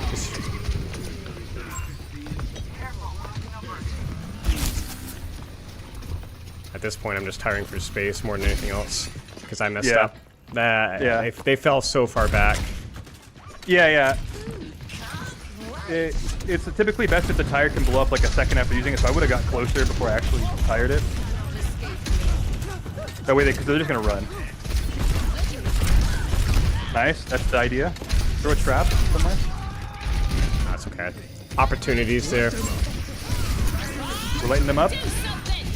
Oh, scary. No, why would he high noon? I guarantee he doesn't know he can shoot high noon early too in the window. You can go right side or you can go high ground. Both are good. Shit. shoot. Dude, that was so close. Wait, somebody's trapped. Come on, team! No. Surely not. Need to pump the brakes on the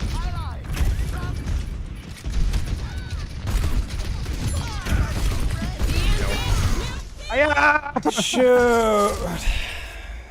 That rip tire play. I could have pulled it earlier or just waited longer. I waited too. Yeah. It was either extreme. I could have used it sooner or used it later. I didn't either. Yeah, and if you have the if you have fast tire, then you can kind of do what you did where you hold it on the corner for a while, or if they have like a tracer, somber, somebody you think is gonna come to you. Yeah. But if they're like, if you think about, just think about them, are they a team that's gonna run from tire, or are they a team that's gonna try to come shoot to tire? you? They're gonna try and shoot tire. Yeah. If they're a team that's gonna try to run and shoot tire, then you have to like basically instantly explode it. What is C2D2 and who's Coach John? Coach John does not approve. Maybe that's him. His name is Johnny Allison. Oh, I can give you that code. Oh, true, actually. Yeah. How do I even share code?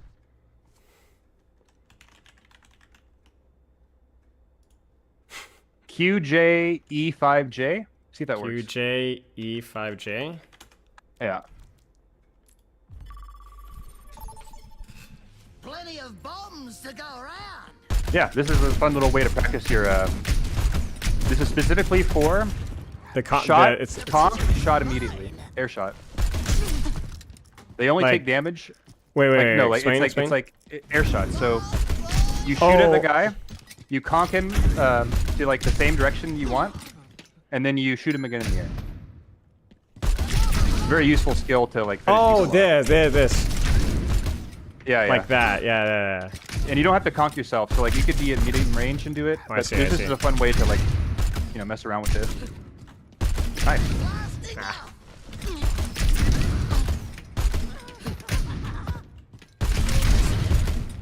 Keep hitting people. But this is just something I do for fun that does make you. This definitely makes you better at Junkrat, just because the faster you get at this, there's a lot of kills that you ordinarily just can't pick up anymore that you will pick up. It's a fun thing to fuck around with. Okay. I try to always like when I'm in game and I sneak up on somebody or I encounter somebody, I always try to conk them the same way because it always makes it consistent for me. So like code is what is the code? Why isn't it not copy and pasting for me? Code is Q5EJ5 or something like that. The code is 2BDGY. I think it's just a new one each time. I don't know. Oh. 2BDGY. So like I always try to conk the same way. So take this on it. I pretty much always will throw it to their right, so that they don't get knocked straight up, and they get knocked because they'll always get knocked that same exact distance, the same way before they can control their character. So you can actually free fire it before they even get the chance.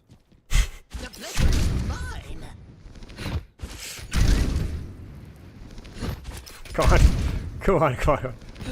on. Oh, yeah. This is what IC does in here. Wait. This is. Okay,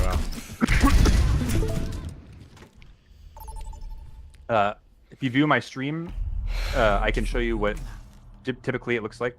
Like, I'll pretty much always like the same. Dude, it looks so high frame rate because I was just watching your stream all that time. Yeah. But yeah, it's like always kind of that same sort of shot flick. Oh, I see what you're saying. It's the like, and I try to shoot it the same direction each time. Right. And the faster is better. Like if you can instantly shoot one, because they don't have a chance to control their strafe, basically. Yeah, exactly. Yeah. Okay. And it's been a while since I did it, but that's the idea. You can just sit in here and have fun practicing that whenever you feel like. And if you're a Junkrat aspirer, you can do it with your friends. Junkrat aspirer. Is it aficionado? Is that how you pronounce it, or am I butchering it? Aficionado, yeah. Aficionado, yeah. You're not, but you're not an aficionado until you're good at the thing. Okay. Before that, you're like aspiring aficionado. Amateur, yeah, I see. Yeah. Amateur rat. Oh, we practiced this map too. We know this one. Where's the tough part for us on this map? Third point was hard. But yeah, honestly, first point's harder too. We have to win and choke on first point, otherwise I have to kind of do something silly. Yeah. We gotta go probably right room. I like right room for short range characters on defense. Are we attack or defense? Defense. Oh, I don't know. Buff Lucio. I wonder if he means like make him stronger, or he's just like describing himself as Lucio. Yeah, he's just, or maybe he just means physical strength. Just make Lucio's like arms a lot bigger. Yeah. Yeah, Lucio's like Lucio's on trend, you know. He's whatever the freaking anabolic steroids. Yeah, new patch note. New Lucio cinematic. He's doing steroids in the gym with like, I don't know, like Malga or something. Yeah. New patch notes. Lucio's model's been increased by 25% for his strength. Okay. You could probably do what we did last time, but I wouldn't be as, I don't know, you don't have to be too crazy with it. Did you read the mission brief? If you remember. I feel like I'm dropping frames. I don't remember. We went to this left side a little bit. Oh, yeah. It's a good way to, like, from here we can just, like, at the very least we can shoot at them at their spawn and throw, like, a conk at them and get free ult charge and hurt them. Yeah, I got it. And just run away. Sigma. Alright. That is good information. I feel like, I don't know, it feels like... This seems decent. And then Train is also decent. The only thing I don't like about this is we don't have a good way of going up and over. If we want to, but we don't really need to. We saw an Ana and an Ashe, so they have two people who are going to be kind of like hanging out, looking at something, and moving very slowly if you get behind them. Genji's trying to flank me. Shoot. I felt that was just me getting flanked. Like, I didn't hear the Genji enter, so then I ended up having to leave in a really awkward way, like right in the middle of the game. Nice, that's getting better. We still got our trade though. Yeah. Oops, somebody's trapped. I would go up to the subway if you get a chance. Yeah. There's a lot of annoying shit we can do from up here. You can throw traps behind them when they rotate in. We have the option to hard flank if we want to. I think we do that with their comp. A lot of times you'll catch a guy just up here on the balcony without having to drop.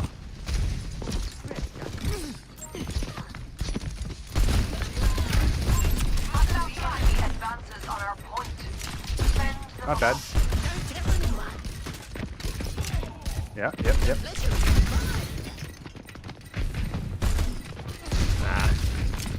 Nano boost administered. It's go time.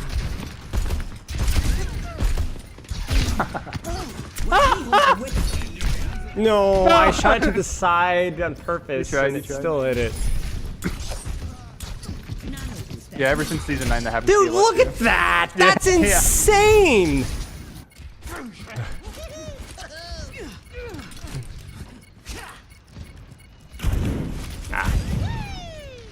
That was toxic. Tell you what.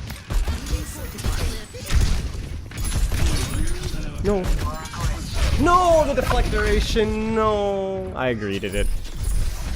Oh, I got a Sigma. I got Sigma. Right. Shoot. All right, where do we need to go next? Left side probably. To start.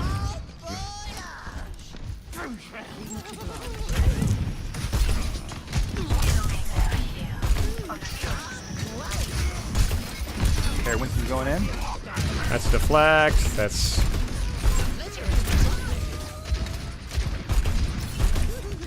Now you could sneak around entire here. You might if you want. Yeah. This one. Just watch for Genji. Do something. That's Bob.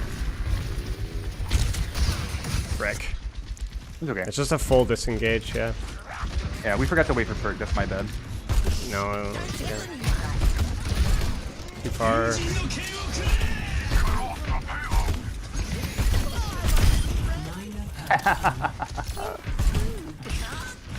I think we go for something. Well, do we? Yeah. Try to stay quiet. Wait, that didn't hit at all. It almost hit. Almost killed. He knows. Yeah, he's known for a while. I was just reading it, but it worked.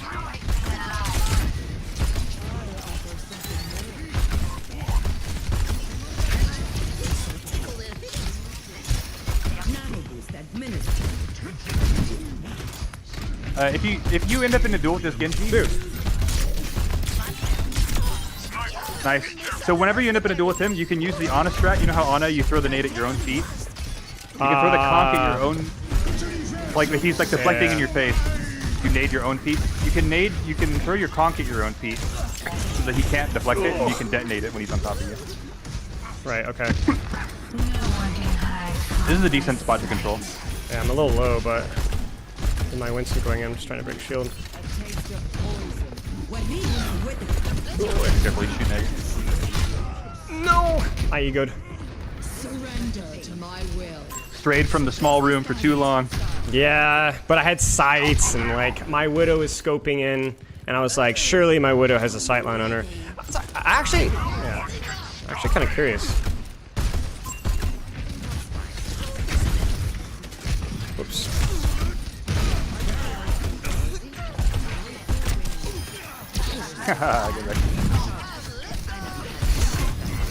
Oh, nice try. That is really hard to get the hang of, but you can, luckily for that one, is you can literally practice it in custom games forever. And not every hero has something like that, but some heroes do, and whenever it does, it's pretty fun. Like, and it's generally like what's another hero that you can literally just practice like one thing over and over. Like Doom, you can practice slam cancel punching over and over if you want it. Probably just get out, man. I don't think like this is winnable. So the best thing I can do is try to avoid staggering. Okay, well that. You tried. Yeah. You're down 2 before the fight started. The payload has reached the checkpoint. I am in the Balabago. In the Balabago. Okay. So remembering to keep to our spots. This is good.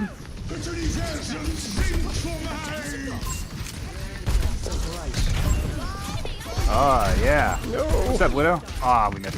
It's okay. Ah! The poison gases.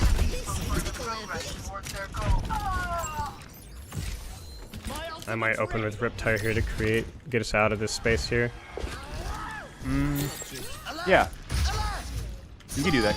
You can do that whenever you have this perk too, because you can turbo speed it to finish. I just want to get us out of the choke, you know, like Widow with I know Widow.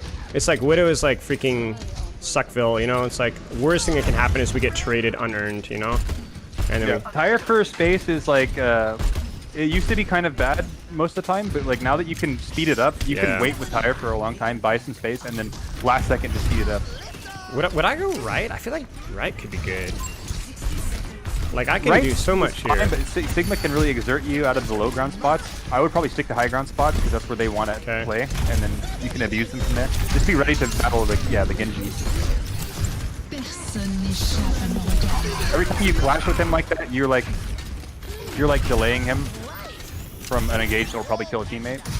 I'm gonna die for this, but I'm gonna try and get a trade here.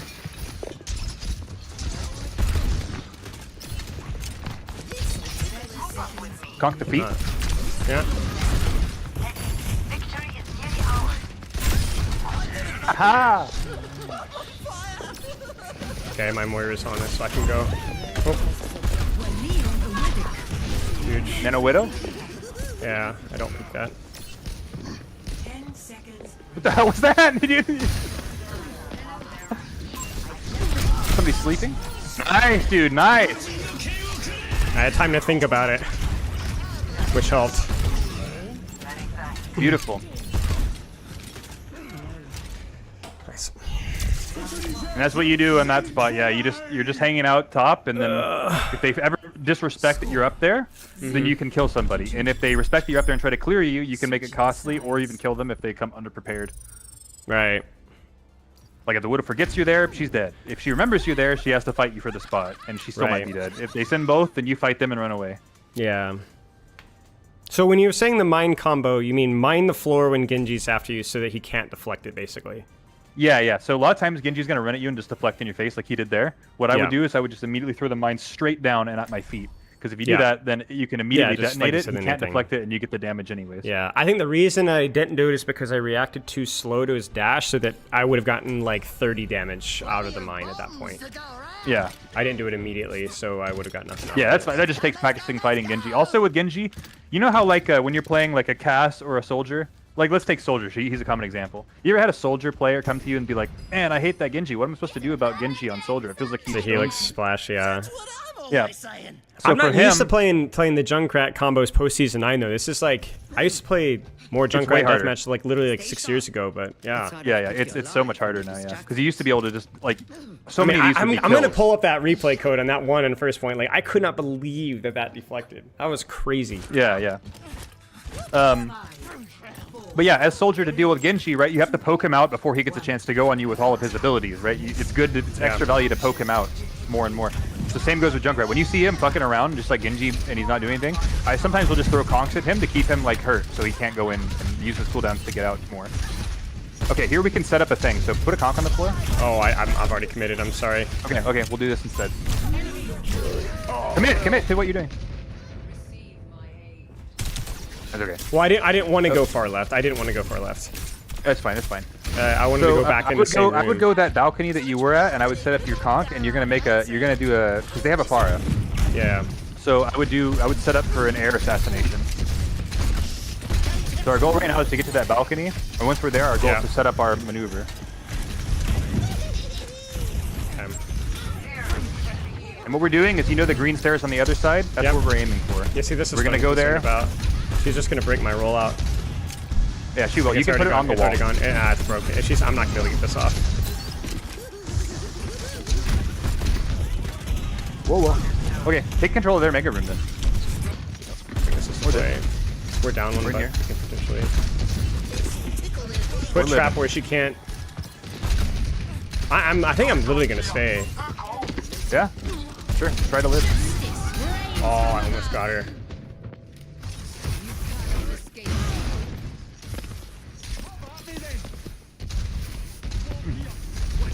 Well, we have a lot of good pharmacy heroes. I'm the only one out of place here. Yeah, I love it when people will. I don't know why, because you will never be like crazy stats on Junkrat, but people will counterpick the hell out of you, and it's not typically good for them. Typically, it's bad for them. Because yeah, like you have made yourself better against the least valuable player, and then like the least valuable direct player, and my other players should do well against them. Yeah, this is good. Oh no. That trap wasn't good. That's too easy to break.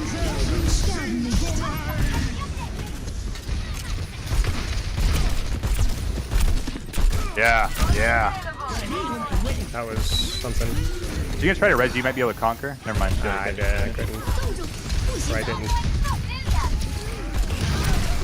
Aw, that's so floppy.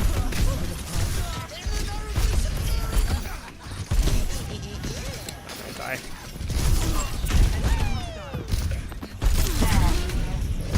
Nice try, dude. Nice try. That was bold. Well, I had to die, so might as well die. Man, how did we lose that?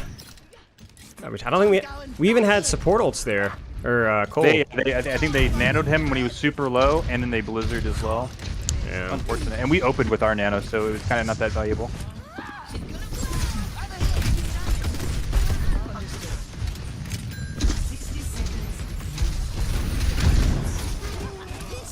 I think I'm gonna repair this. All right.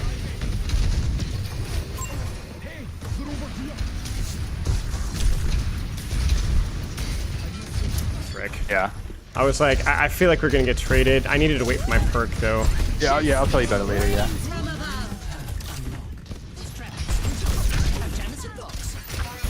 Okay, I have to hold this space here. I guess they weren't finished, are they? You try to shoot this and be ready to rotate upstairs. Yeah.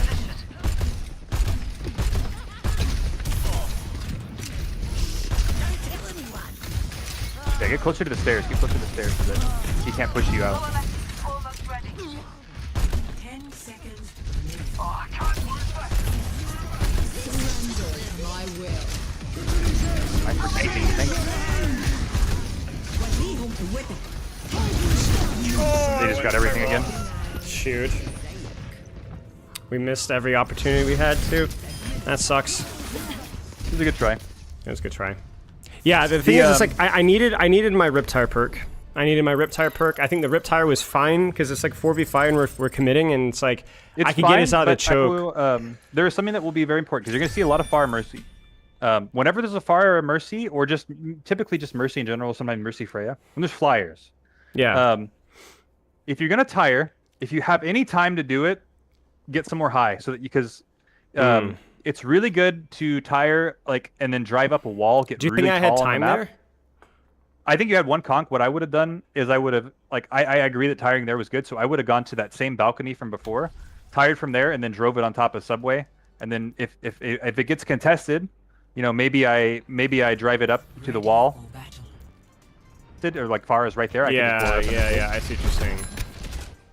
But starting high is good because it gives you the elevation to get to all the people.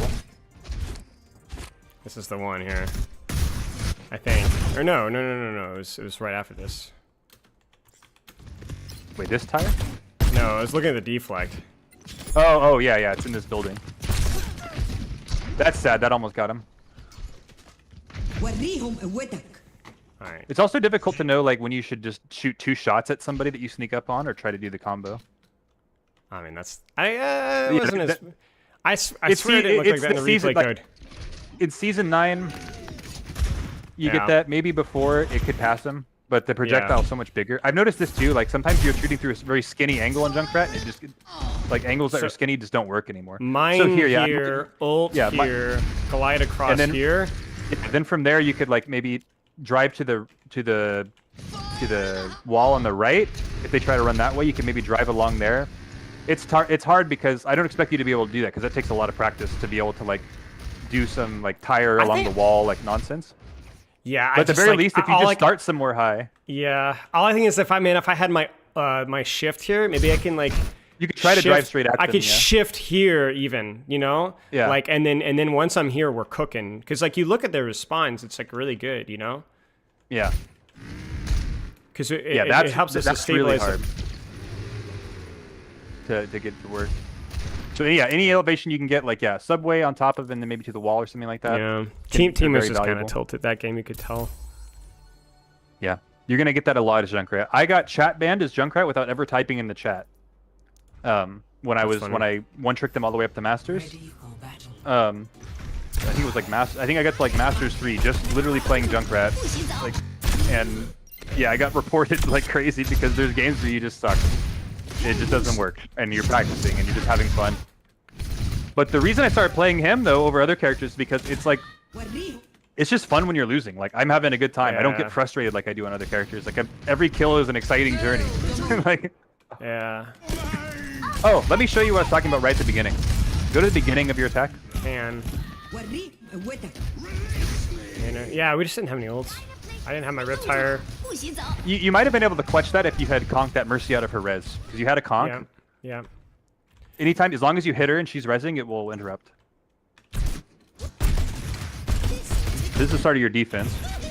That was mostly fine. You ended up in that right side room. It's kind of okay, but I don't like it because you can't go over the subway. But yeah, here. So I would have immediately gone balcony. Prep your conk. And you can put your conk like on this wall on the stairs, or like on the thing itself. You can put it on walls. You can even put it on the doorway in the subway. But the goal is you sit here, and then you're basically gambling, and you wait until you have 2 conks saved up and 1 on the floor, and then you just gamble a dive bomb. And normally you aim at green stairs. Now there's nobody on green stairs, but we didn't know that. Normally there's people on green stairs. Okay. You pretty much always live. If you do. You can just go back into the train. If there's people there, you'll probably die, but you'll probably get a kill or 2. And it's just like, you know, it's the beginning of the round. There's not really any reason to like be super precious about your life. You can just, most times people will set up there. You could just like, you can do it on Junkertown too. You're literally just like, what if I like, if a defender dies, it's more valuable than when an attacker dies because your spawn's so close to the objective. That makes sense. Okay. And their job is to try to get ults to prevent you guys from just running over them with ults. So if you can kill a support at the beginning of a round or a DPS at the beginning of a round, even if you die with them, your chances are so high of winning. I'm thinking off point here. The mega side, I think. Mega side. Wait, which one? There's 2 megas, and they're on both sides. The most relevant mega, the one that's closer to point, not the underneath one. Yeah, that one. That used to be always where I play on him. That's good thinking. Maybe. The question is, yeah, you've seen the new rework, right, where it's different there. But I'm saying if anybody goes the other side, I'm cooked, right? Like if I go the other side and there's anybody there, I'm cooked. Yeah, so I guess cooked. I'll Yeah, just you're right. have to be quick to adjust. You know, we'll see what they're on. Yeah, I would go. What I would do is I would go like you're talking about. Go the left side mega or what whatever the outdoor mega, whichever team you're on, and then you're looking for a chance to rotate behind their little door thing they go through into that little mini room. Yeah. But I can also spam down main from that side too, get a good angle for spam. Yeah. There's a lot of bait and switch with Junkrat on this map because the map's quite open in a lot of angles. So you often have to convince them that you're somewhere and then go somewhere else really fast. Yeah. Plenty of bombs to go around. I think this is the right side one. Yeah, it looks like it. So like one thing you could do is you could go immediately to that main doorway that goes to the inside. That the one that everybody uses, that's that tiny little mini room. You could shoot at their mini room, like shoot your 5 shots at their mini room back doorway, and then immediately rotate to the side mega. Or if you want to play a faster speed, you can just go straight to the side mega. It's just preference, I think. Nice. Nice. That's a good rollout. All right, faster tempo we choose. Not a good trap. Okay, we can save our next trap, and if we get a chance to get behind them, we can drop it when we flank. Good. Being annoying, we're controlling our land.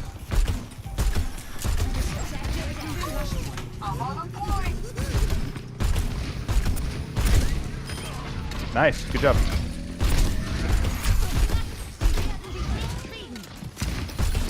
Nope.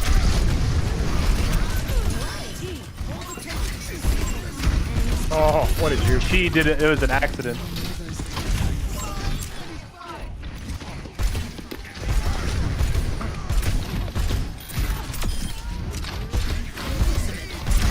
This is kind of a dream come for me, minus Tracer. Oh, I was looking down. I looked down for 1 second. Whoops. That's probably going to be a Freya or Sojourn It's a good swap, comp for you. Yeah, likely. they're not going to like this. Against Ryan, you can throw the Kong through him, wait for it to land, and then detonate it almost every time, and it'll get him through his shield and knock him. Genji, interesting. Okay, your team's all on this angle, so I don't know if I would still be here. You could also use I don't mind this here. Like that's really valuable for me, and then I can rotate out.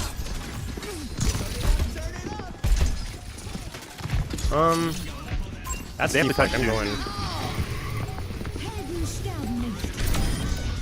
So if I can just... Don't let her res. She's an ult. Just if you see it, you can conquer. She's playing Stadium Mercy. Yeah. Nice, good job. You had your plan, you enacted your plan, and it gave you great value.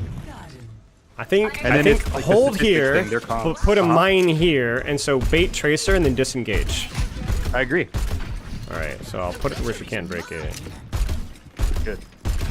It's very forgiving how big that will boop you, and it always boops you the same, even if you're in the very edge, it will always boop you the same. Holy crap! What the heck? Why is he there?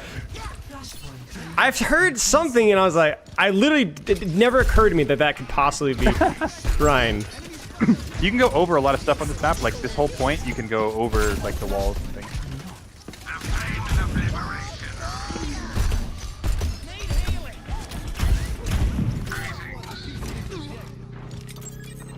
You're always a good person on Junk for payload as well, and like you don't like some characters you get really annoyed by doing that. But like on Junkrat, you're kind of chilling. Because you can provide some value, even if you're stuck out of. Ryan's still super far back. They're all focused. This is really good. This is really good. I get no help. I get no help, so I gotta be careful. Yeah. Okay, they're sending the forces. Nice.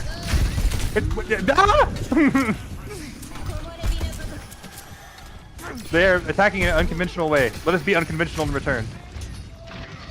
They're gonna be disorganized.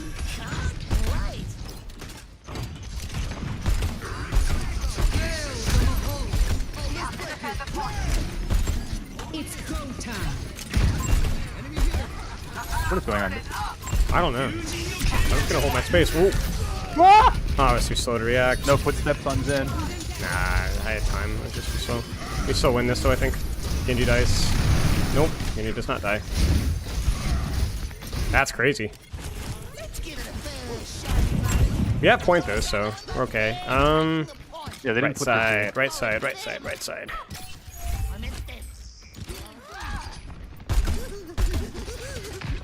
You gotta be quiet here for a second.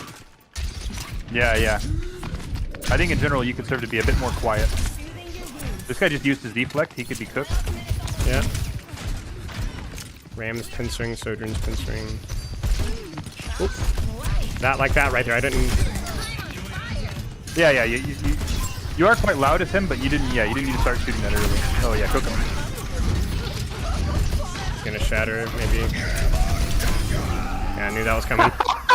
I knew it. Like I knew. It's like I player profiled him in like 2 seconds. It's like it doesn't matter he's down 3. It doesn't matter that he's down 3. This guy's definitely gonna shatter. Yeah. Like you know. Like, Yeah, you pulled his file from HQ and you read the whole thing.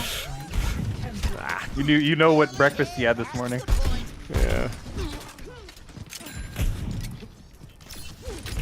Sorry, this one's kind of tricky. This point. Yeah. But think about it. I think. Yeah. See, they're not in Tracer anymore. So I think what we do here is we do this. Because I heard Genji dash. Oh, that's insane. That's okay. We got Trance out and she dies anyway. Yeah, she would rather die to Sojourn than you, so be it. What? Yo, their Ryan's up to some. Is up to no Might good. be able to catch this. That's Pin, and I think he's half. This is another tank you can kind of bully. Yeah. Their DPS swapped off. You can just kind of shoot him, and then if he gets too close, you conk him, and then you can also conk yourself away from him if you. Wait. This is wrong. This is wrong. Yeah. You were about to start spamming on top of a box somewhere. A sniper is nearby. This is good. Let's I see could have mined this how quiet cluster you can faster. be. Why are you shooting at Ryan? I don't know. Hold the point. It's go time. Pin. I can get top here now. Oh.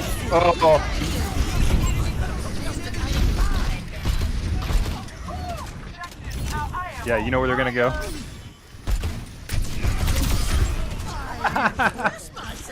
That was an amazing bit of Junkrat right there. Very well played. And it's good that you recognize that you shouldn't be shooting that Reinhardt when you're in a good position. I do think the tank was kind of throwing. I mean, first fight was like whatever, but he was definitely throwing. Definitely throwing.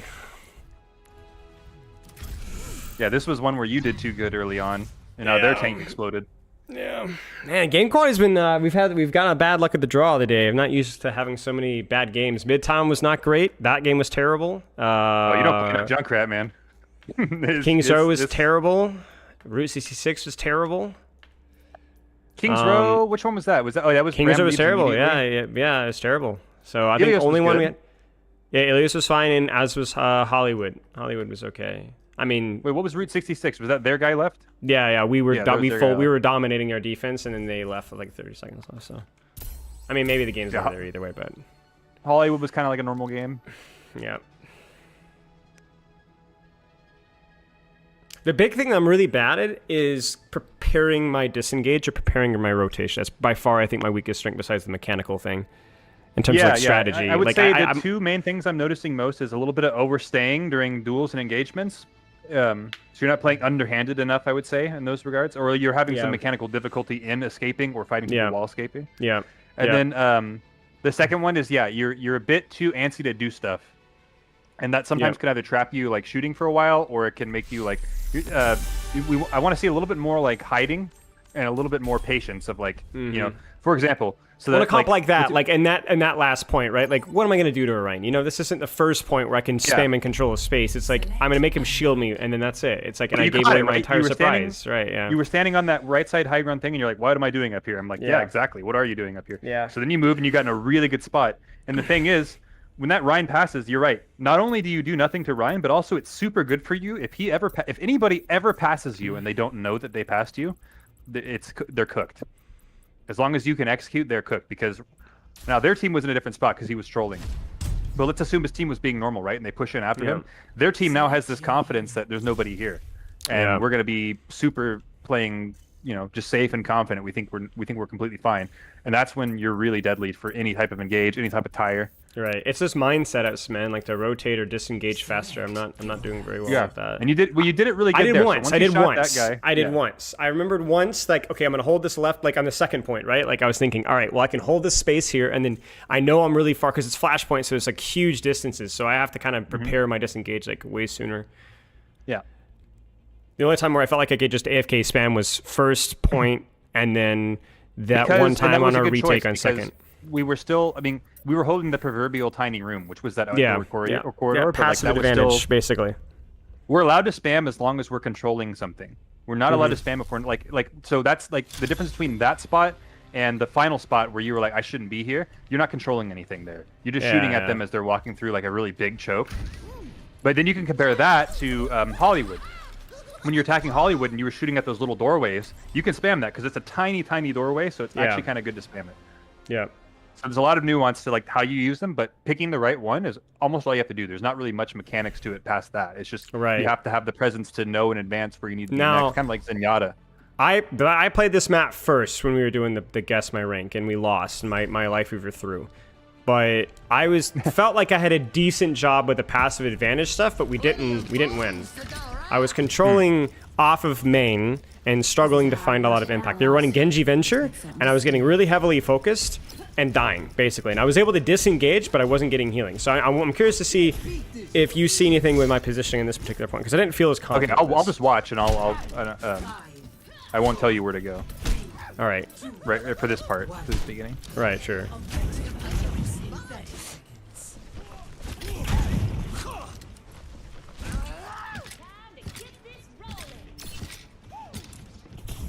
Tracer.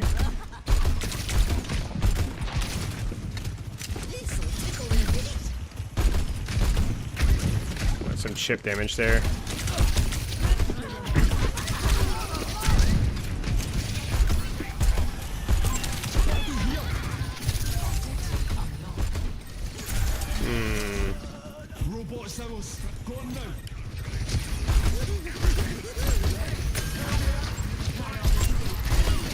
Nope. Okay. Very good. Very good. Yeah, it was kind of tough though, because it only worked because Tracer kind of gave away the angle, you know? Right. Yeah. So you did exactly right. You go and you control that little space. You don't want that space because it's not a tiny room. But but think about what that space gives you access to, right? If you can get that space from her, you immediately get access to. I wouldn't have gotten exactly where you went. Right. So this is where my fundamentals kick in, because I'm like, I don't know whether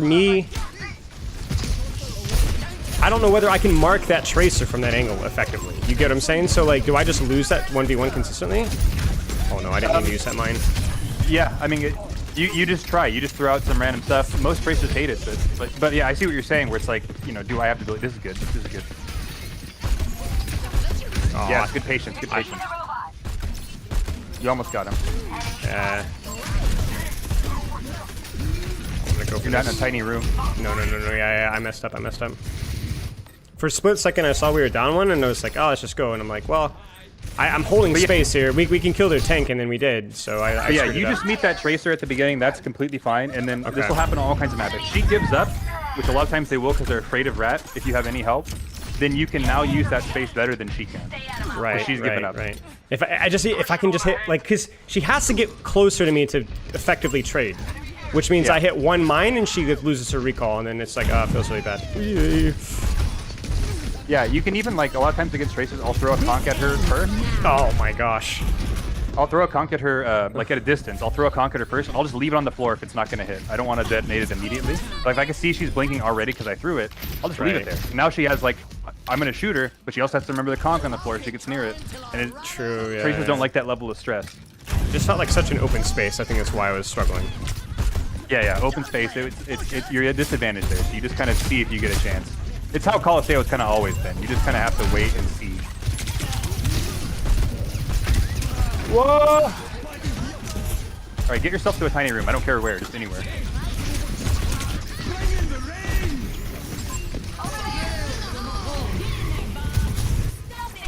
I was like, no fade? Okay. Yeah, exactly. Excellent. All right. Try not to let this Tracer steal any, like, that time. She's a time vampire, and she wants to steal your time. Yeah, it's good. Okay, don't be backing up, though. Remember, we need to keep going to the small rooms. Yeah, true. This is the outdoor. Yeah, this is good. This is where Junk is strong.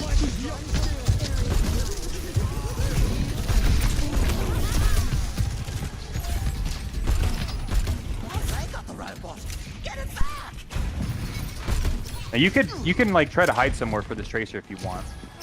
Yeah. A lot of times if I have nothing to do on a map because I'm waiting, I'll wait somewhere I know Tracer will go. And then as soon as she comes around a corner, I'll just immediately shot Con. Okay, I would get tiny room. Go down.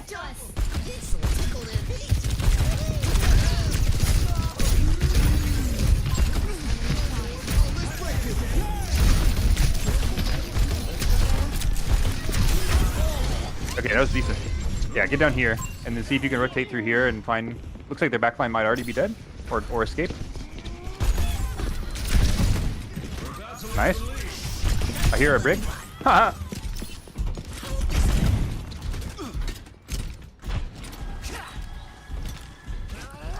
Where's she likely to come out of? Yeah. Yeah, she's already. I was gonna say green doors. She's already there. Nice. Try to predict with my mind there. Oh, you got a recall now? Ah. Now she's giving up green doors. I mean, if we can. Ah, okay, let's get out of here. We gotta play these downstairs small rooms right here. We got a lot of them. Yeah.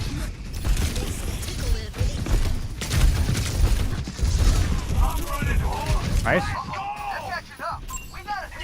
Now you can drive your tire over these roofs and stuff. Oh, good. Oh, my bad. I was too noisy. That's the footsteps right there. We should still be able to win this, I think, even though we're down one. Yeah. You did your damage. Better space. You didn't get a kill. You did it. So you can drive your tires over all these roofs, like that roof on the right, that roof straight ahead, like all these. You can. Not the really tall ones here in the middle, but you can still drive like along the walls and stuff.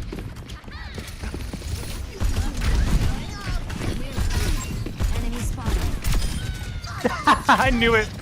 I think I ult this. Just. Okay. Bam! Oh, she got me.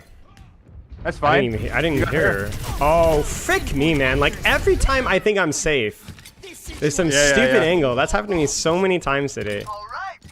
But that's a good tire because you drove it up a little bit. Yeah. Their Tracer won't spawn camp because, well, yeah, she's there. And now we set a trap. Now I would think about getting along this right side, maybe. I probably should have gone back to the other side, but it's too late now. Somebody might come to this mega, and if they do, it's Moira, and I'm waiting for a trap or something. Okay, now we can walk. That's Tracer. That's double, triple blink. Okay, and we can use green doors to get into our tiny rooms down here. We're going to the lake soon. Let the Kitsune guide you. This ends now. Good. Target priority. Nice.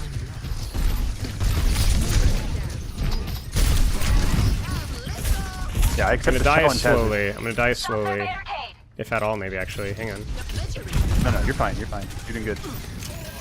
Get this brig, maybe. Yeah, right. I'm gonna... Nice, she's already handled. Tracer will probably recall over here. Yes! That's the trigger discipline.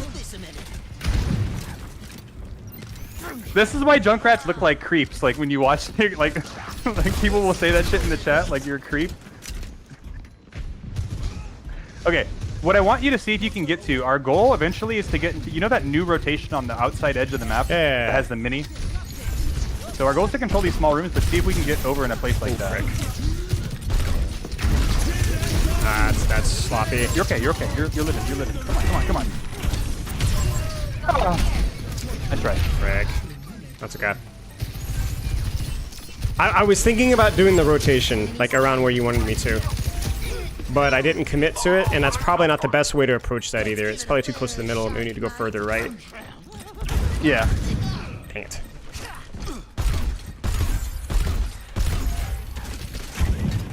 But now we have all the goals. The goals, you're used to the middle, like when they're getting around this bridge, all those tiny rooms there. You know what to do in the middle. Oh, I think she goes. She might already be underneath. That's what I was waiting for. Now we make them think here. Yeah, it's like, oh, Junkrat's up here. I know exactly where he is. No need to check my behind. Good, dude. Good. That's how you get like 90% of your kills on this hero.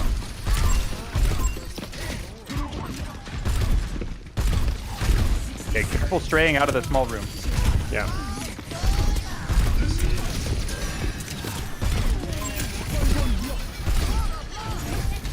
Oh shit, the freaking wall. Yeah, it's the wall. Okay, you should tire from this room to your right. It's up to you when, but you can drive it up that really tall building.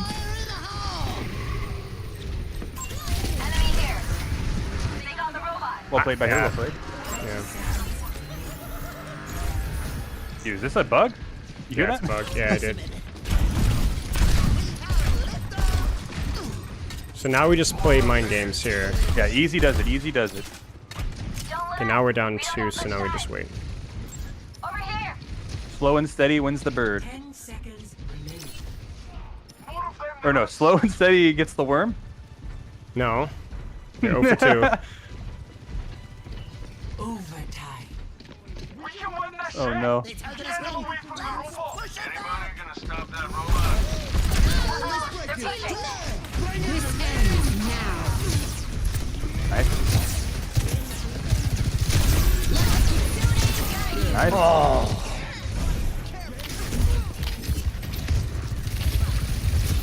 You know what happened?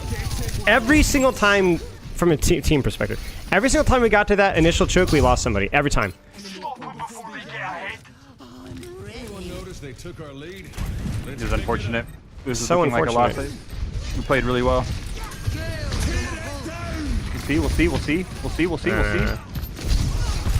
Come on. Come on. Total mayhem kills 4. You played well this game. What were the mistakes that we made? I mean, the Riptire and the Tracer there sucked a little bit for sure. I think a couple times I wasn't decisive about leaving the room or rotating. I got a little bit stuck in between, you know? Yeah. Like, that happened really early. I don't know if you remember early in our second push. That's kind of killed our momentum in second push, where I got backline, and then I had backline fully zoned by myself, but I died for it, and I shouldn't have died for it. And then we win the tank trade. Like, their tank dies, but I died for keeping their backline busy when I could have just held the room. It was I was going after the Moira. Yeah. That's the one I was mainly thinking of. Was there was a couple times where we needed to be the king of the small rooms, be like the lord of the tiny spaces. Yeah. And then we just kind of left them a little bit too far, and we're kind of hanging out a little bit too far, and we gave up our ability to like weave our shots around a corner, so we lost like duels that we roughly should win. Like, and we just don't really need to do that kind of thing. Like, it looks valuable because otherwise we're literally sitting there doing nothing. It was this fight, I think, like right here. No, this one, yeah, this is the one, yeah. Oh yeah. This is exactly what Because like I'm trying to squeeze to get closer, but then I don't know. Maybe I should have just like rotated into here. You know, like I think this is the play. The problem is that like I needed to. Like, I was halfway. I was like I didn't commit to the hard flank. Yeah. Look at where you are right now. Yeah. You almost like when you're tagging this more. See how distant. You almost never want to be finding yourself in some sort of situation where you're ending up in a duel with somebody who's that far away. Yeah. If she's that far away and we Which want is to why I attack her, rotated in the first place, but then I should have just gone further. if you want to attack her there, like if we put our conch down in that little spot where we were like kind of chilling, and remember how we're just doing nothing, and if you're doing nothing, you put the conch down, then that gives us the option to conch flying at her and then try to one-shot her like as we get there. Right. Because that skips the having to run at them part. If we ever have to run at them from that distance, we're almost always gonna lose. But yeah, so you found it. These situations, man, like we lost somebody early every time. 2 minutes. Like, Ladies and gentlemen, start your engines. it was this stuff, man. Oh, that was our beat. Frick, yeah. And then this is also where the rip tire got forced out of me by recall. Which, you know, knowing that now, I can just shift at her, force the recall, you know. Because she can't clip me fast enough, like, before I blow it up. Like, she can't play that game with me. I will always win. That's also my bad. Because I was trying to explain. I was going to say, like, a longer explanation. Go around like, here. And you can hide your tire, like, literally right at the corner. That way, the second Tracer appears on your screen, you can press the thing. So what where we did tire from, it's like she can approach you from so far that there's no way to, like, surprise her with the tire. Yeah. If we tire from inside that room, then we guaranteed surprise her, because now she has to come literally touching it to even see it.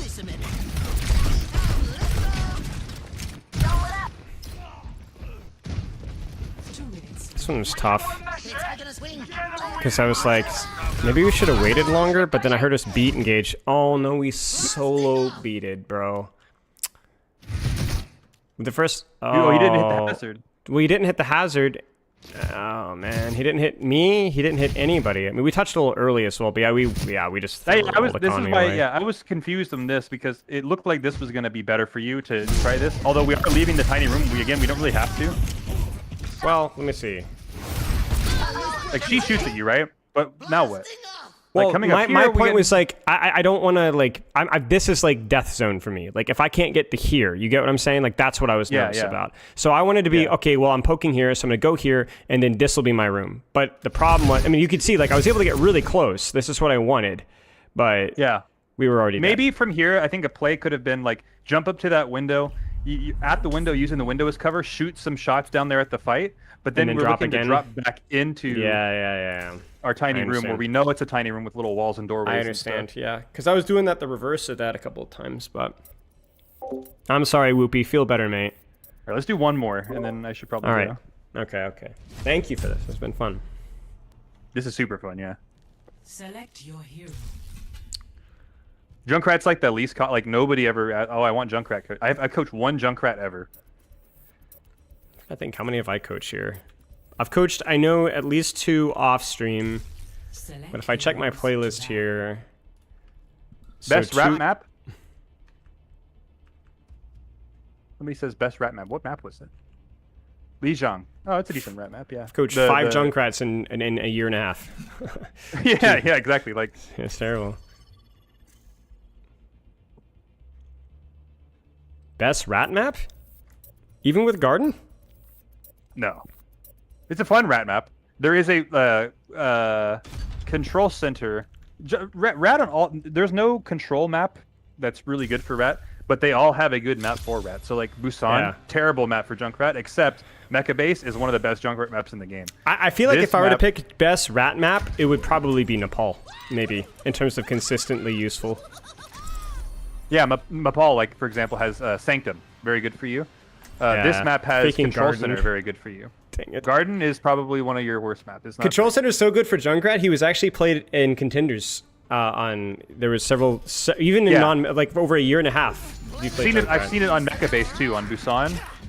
And I've seen it on Kings Row. Like I've seen Junkrat picked on Kings Row because it's a really good Junkrat map too, but never on third. It's just always like first. Yeah.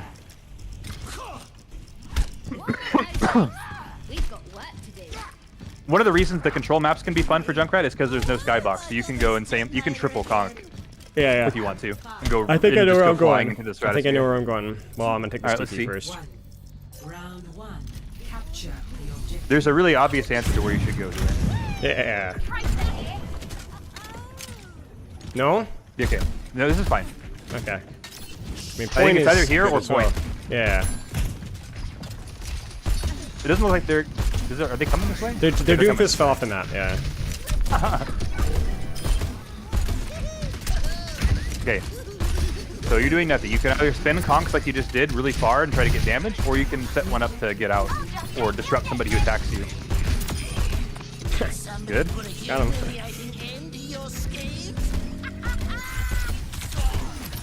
Yeah, you don't like. You can put that conk down on your feet, but if it's a map where you're not gonna like fly at them, then you might actually just throw the conk out like you were doing there, just for charging tire and doing damage. Bro.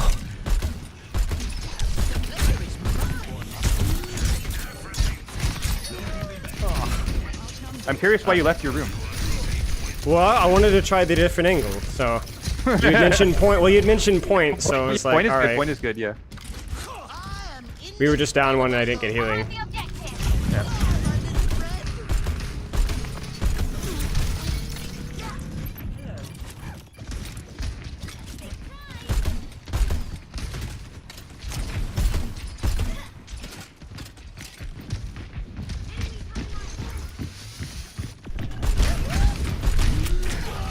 That is not legal. Well played by him. That was well played by him. That should be a kill every time.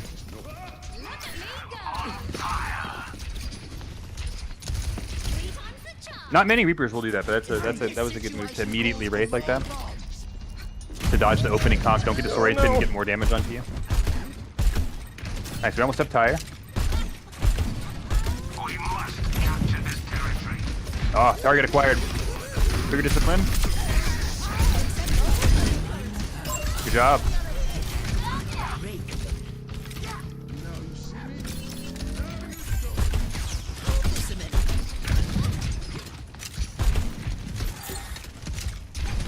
Alright, see if you can huck a trap somewhere over there and really huck it. Like, really lob that shit. That's Suzu. You can even sometimes conk yourself up and then throw the trap further.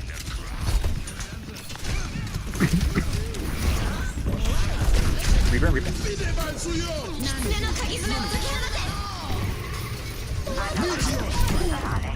Nice. That's what I was waiting Guarantee for. that guy's gonna come after you. Oh, it's too slow. We should still win this. Just as long as we don't die to Death Blossom. Hi, this is interesting. Hello? Oh my gosh, dude. That was criminal.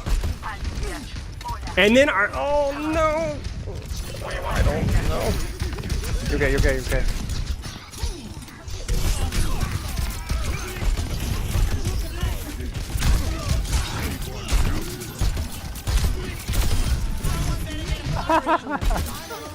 Oh, crap. Oh, frick. Okay. Got the trap. Got the annoyance. It was coming. Our tank is almost here. Watch out, we just empowered him. Yeah. Don't let him knock us off. Oh, I wanted to get off of that. That's okay. I'll eat it. I'll eat it. It's fine. We win that.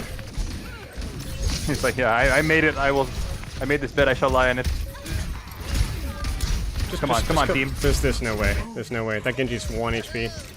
There we go.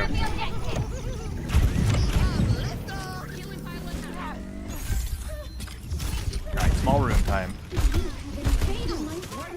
See, this is where I don't really know. Do I play bridge side? It's up to you. You can play bridge side in this small room, or you can play the point one. But pick a small room and commit to it. So you're here, that's fine. Pick Pharah. So with Pharah, I don't know if you might botch it, but you might try setting up a conk bomb on her.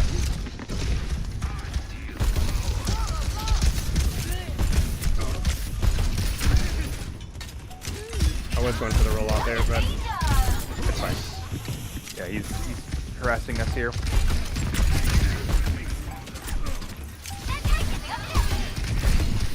Oh, that's Suzy. Don't remember, place your tire. You almost have tire. Don't die.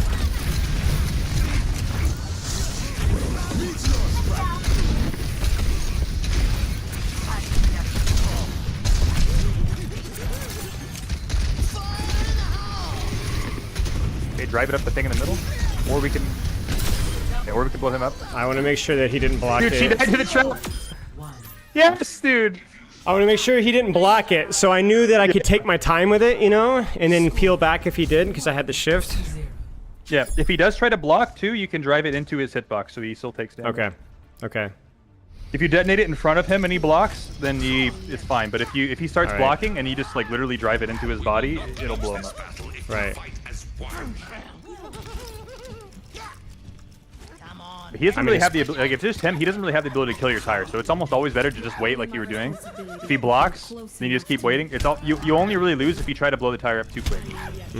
I think I know where to go. I think I know where to go. I think I know where to go. Yeah. Let us go. I'm gonna go the way that I used to coach my players back in 2019. I don't think this map has changed. Yep, there we go. This is good. Yeah, we're already on it. I don't think anybody will get there.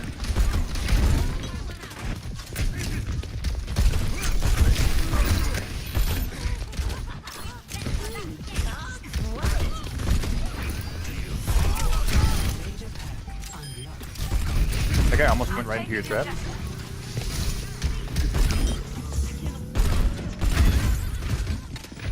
So with these, when you have this perk, you can actually shoot over that counter, and you can do grounders all the way to their stairs. So like here or here or from here? Oh, from I here. see. So I see. I see. If you land it just right, yeah, you can do grounders all the way into the team from here. It's kind of annoying.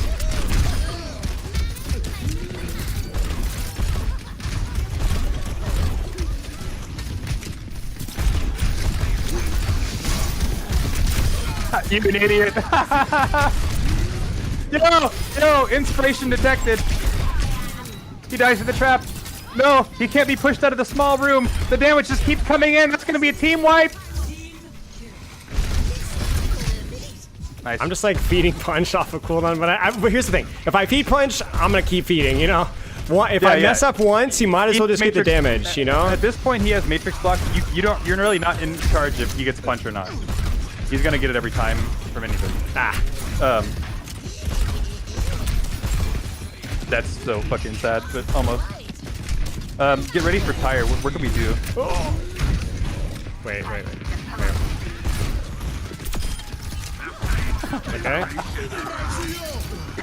Do we need this? I don't think. Maybe we do. Yeah, we definitely do.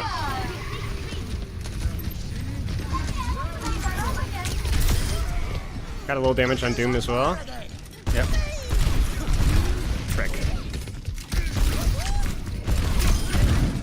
Case in point, right? Yeah. Oh yeah. So once he gets Matrix, you're gonna charge him anyway, so it doesn't matter. But one thing that's true about Doom is he's very predictable when you do charge. Right. Like he's going for me too, which is I don't. Right. So if you charge him, as long as you know what he's gonna do next, you have the ability when you're hit to disrupt his punch. Ah, that's my bad. I was caught reloading, and I was only 124, so like one tap away. Okay, we're still winning this. I got a trap. Dude, your traps are going nuts. These traps are crazy.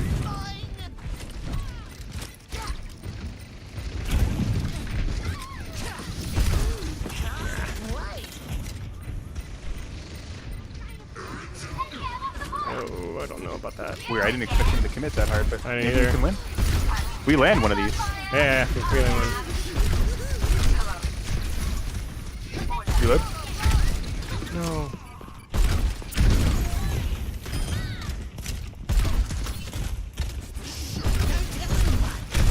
We have the perk advantage. Get him. No. He has the heal advantage. Oh, no, I got directed. Still winnable, actually. Still winnable. Doom dice. And they can't do anything with this, too. They have to jump out with no tire. Yeah, nice.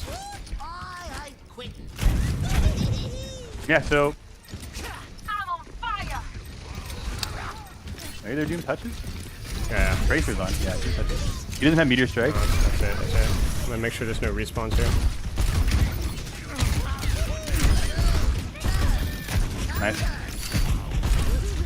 Nice. Doom died of old age. We survived our bad map, which is Gardens, and we excelled. We excelled there on the control one. So yeah, and you're absolutely right. Don't go main, and by main I mean that don't go white room immediately. The white room, yeah. Because all this fans going there anyway.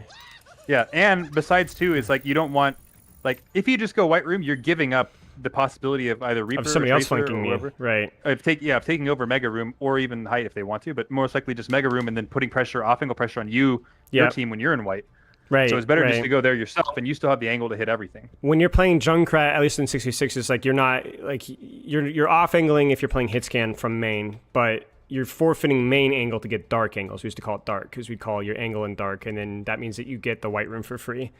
Because when you get a Junkrat or a May or whatever in there, it's like you literally cannot lose that choke war. So Diamond 2, let's go.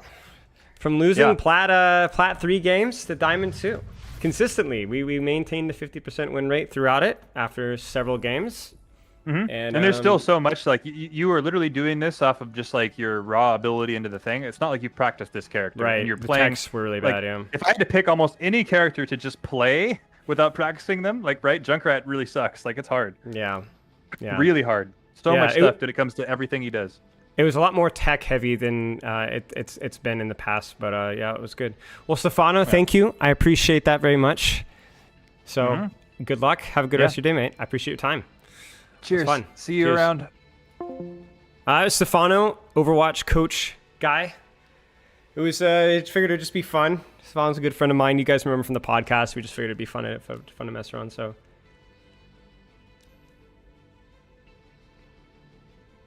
Yeah, he's really good at what he does. He's a very, very good coach. Yeah, he's a very good coach. He's not just a good Junkrat player. He's a very good code coach. So, good 1960s American sports commentator. Thank you guys. You're very kind. That was a lot of fun. I like playing the game. Winston session like that next week, maybe. Stephano could do that with several characters, and he's a good coach. Like in terms of like the tech difficulty, in terms of just general coaching quality, you can do that with like basically every character, but.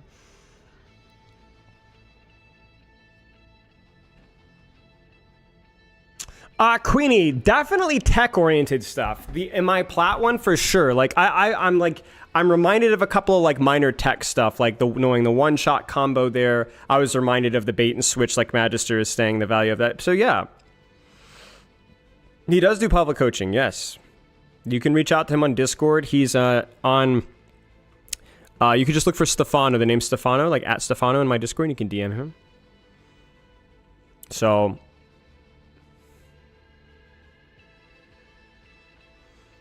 Could do this with the Reaper as well, maybe. Yeah, that might be fun. I'm sweating like a pig. Did you guys hear some of that thunder? We had some crazy thunder.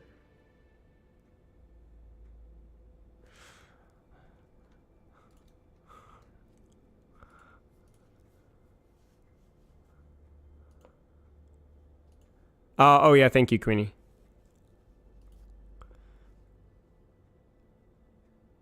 Yeah, the bait and switch kind of like being able to change your angle from a spam angle to an assassination angle. That's probably where your maps are your strongest. When you can change from a spam to a one-shot angle very easily without taking long to rotate, that's probably like a really good section for Rat, you know? And he's definitely more of a tempo assassination character because you're relying off of your mines for those bait and switches, right? So then you can kind of passively control space, go for a cycle, passively control space. A lot of characters do that. Honestly, Ana is a character that does that a lot with her like cycle of pressure. Freya does that a lot with her cycle of pressure around her updraft and bolts. Any cooldown oriented character that significantly spikes in lethality around that is somebody that does that. Sombra to a little bit. Nice, Code Next Door. Cheers. I appreciate the kind words. I'm trying to think who else is very cycle-oriented. Venture kind of sort of around their cooldowns. Hog, very clearly cycle-oriented. Like you hook from flank, kind of go back spamming on main.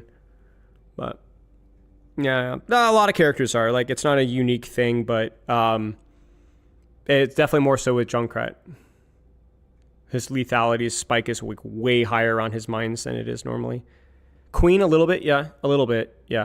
Queen, you're more opportunistic. Junkrat, you can force yourself more commonly because of your range. With with Queen, it's more like if I hit the knife, then I can be opportunistic. Echo. Well, Winston's not really, because Winston very rarely does something when he's not tempoing. Like his downtime is very passive, whereas I'm looking at somebody with a little bit more of an active uptime. Bastion kind of sort of. Kiriko's very cyclical around that as well. Yeah. Soldier, kind of. Helix is just too low of a cooldown to really matter. Yeah, Echo's a good one. Yep. Echo's a very good one. Yeah, Pharah with Concussive Blast and being able to reposition. Reaper, Reaper around Wraith, yep. Winston Poke is broken. Yeah, I mean, it's better. Winston has a much more involved neutral than he used to. Psylocke, yeah, exactly. I've actually coached a lot of Psylocke in Marvel Rivals. It's probably my most coached character, and it was very much like passive angles, going for cycles, going for cycles, going for cycles. It was actually really fun to coach. I coached a lot of Magic as well in Marvel Rivals. I coached a Celestial Magic. That was really fun, too. Bastion, yeah, a little bit. It's weird, too, because defensive cooldowns technically enable it as well, because then you can get greedier.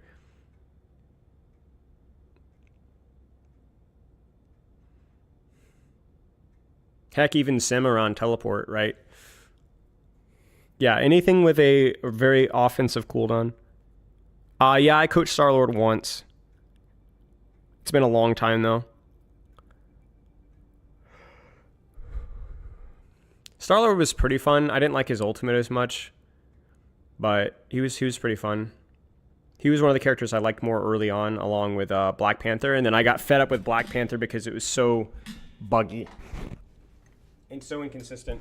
And I also didn't like the way his combo worked. His combos, I don't know what it's like nowadays, but back in the day it was very, very rigid. Like you kind of had to follow a certain flow chart.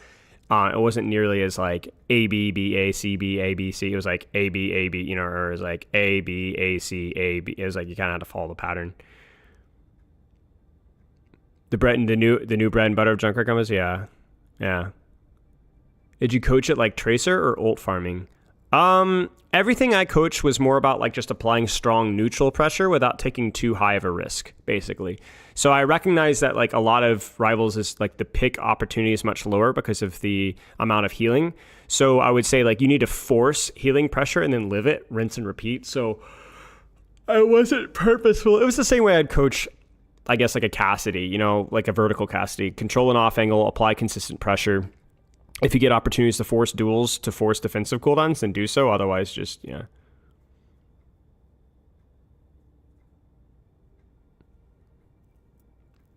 I coach Wolverine, Star-Lord, Magic, Psylocke, Luna, Doctor Strange, Magneto, Mantis, Jeff, Hela, Venom.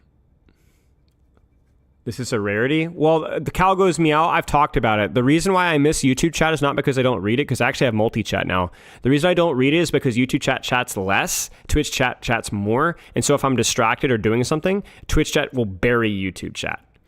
But the irony, as I said, is that I skip more Twitch chat messages to balance things out because they get buried. There's more chat messages from Twitch that get buried. But the promise is that YouTube, there's fewer messages that get buried. The percentage of me reading a YouTube versus Twitch chat is actually the same, is what I'm saying.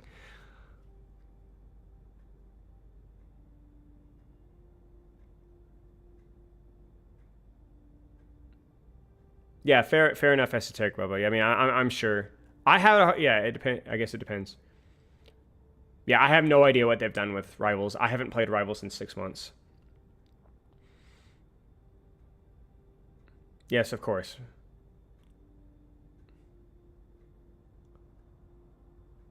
I don't want to learn the tire tech, but I would be curious as to what the tire tech is.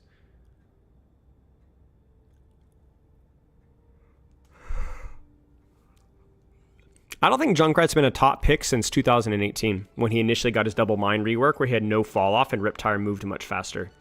I think that he was definitely meta at all levels at that point in time, because you even saw him in Overwatch League. But I think that's the only time that Junkrat's ever been meta. I don't know if you guys are around for that back in the day. He was really freaking good. Like imagine, like seriously, think about this. Think 66 tank pools, health pools, okay? Same damage as mines and conks, basically. But you don't have fall off on your conks. Like you don't have fall off on your conks at all. And also Riptire moves faster as a base. Welcome, GKB. No, this is not the unranked GM on a stream. No. We were fooling around with a foolish character. How are you, Sushi?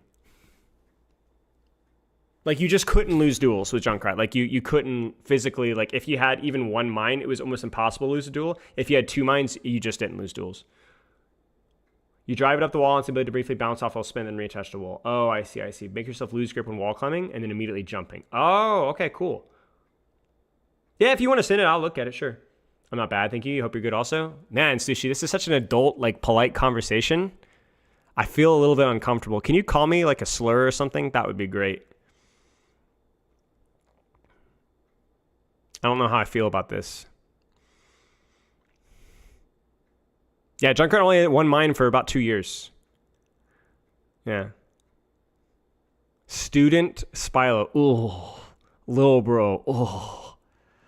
I'm not calling you a twat anymore? Okay. Well, that's very sweet of you. I'm glad you're turning over New Leaf. You definitely needed it. I, however, am communicating from a position of moral fiber, so I don't need to turn over a new leaf. My leaf is really perfect as it is, honestly.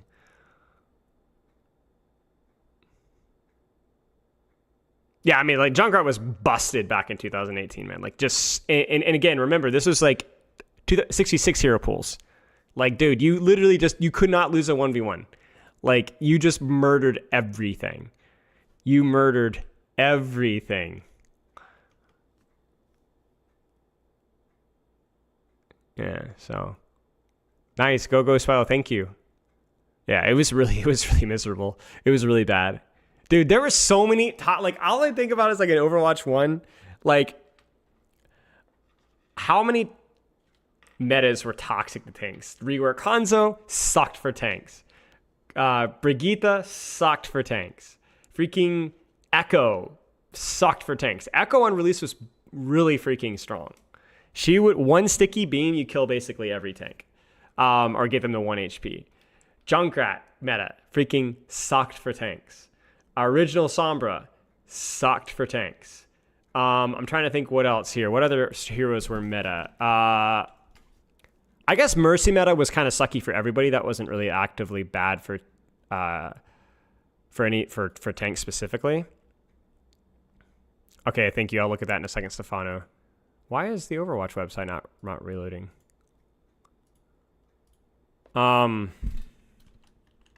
Oh, I remember Cass fan meta. Cass fan meta sucked for tanks. Sucked for tanks. Yeah, Pharah wasn't really meta and at any point in time, but she was really annoying for sure. I guess initial rework, initial Torb, I don't remember. They reworked Torb, I think, at one point, but I don't remember. All right, let's take a look at this here.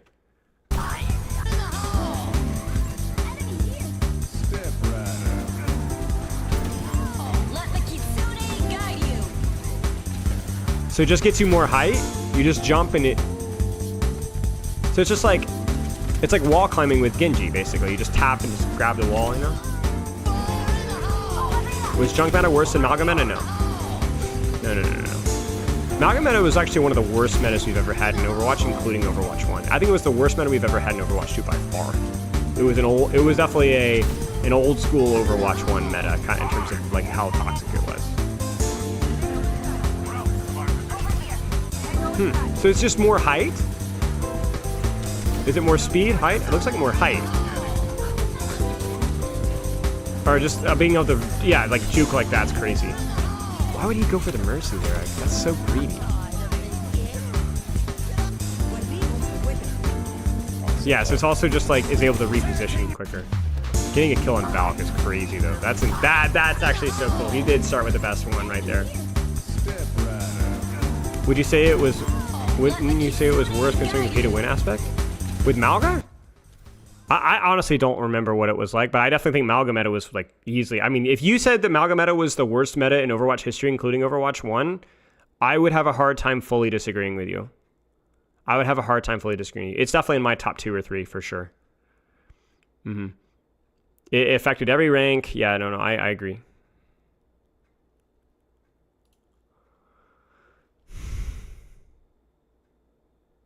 Why is it playing so fast? Whoops.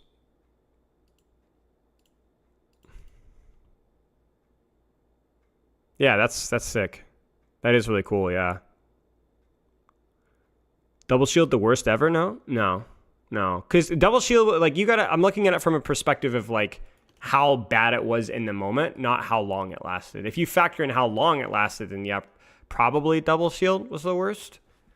But double shield was, like, it was really bad, but it wasn't, like, horrific.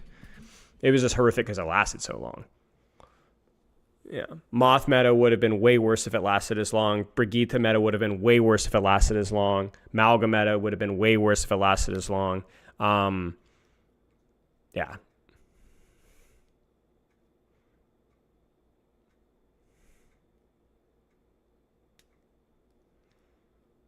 Yeah. The thing about GOATs is GOATs didn't affect ranked as much as some of the other metas, though, because it was much more of a cohesion meta, where it was more of a strategy meta, where, like, the individual characters with GOATs, the only one that was strong was Brig, at least in a complete total vacuum. And then Brig got nerfed a bunch to where she was still played a lot in ranked, but she wasn't, like, a must pick in ranked for a while. Do you think Tracer needs to be nerfed to the ground? Say yes. No. I mean, you could say that 5.5 with tighter spread is more desirable, and I won't argue with you on that necessarily because I don't really know. But no, I don't. I think her perk needs to get her major perk needs to be tuned down for sure.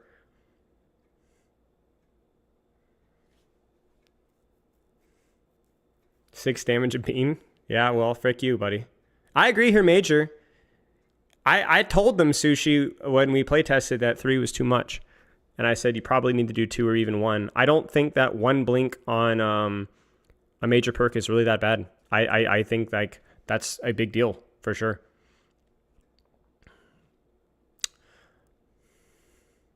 But you're also support mains, so your opinion doesn't matter. I say that from a point of, like, a love, though. So I'm not trying to be hateful, but your opinions are just the worst, and you should not ever say anything. Should not be able to consume a health back at full HP. I don't disagree with that either. Yeah. No, I think you make some good points, and you're also playing at a rank where Tracer's definitely, I think, a little bit overtuned for sure. Yeah. No, I agree.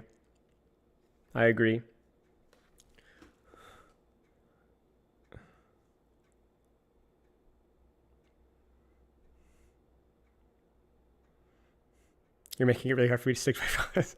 Why do you think I'm pushing this? But you're so strong. You're so strong, Sushi. You'll do it. The beans buff, the biggest buff for Tracer.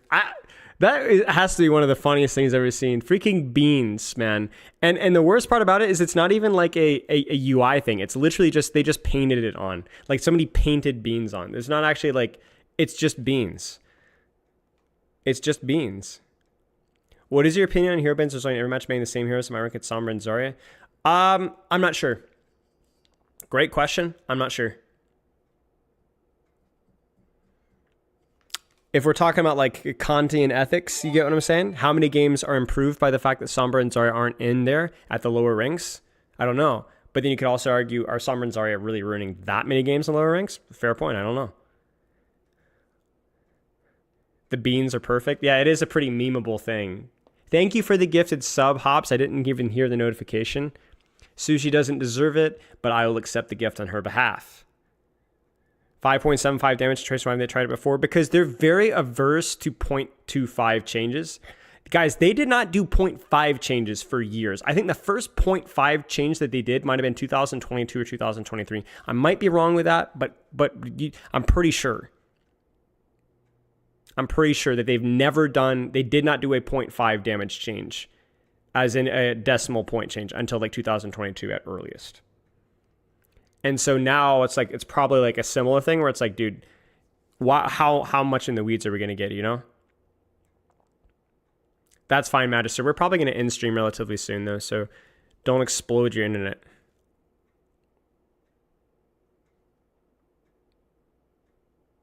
Had multiple Ramatras banned Zarya now.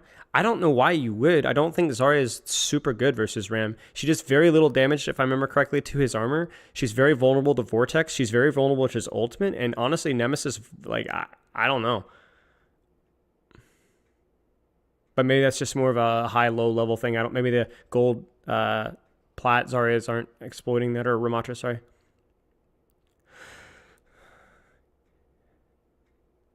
I seem a bit spicy today for sure. This is spicy for you guys? Man, you guys are, man. Magister, Lukaku, I'll look at this really quick, Lukaku. Man, y'all's tolerance, tell you what.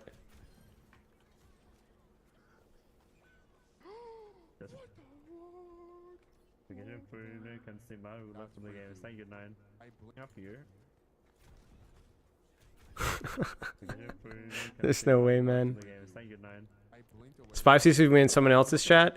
Only in Sushi and Boger's chat am I spicy. Everywhere else, I'm the epitome of class.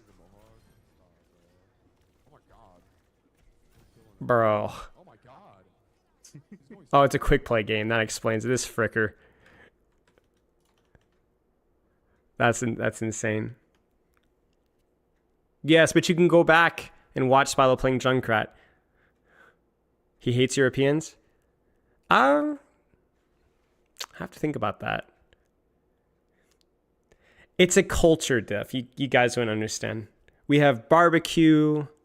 We have...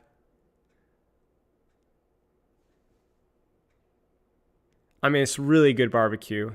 Like, it's really good. The barbecue is really good here, so...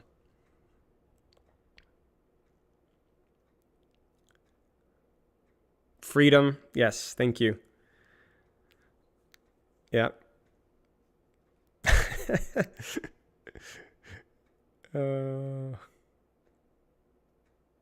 Freedom fries. That's right.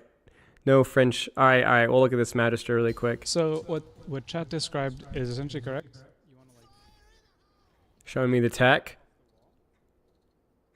Yeah, I got it. All right. Then. Oh, you sent me a bunch of stuff.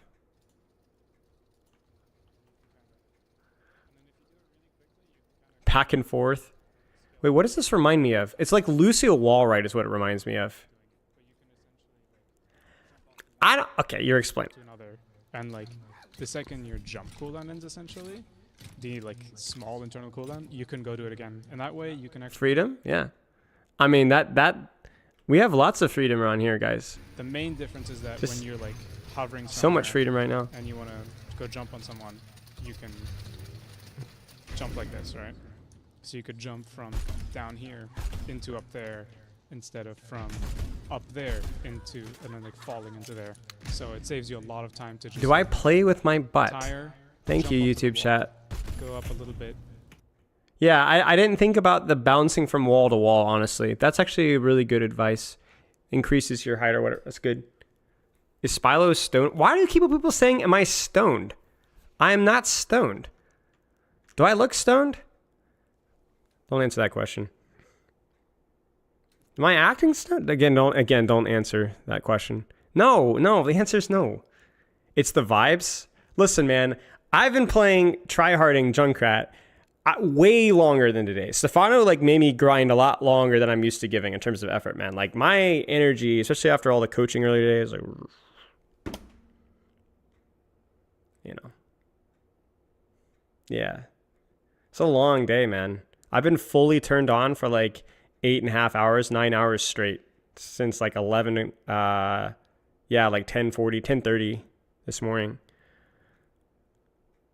So it was like training and then coaching and then discussion and then Junkrat. Put salt instead of sugar in my coffee. I wonder what that would taste like, actually. Probably a little too much wouldn't be so good. Pause. What did I say? Get a haircut, you hippie? Bro, I just had a haircut, man, like 3 weeks ago. I turned off the light here because it was like freaking my eyes are tired. Dude was level 430, Junkrat 24. Wow, that is a lot.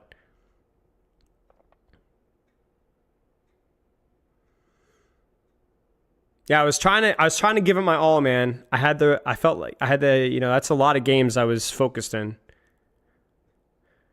Your hair reaches past your shoulders. Don't think I'm playing ranked tomorrow because it's not going to get any great sleep. That's fair. That's fair. Excuse me. It's really hot here, too. Do you have any plans for any new songs released? Kind of, sort of. We have a lot of half songs. We had there's been a lot of like behind the scenes like difficulties with some stuff. So we have a lot of half songs that we're potentially doing. But maybe. Might be getting scammed by your barber. Okay. Thank you, Queen.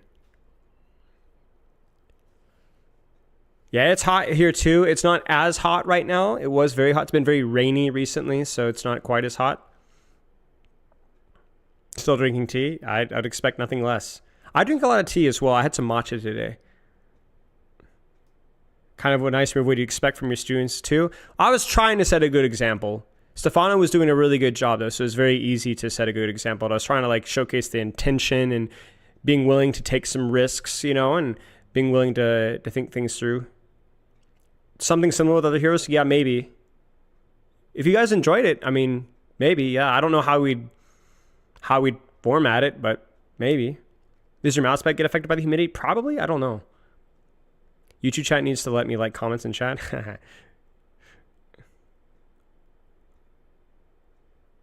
I improved so quickly. Thank you, Lukiku.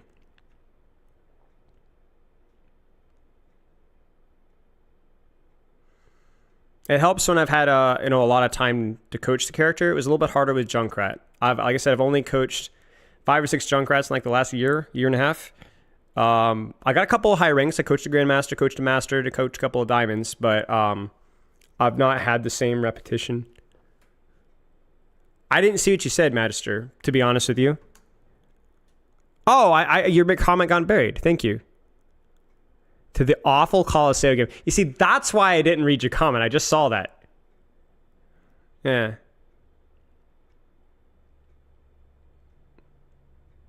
But yeah, that's how learning works. You know, like I was a luxury to have Stephano in the voice call, but like giving me some feedback and giving some goals and really trying to apply myself to those things. I spent most of the games focusing on like how I was positioned and my responsiveness to being pressured. But I wasn't able to do everything that at the same time as I'd like. But is Master on Junkrat harder than Master on Kiriko? Depends. I would say yes. I think any support character is going to be easier to get to Masters to, just based off of the role, with very few exceptions. But that's not because Kiriko is easier than Junkrat. It just means that support as a role has a worse player base than DPS. I think Kiriko probably has a more difficult ceiling than Junkrat, but you don't need to get to that ceiling when you're playing support. Am I familiar with Dr. Sunscreen? I know of Dr. Sunscreen. One of my friends played it versus him in a quick play game, and I saw him in Noob Hunter like a year ago, but not really. But yeah, I think in general, there are a lot of support heroes that have very high skill ceilings, like top 10. Like I think Lucio, I think Ana, I think Kiriko is a pretty high skill ceiling as well. Brigitte, underrated for skill ceiling. It just, you don't need to get to that skill ceiling to get to a very high rank. And what's your preference in liking 5v5 over 6v6? I like the freedom to position. That's been always been my favorite aspect of Overwatch. So I like the freedom to position as I will, and like to take space when and where I can to solve positioning problems. That's always my favorite way of skill expression.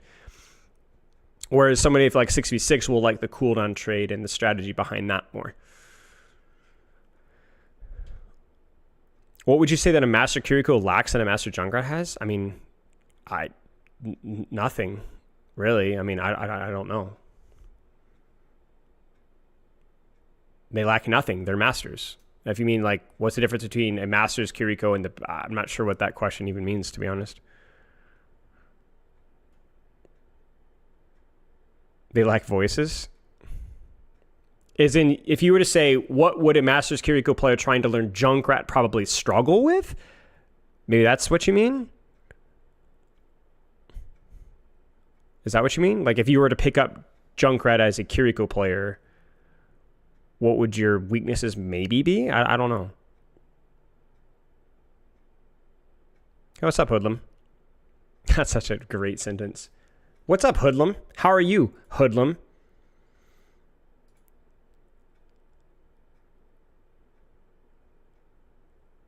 Yes, that is Stephano's new website. I had to talk with him about reducing his prices because I think the kidney thing was a little much. Because you said support is easier, so I'm trying to compare in what way is it easier. It's not easier from hero to hero. In other words, Kiriko is not... Don't stop comparing Kiriko to Junkrat. Compare support players to DPS players. Most support players are not very serious about the game and don't have a very good understanding of what the role is supposed to do. So you have to understand that there is a larger percentage of clueless support players than there is DPS and tank players. So if you have any sort of sense of mechanics, proactivity, cooldown management, and so on, you can climb more on support no matter what support you play just by having those principles. Your competition is weaker, and ranks are relative not to your competition on other roles, but competition on the same role. You get what I'm saying? There are a ton of Mercy mains and Moira players and Life Weaver players, and not even just within the role, just people that don't understand what they're supposed to do with a character. There are a lot of support players that just don't know how to play games. Well, I'm answering a question. I'm not hating on support. There's nothing wrong with being more casual. They're having more fun than we are. You know what I'm saying? If that's, be my guest. Tank players are often miserable, right? And not just because of the role. There's a little bit of an entitlement there. Like there's a cardinal sin, quote unquote, for each rank or role, you know? But and I want to remind you guys that I'm not saying that support has a lower skill ceiling. I think many of the support... there's like a half the support characters have skill ceilings that are equal to, if not greater than, characters like, you know, Widow and Hanzo and stuff. Like some of the support characters in the top 5 skill ceilings, you know? Is it when I arrived you started hitting on support? No. I enjoy certain support heroes probably more than any other role. Like I think like Brig, Ana, Zen are like in my top 5 favorite characters to play. Ana, Zen especially, you know? So I don't like a lot of the support heroes, but the ones I like, I really like.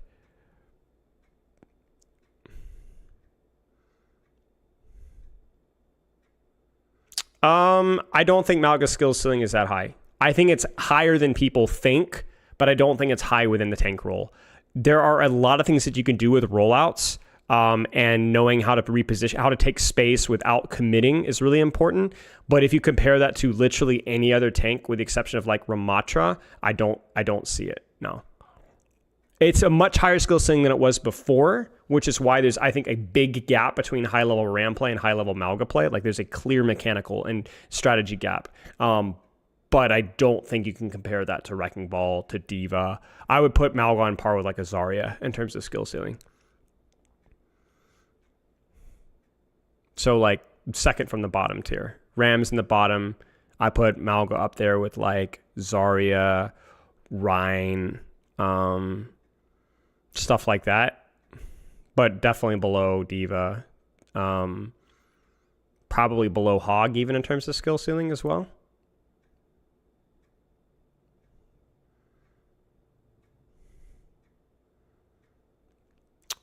He's limited because of how sustain. It's also how his weapons work as well.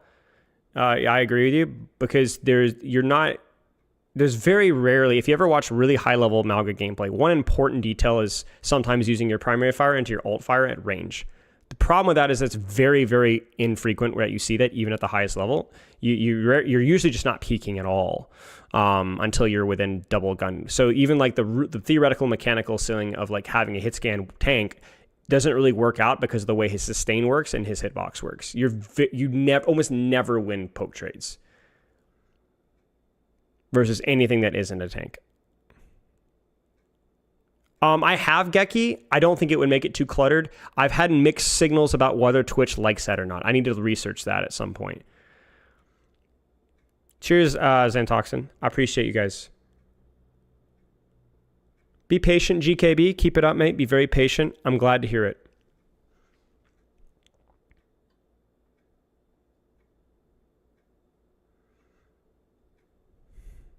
Support can be tricky because you need to know when to engage and when to dip. Yep. For sure. Like, if you were to ask me, like, the best support players of all time at, like, in compared to, like, the best tank and DPS players, I mean, you look at somebody like Violet, you look at somebody like Shu, you look at somebody like Chio, Chorong, Fielder, You know, even somebody like Landon, right? These guys are just amazing Overwatch players. Up there with Lip, up there with Junbin, up there with Super. You know what I'm saying? Like, these guys are just the GOATs, you know? So just because, like, they're doing things that, like, other people just can't do. You couldn't just pick up the character and do it, you know? It's like terms of service stuff, yeah.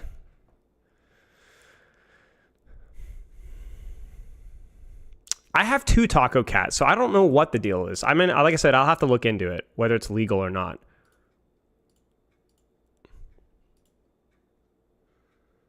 Yeah, main support is really rough, right? I even think like the whole perception of main support at the pro play is not always... I think that like main support at the pro level is always how much can you get away with without dying. I think that there's a mindset that like even hear some other casters say where like main support at the pro level is just don't die, that's it, you know? I don't think that's the case at all. I think that's reductionist. I think that's just focusing only when things go wrong, right? You can't be super passive at the highest level. You need to be proactive and taking space and controlling space, but you are almost always the first person to die because you're the 225 HP guy playing in proximity. Like it's so dangerous, right? So it's like, I don't even think that like main support's necessary. I do think that main support's the least competitive role, but I think like at the ceiling, it's still really easy to spot mistakes. And I think like that's like a really reductionist way of looking at it.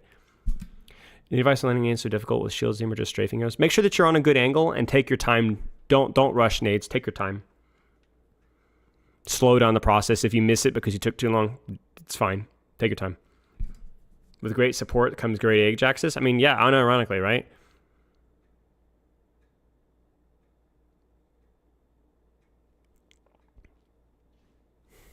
But like, I think you look at like somebody like Chio or Chorong or what Funny Astro has done, you know, over the years, and you're like, there aren't many people of any rank that could do that.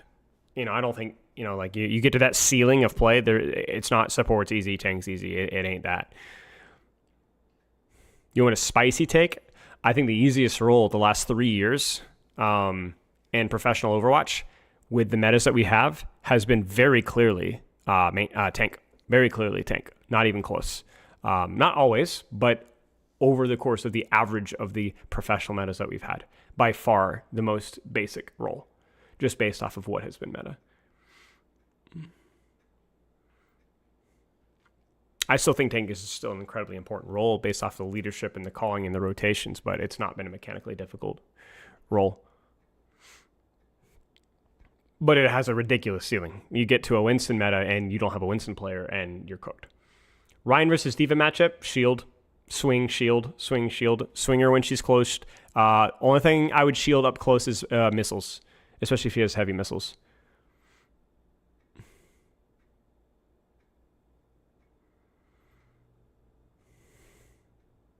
The curse of the main support is really if you can do something. So you have to do things, you know? There's a reason why people look at like Fijay Gong, you know, or Chorong and like, haha, you know, these guys are feeders and even people like Lep, you know, who I don't think are anywhere near that level, but Lep is still a top level main support for sure. And I mean, Admiral, right? Pretty aggressive. Like everyone makes fun of them for feeding, you know, Violet, and yeah, they got rings. You know what I'm saying? Like they win. So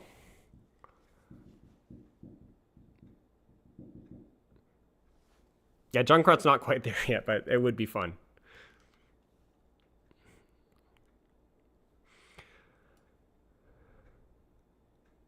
Yeah. Okay, chat, I'm going to call it. Loves and kisses. Thursday, Wu Yang Aqua, Group Up podcast with SVB and 2 other guests. You guys are going to know them. I'll see you guys there. We're going to talk about the state of Overwatch. And maybe Saturday we'll do the mechanical chat. So yeah, loves and kisses. Have a good rest of your week. Goodbye, Sushi Stefano. Goodbye, Luki Goo. Goodbye, Magister. Goodbye, everybody else in chat as well. It was very nice to hang out with you guys. I will see you guys on Thursday. SPILO out.